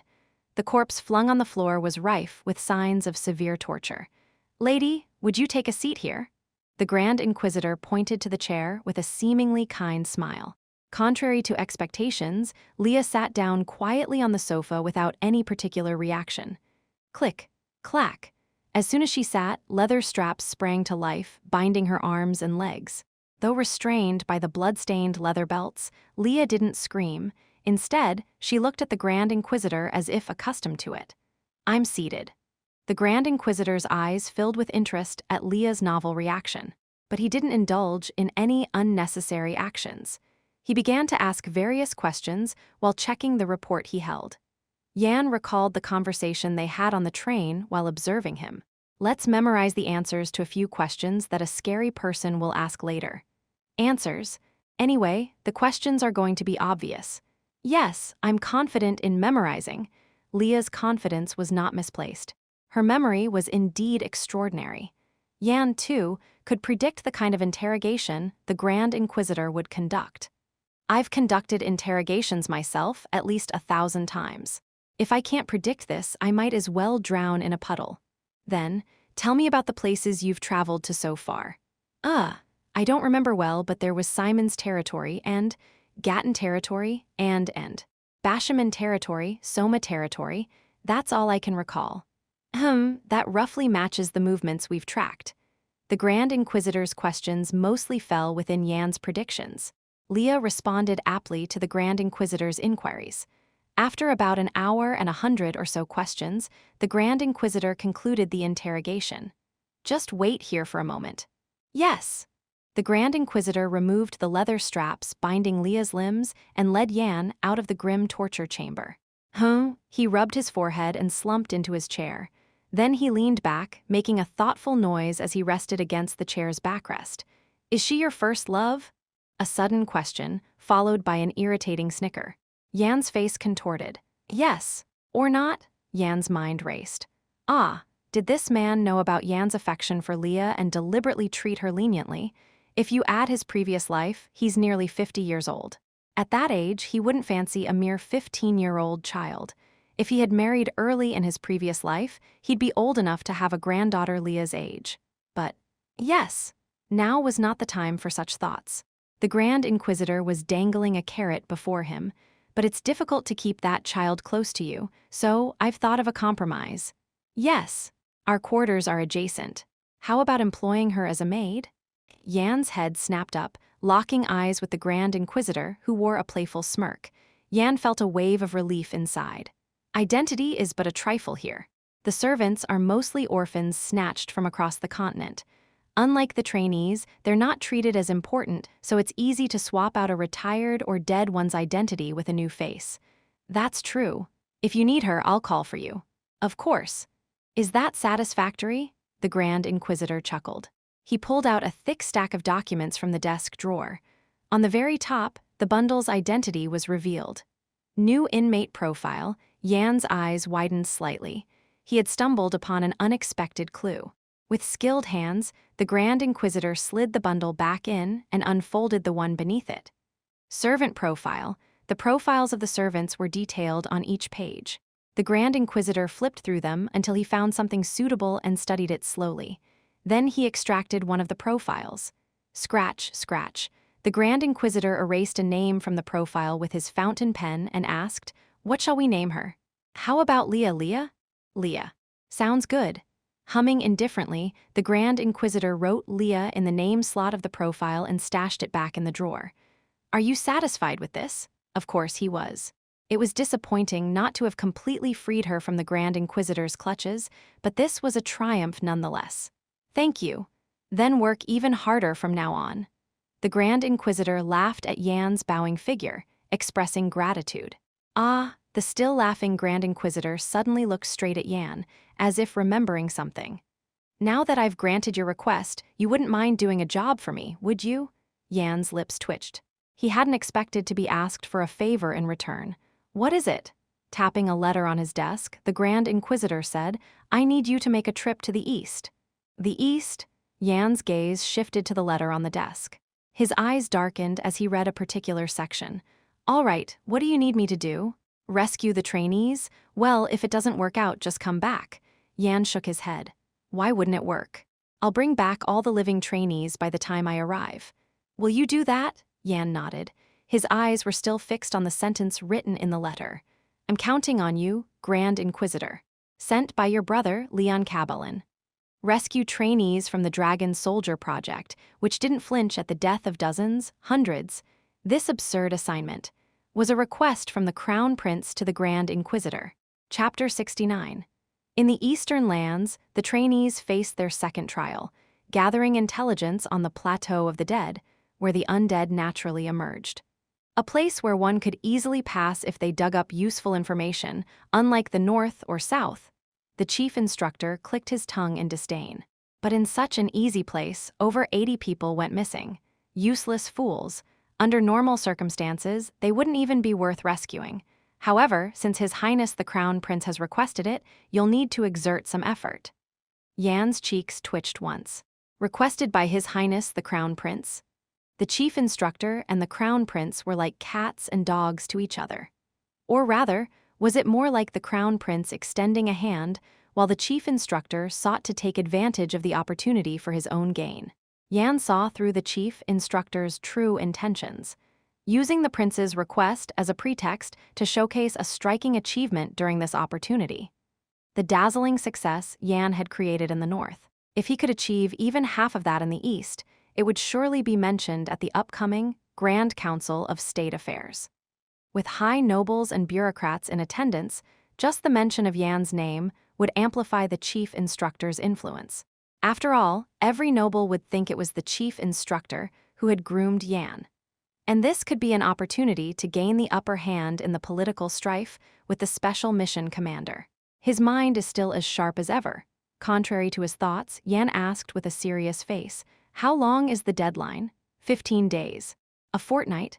That's quite generous, isn't it? As long as you rescue them within the period of the second trial. You do realize if they're all dead before I even arrive, there's nothing I can do. Do you think I lack such flexibility? The chief instructor pulled out a badge and tossed it to Yan. Clack, Yan caught the flying badge and examined its front. It read, Special Mission Unit, Special Investigations Division Chief, Division Chief. A look of surprise flashed in Yan's eyes. This revealed how serious the chief instructor was about this Eastern expedition. Return it immediately once you're back. Even as the second in command of the Special Mission Unit, one couldn't casually hand over such a position, even if it was just a temporary post for a mere 15 days. With this badge, even a count will follow your lead. I trust you'll handle it well, but with this, there should be no problem reaching them before they all die, right? The chief instructor intended to use this badge to prevent anyone from picking a fight with Yan, a position that could corner even a marquis, depending on how it's used. The Special Mission Unit operated in the shadows, dealing with escort, assassination, abduction, subjugation, interrogation, and more. It was one of the few positions that operated in the public eye. Along with the Inspection Bureau, it was one of the few positions with the authority to directly investigate nobles. In some ways, it was even more feared than the Inspection Bureau. While the Inspection Bureau mainly pursued corruption, dereliction of duty, and bribery, one could still save their life if caught.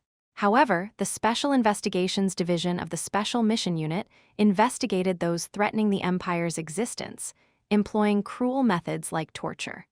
Moreover, it was not influenced by rank, so even high nobles couldn't escape.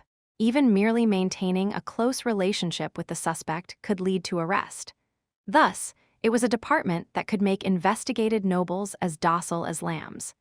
If the Special Investigations Division had a purpose in visiting a noble's domain, they had no choice but to tremble in fear. A department that could bring down even birds in flight, that was the Special Investigations Division of the Special Mission Unit. Yan held the badge preciously, a sly smile on his face. This will be more than sufficient. You seem to know how valuable this is. I've read about it in books. You've learned a lot from books. Maybe I should have read some too. The chief instructor said, engaging in trivial conversation with Yan before waving his hand tiredly, issuing a dismissal. Yan obediently headed out but paused to glance back. Chief instructor, I have a question. What is it? The tattoo on your chest. Does it have a meaning? The chief instructor's face momentarily hardened at Yan's question. Why, just curious. Yan's expression seemed genuinely inquisitive. The chief instructor chuckled and replied, It's just for style, for style. It's cool, isn't it? A blazing flame. Oh, is that so? To me, it seems rather. Anyway, I'll take my leave. All right. Creak. Yan left, the chief instructor's piercing gaze on the back of his head as he opened the door and stepped out. Just for style, Yan twisted his lips. The chief instructor's face had noticeably stiffened at his response. He quickly regained composure, but Yan didn't miss that brief moment. If that snake-like chief instructor values it that much, what could it be? For a moment, the unquenchable flame, one of the three great calamities, flickered through Yan's mind. But he quickly shook his head, scattering the thought. That's too far-fetched. Why would anyone tattoo a calamity on themselves? And it wasn't something he could solve in the current situation. What he needed to consider now was the personal information sheet the chief instructor had briefly mentioned. It likely contained details about his own identity. Yan's eyes quietly gleamed. Looks like I have some business to attend to before heading east. The next day, the trainees who passed the second exam, excluding those from the east, gathered in the central auditorium. Still alive, I see? Yan greeted a burly trainee with a smirk. It was Roman. Yet, Roman ignored Yan's friendly greeting, focusing instead on the chief instructor ascending the stage. Tisk, still holding onto past grudges? Yan recalled the day he had rejected Roman's offer to join forces. Back then, Roman was just a big guy, naive about the ways of the world, but now he seemed to carry a certain weighty presence. Behind Roman were trainees who had returned from the West, glaring at Yan. Their eyes were filled with anger and annoyance. They seemed uncomfortable with Yan speaking so freely to Roman, whom they followed. It meant Roman had successfully pulled all those who went west into his faction. Then it happened. The top rank will undoubtedly go to Edmund. Why state the obvious? He took down one of the fleets led by the pirate empress. Yan's ears perked up at the noisy chatter nearby. He defeated a fleet led by the pirate empress. The pirate empress was a figure who would be considered one of the empire's 5 calamities alongside Vila in the future. Even now, she was strong enough to crush Vila with a flick of her finger. Moreover, her fleet was powerful enough to annihilate a noble house in an instant. If it were a naval battle, they could even challenge a duke's house. Yan looked at the trainee named Edmund. He had been ranked 4th until Roman began to stand out. He seemed talented and sharp-witted, but that seems to be all there is. He lacked experience, and his skills were not yet refined, barely at the beginner level of grade 6. At that level, he would struggle to face even a single pirate, let alone a fleet. Thud, thud, the sound of footsteps echoed in the noisy auditorium. The chatter ceased, and heads turned towards the stage. It was the chief instructor's entrance. Everyone returned safely, I see. Apart from the south, there seemed to be hardly any casualties. The north has returned in full, all passing. The chief instructor surveyed the trainees with a scrutinizing gaze, as if appraising goods.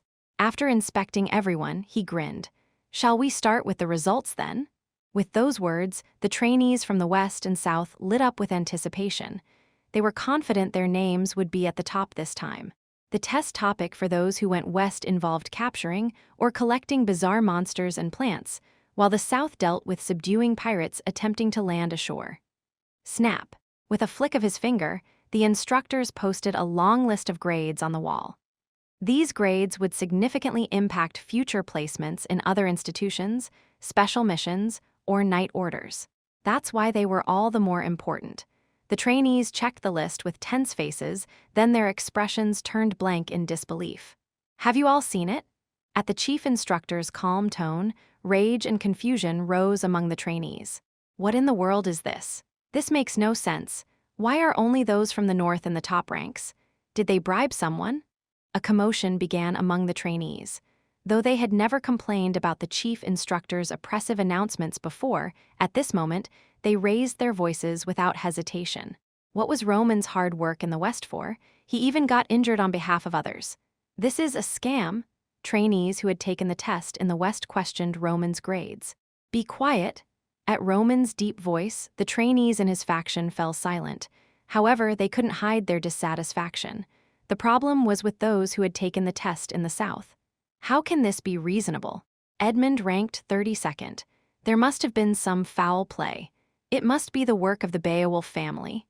Most of those who passed the second exam in the South were at the very bottom of the grade list. Cruel chuckled mockingly at them. If you barely passed by catching some pirate riffraff, you should be prostrating in gratitude. Lorna and Charles simply nodded at the grade list, as if it was to be expected, adding no further comment. First place, number 974 Yan. Second place, number 1 Lorna Beowulf. Third place, number 2 Cruel Dwight. Fourth place, number 143 Charles. Fifth place, number 12 Roman. 32nd place, number 5 Edmund Denver. Upon seeing his rank, Edmund trembled with rage, his face turning red. And then, "This is invalid, it's void." He committed the outrageous act of pointing and shouting at the chief instructor. Chapter 70. With a sly grin, the chief instructor gazed at Edmund, who was pointing an accusing finger at him. Edmund's face turned a fiery red, trembling with unbearable humiliation and rage. "How amusing," the chief instructor remarked, his comment sending a chill through the bustling central hall. "These grades are invalid, you say?" he asked, locking eyes with Edmund. Edmund's seething anger cooled, his face growing pale as he realized the gravity of his actions. Well." As the chief instructor flicked his index finger, an instructor behind him handed over a sheet of paper. The chief instructor began to read aloud. Trainee number 5, Edmund Denver. Second exam activities. Impersonated a pirate fleet to eliminate second-rate mercenaries, and when encountering the mercenary group, used his family's name to defuse the conflict. Total score, 53 out of 100. Edmund hung his head in shame. "Do you know why someone like you got as much as 53 points? You've done nothing but eliminate a scoundrel who could only impersonate others." Silence. "At least you didn't hide behind other trainees and cut the lifeline yourself. That's how you were scored." "I understand," Edmund replied weakly, but the chief instructor wasn't finished. "However, what if I told you I've learned that your family hired those third-rate mercenaries to impersonate a pirate fleet? Should this be invalidated?" Edmund's head shot up in alarm. "How could you possibly know that? Did you really think a mere count's family from the frontier could meddle in a project sanctioned by His Imperial Majesty and no one would notice?" The chief instructor chuckled ominously. "Do you think the Special Task Force is a joke?" In a flash, the chief instructor appeared before Edmund on the platform, seizing his throat and lifting him. "Choke, save me." "What's that? I can't quite hear you," the chief instructor teased, looking at Edmund playfully as his face turned a ghastly shade of purple. "Ugh. As the chief instructor's grip tightened, fear filled Edmund's eyes. And then their eyes met, Edmund's filled with dread, the chief instructor's with mischief. Crack. "Oops, seems I've accidentally put too much strength into my grip." Edmund's neck twisted grotesquely. The trainees who had returned from the south turned pale, remembering their own criticisms of the instructors. The chief instructor waved his hand dismissively at them. "Don't be scared. You may be fools, but at least you didn't engage in such foolish acts." The trainees sighed in relief. The chief instructor called over an instructor. "The Denver Count's family has committed treason, have they? Best erase them quickly, right?" "Yes." With a straightforward answer, the instructor left immediately. The noble-born trainees watched the chief instructor with fearful eyes, but he seemed pleased with their reaction, smiling contentedly. Then, with a satisfied look, he asked, "Anyone else have any objections?" No one spoke. The chief instructor smirked and continued, "The sanctuary will be opened once more." At his words, the disheartened trainees perked up, their eyes shining with anticipation. Yan took their reaction for granted. It's to be expected. After the first exam in the Blade Mountains, those who had ascended beyond the second floor experienced remarkable growth. And those who had stayed on the first floor due to poor performance had watched them closely. It would be strange not to have expectations. Lorna raised her hand. "What about the trainees who haven't returned from the East? Is it all right to announce their grades and rewards so soon? There could still be successful trainees from the East. 2 weeks remained until the end of the second exam, and some might pass and return within that time." The chief instructor snorted in response. "Those who went east are all currently missing. Even if some return safely, their grades won't change. How quickly they pass the exam is also a crucial evaluation criterion." He looked over the trainees who had returned from the north, chuckling. "If they achieve remarkable feats, like the trainees who went north, perhaps. But that was unlikely." The chief instructor swallowed his next words. The trainee's gaze shifted towards those who had returned from the north. Lorna shook her head, Cruel glared threateningly around him, and Charles shielded Leah behind him. The chief instructor glanced at Leah briefly before turning away. This time, the top 30 will be eligible to enter the first, second, and third floors. It was more lenient compared to the first exam, with roughly 100 successful candidates from the second exam. Excluding the East, one only needed to be within the top third to enter the third floor of the sanctuary. Any more questions? When no further inquiries came, the chief instructor clapped his hands. 2 instructors standing by the door walked to the front of the stage. Those who wish to rest may do so comfortably. Those ready to enter the sanctuary now, follow these 2 instructors. With that, the chief instructor descended from the platform and left the hall. Yet, not a single trainee chose to rest. All lined up, ready to follow the instructor's lead. The Imperial Sanctuary.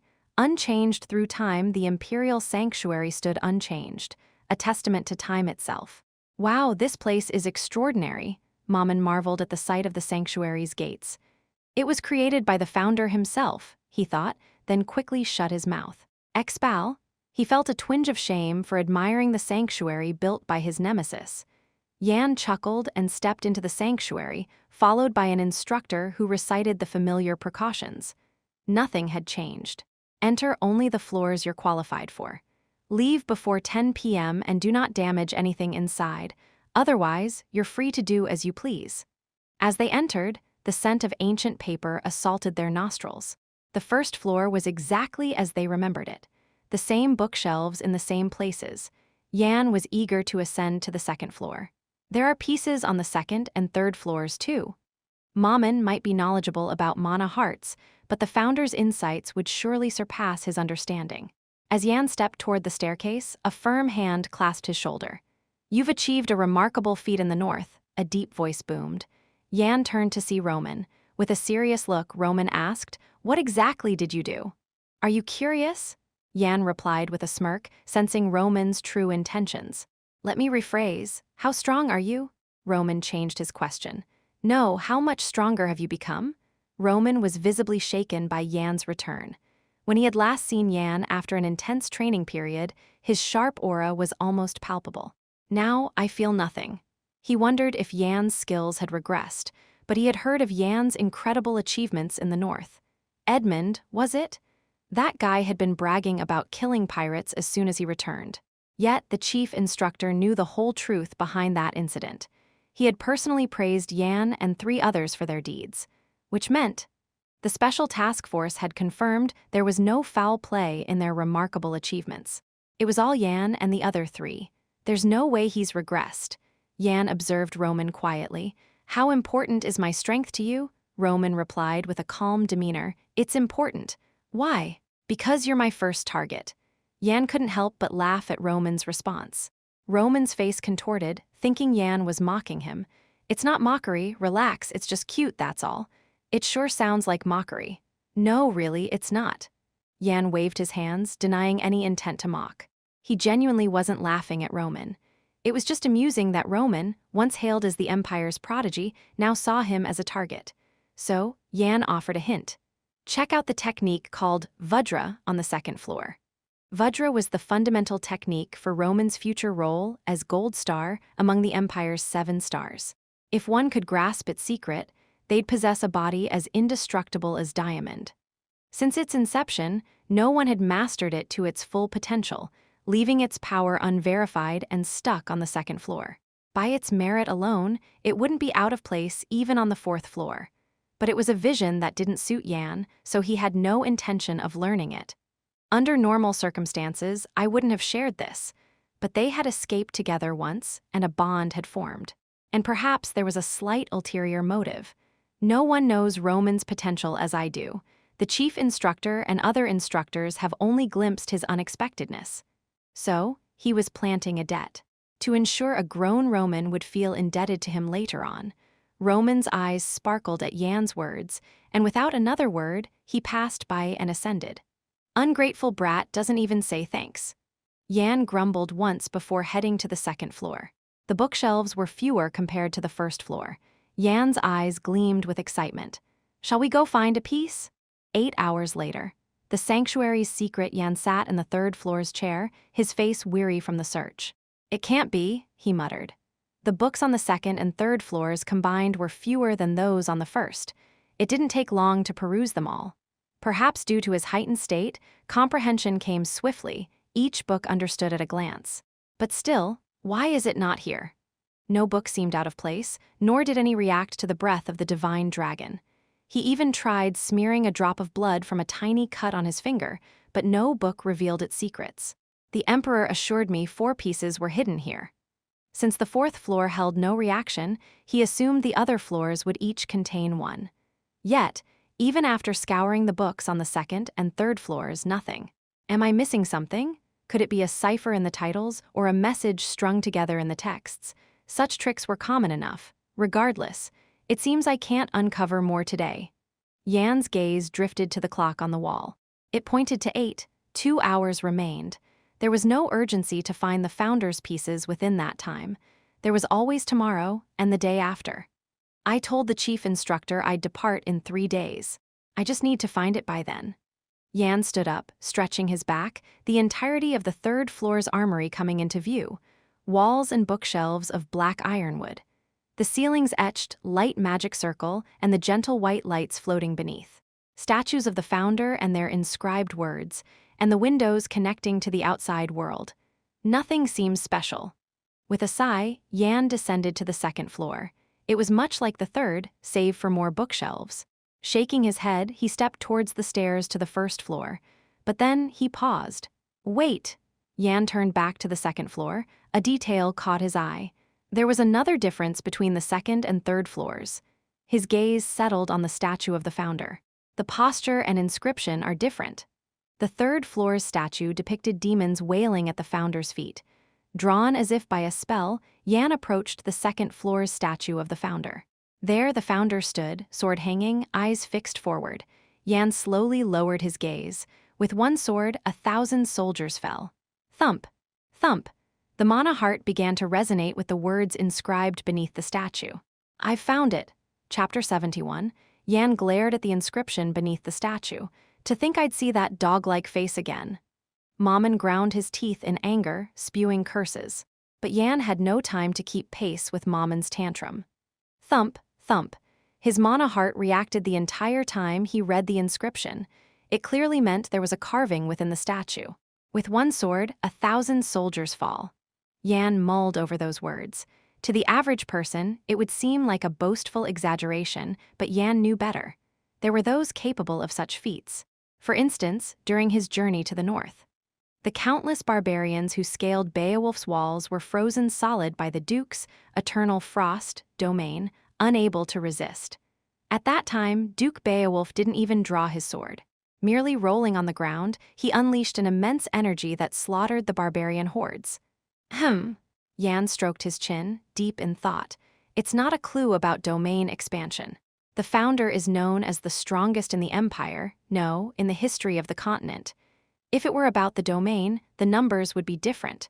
Not thousands, but hundreds of thousands. It made more sense to look at the meaning behind each word rather than the sentence as a whole. One sword, it means to swing the sword once. Falls 1,000 soldiers. It's literal. What in the world does this mean? Yan scratched his head in frustration. No answers came to mind. Mammon seemed amused by Yan's confusion. Did you forget what you gained from the riddle last time? Yan's lips twitched. Of course, he knew there would be some strange riddle attached to the piece he needed to obtain. But how could he solve it if he couldn't even grasp the riddle? With one sword, 1,000 soldiers fell. It's something a second no, a third-class warrior could easily achieve. But would the founder have really inscribed such a phrase with that meaning? Yan took a deep breath to calm his throbbing headache. Then he examined the statue again, from top to bottom. The founder's figure, with his sword hanging down. He was dressed in the yellow dragon robe worn by successive emperors, crowned with a golden circlet. The sword in his hand was familiar. It was the dragon sword he had been slain with in his past life. Wait!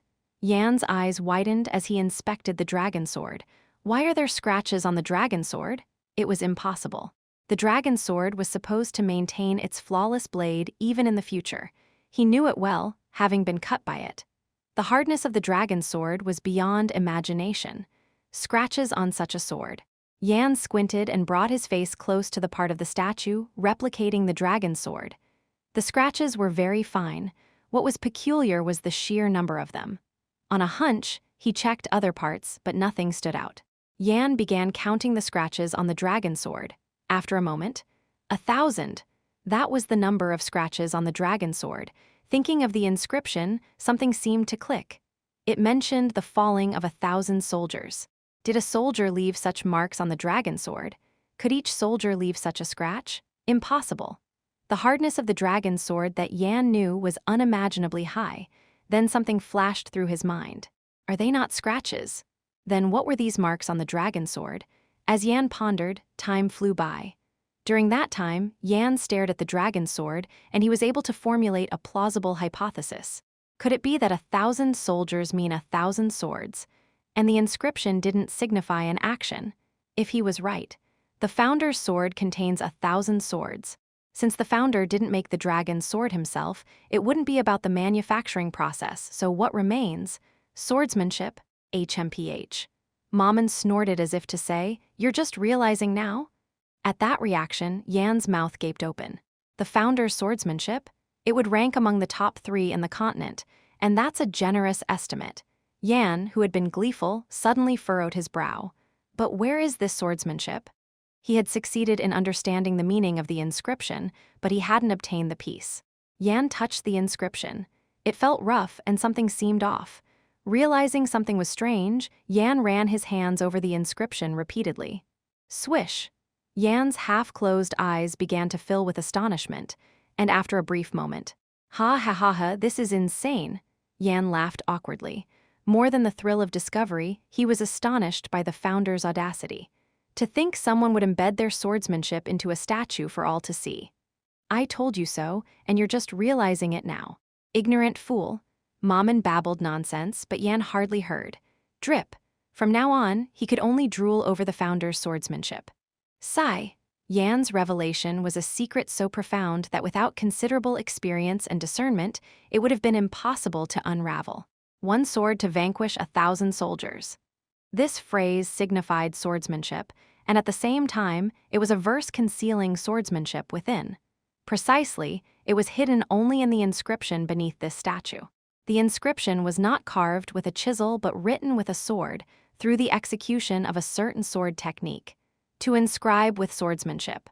Had Yan not consumed the elixir Mammon had crafted, he would never have deduced it. Yan reached out once more to touch the inscription. One sword to vanquish 1,000 soldiers. As he caressed the rough-hewn words etched into the stone, something replayed in Yan's mind. Swish swish. The skills he had honed in the armory, and those learned from sparring with the knights of the Beowulf ducal house, flashed by swiftly. But that wasn't all. Swish swish. Even the martial arts and arcane arts he had shown the slightest interest in his past life poured out. This is madness, he thought. Only after the flow of all the arts and doctrines he had learned did the ability of embodiment unfold. In the midst of an empty plain stood a middle-aged man, holding a dragon's sword loosely at his side. Natural stance. Yan recalled the information about it. A posture from which any sword technique could be unleashed immediately, without preparatory movements. It might sound unremarkable, but only a handful in the Empire could assume this stance. It was a posture that could only be achieved through the extreme refinement of swordsmanship, beyond the mere expulsion and manipulation of mana through qigong. Even among superhumans of the 2nd or 3rd grade, those who had reached the pinnacle of swordsmanship could be counted on one hand, because enlightenment was not limited to swordsmanship alone. The figure of the middle-aged man in a natural stance began to blur like mist. Wriggle, wriggle, and the mist writhed, beginning to form another shape. What? It was something that looked exactly like Yan, from height to build, expression to face. Yet it didn't feel like looking into a mirror. It was as if he was facing another person. Whoosh. That thing slowly drew a scallon from its waist and let the sword tip hang down powerlessly. A different stance from the middle-aged man's, but Yan realized it was the natural stance optimized for him. The dragon stands alone in its entirety. With a voice heard from somewhere, the puppet resembling Yan began to move. Click. The puppet, in a natural stance, slightly lifted its arm. Swoosh. With a movement too concise to believe, Escalon swung up with a satisfying sound. It was merely a lifting strike, but the result was far from simple. Boom! It felt as if space itself was being sliced through. Chill. Yan's forearms began to prickle with an eerie and bizarre sensation. There is nothing the dragon's claw cannot slice. Dragon fang? Yan brushed the goosebumps on his arm while intently observing the puppet. The puppet lowered Escalon again, returning to the initial natural stance. This time, it added another hand to the Escalon, which was held with one hand. The puppet, now wielding Escalon with both hands, lifted the sword slightly and then lowered it at an extremely slow pace. An exceedingly slow sword. Yet, as the sword descended, it felt as if the world itself was sinking to match its pace. Could Leah, the future witch of oppression, evoke such a feeling? As the tip of the slowly descending sword finally touched the ground, Yan felt as if his body was being flattened, quite menacingly. The dragon's wrath slowly crushes the world. Oppression. Only after hearing those words could Yan finally exhale. Gasp. Though a pain as if his lungs were contracting struck him, Yan's eyes shone brighter than ever before. This is the swordsmanship of the founding emperor. It was an overwhelmingly powerful sword technique, almost too intense to be called mere swordsmanship. Perhaps it would be more fitting to call it a divine power as touted by religions. Before Yan could finish his thought, the puppet returned to the natural stance once more. Yan watched the puppet's every move with wide eyes, determined not to miss even the slightest detail. But then, crack crack, a fissure appeared in the space that was manifesting Yan's imagination. What's this? Yan scanned his surroundings involuntarily. A small crack had formed in the clear space, spreading like a web. Yan quickly turned his gaze back to the puppet, but it remained motionless in its natural stance. As the fissure covered the entire space, gasp, Yan came back to his senses. He was drenched in cold sweat, his clothes and hair soaked through. You were never meant to handle this. Mamon's words left Yan staring blankly ahead. The statue of the founding emperor seemed to be looking back at him. I hate to admit it, but Bahamut is a monster. Honestly, I think you're not bad either, but compared to Bahamut, it's like the difference between the sun and a firefly. Whatever you've gained in the realm of imagination, be content with it. It seemed Momon hadn't seen what Yan had. Yan was still staring blankly at the statue, unable to escape the sword techniques the puppets had displayed. Thud. Damn, that startled me. Don't be bound by such things, don't be enchanted. They're nothing more than illusions that don't even exist. Momon's shout snapped Yan back to reality. The anxiety that had filled his mind vanished. Only then did Yan's focus return. Even if you absorbed me through despicable means, I won't forgive you if you're played by the remnants left by Bahamut. Momon shouted in genuine anger. Ugh! Are you laughing?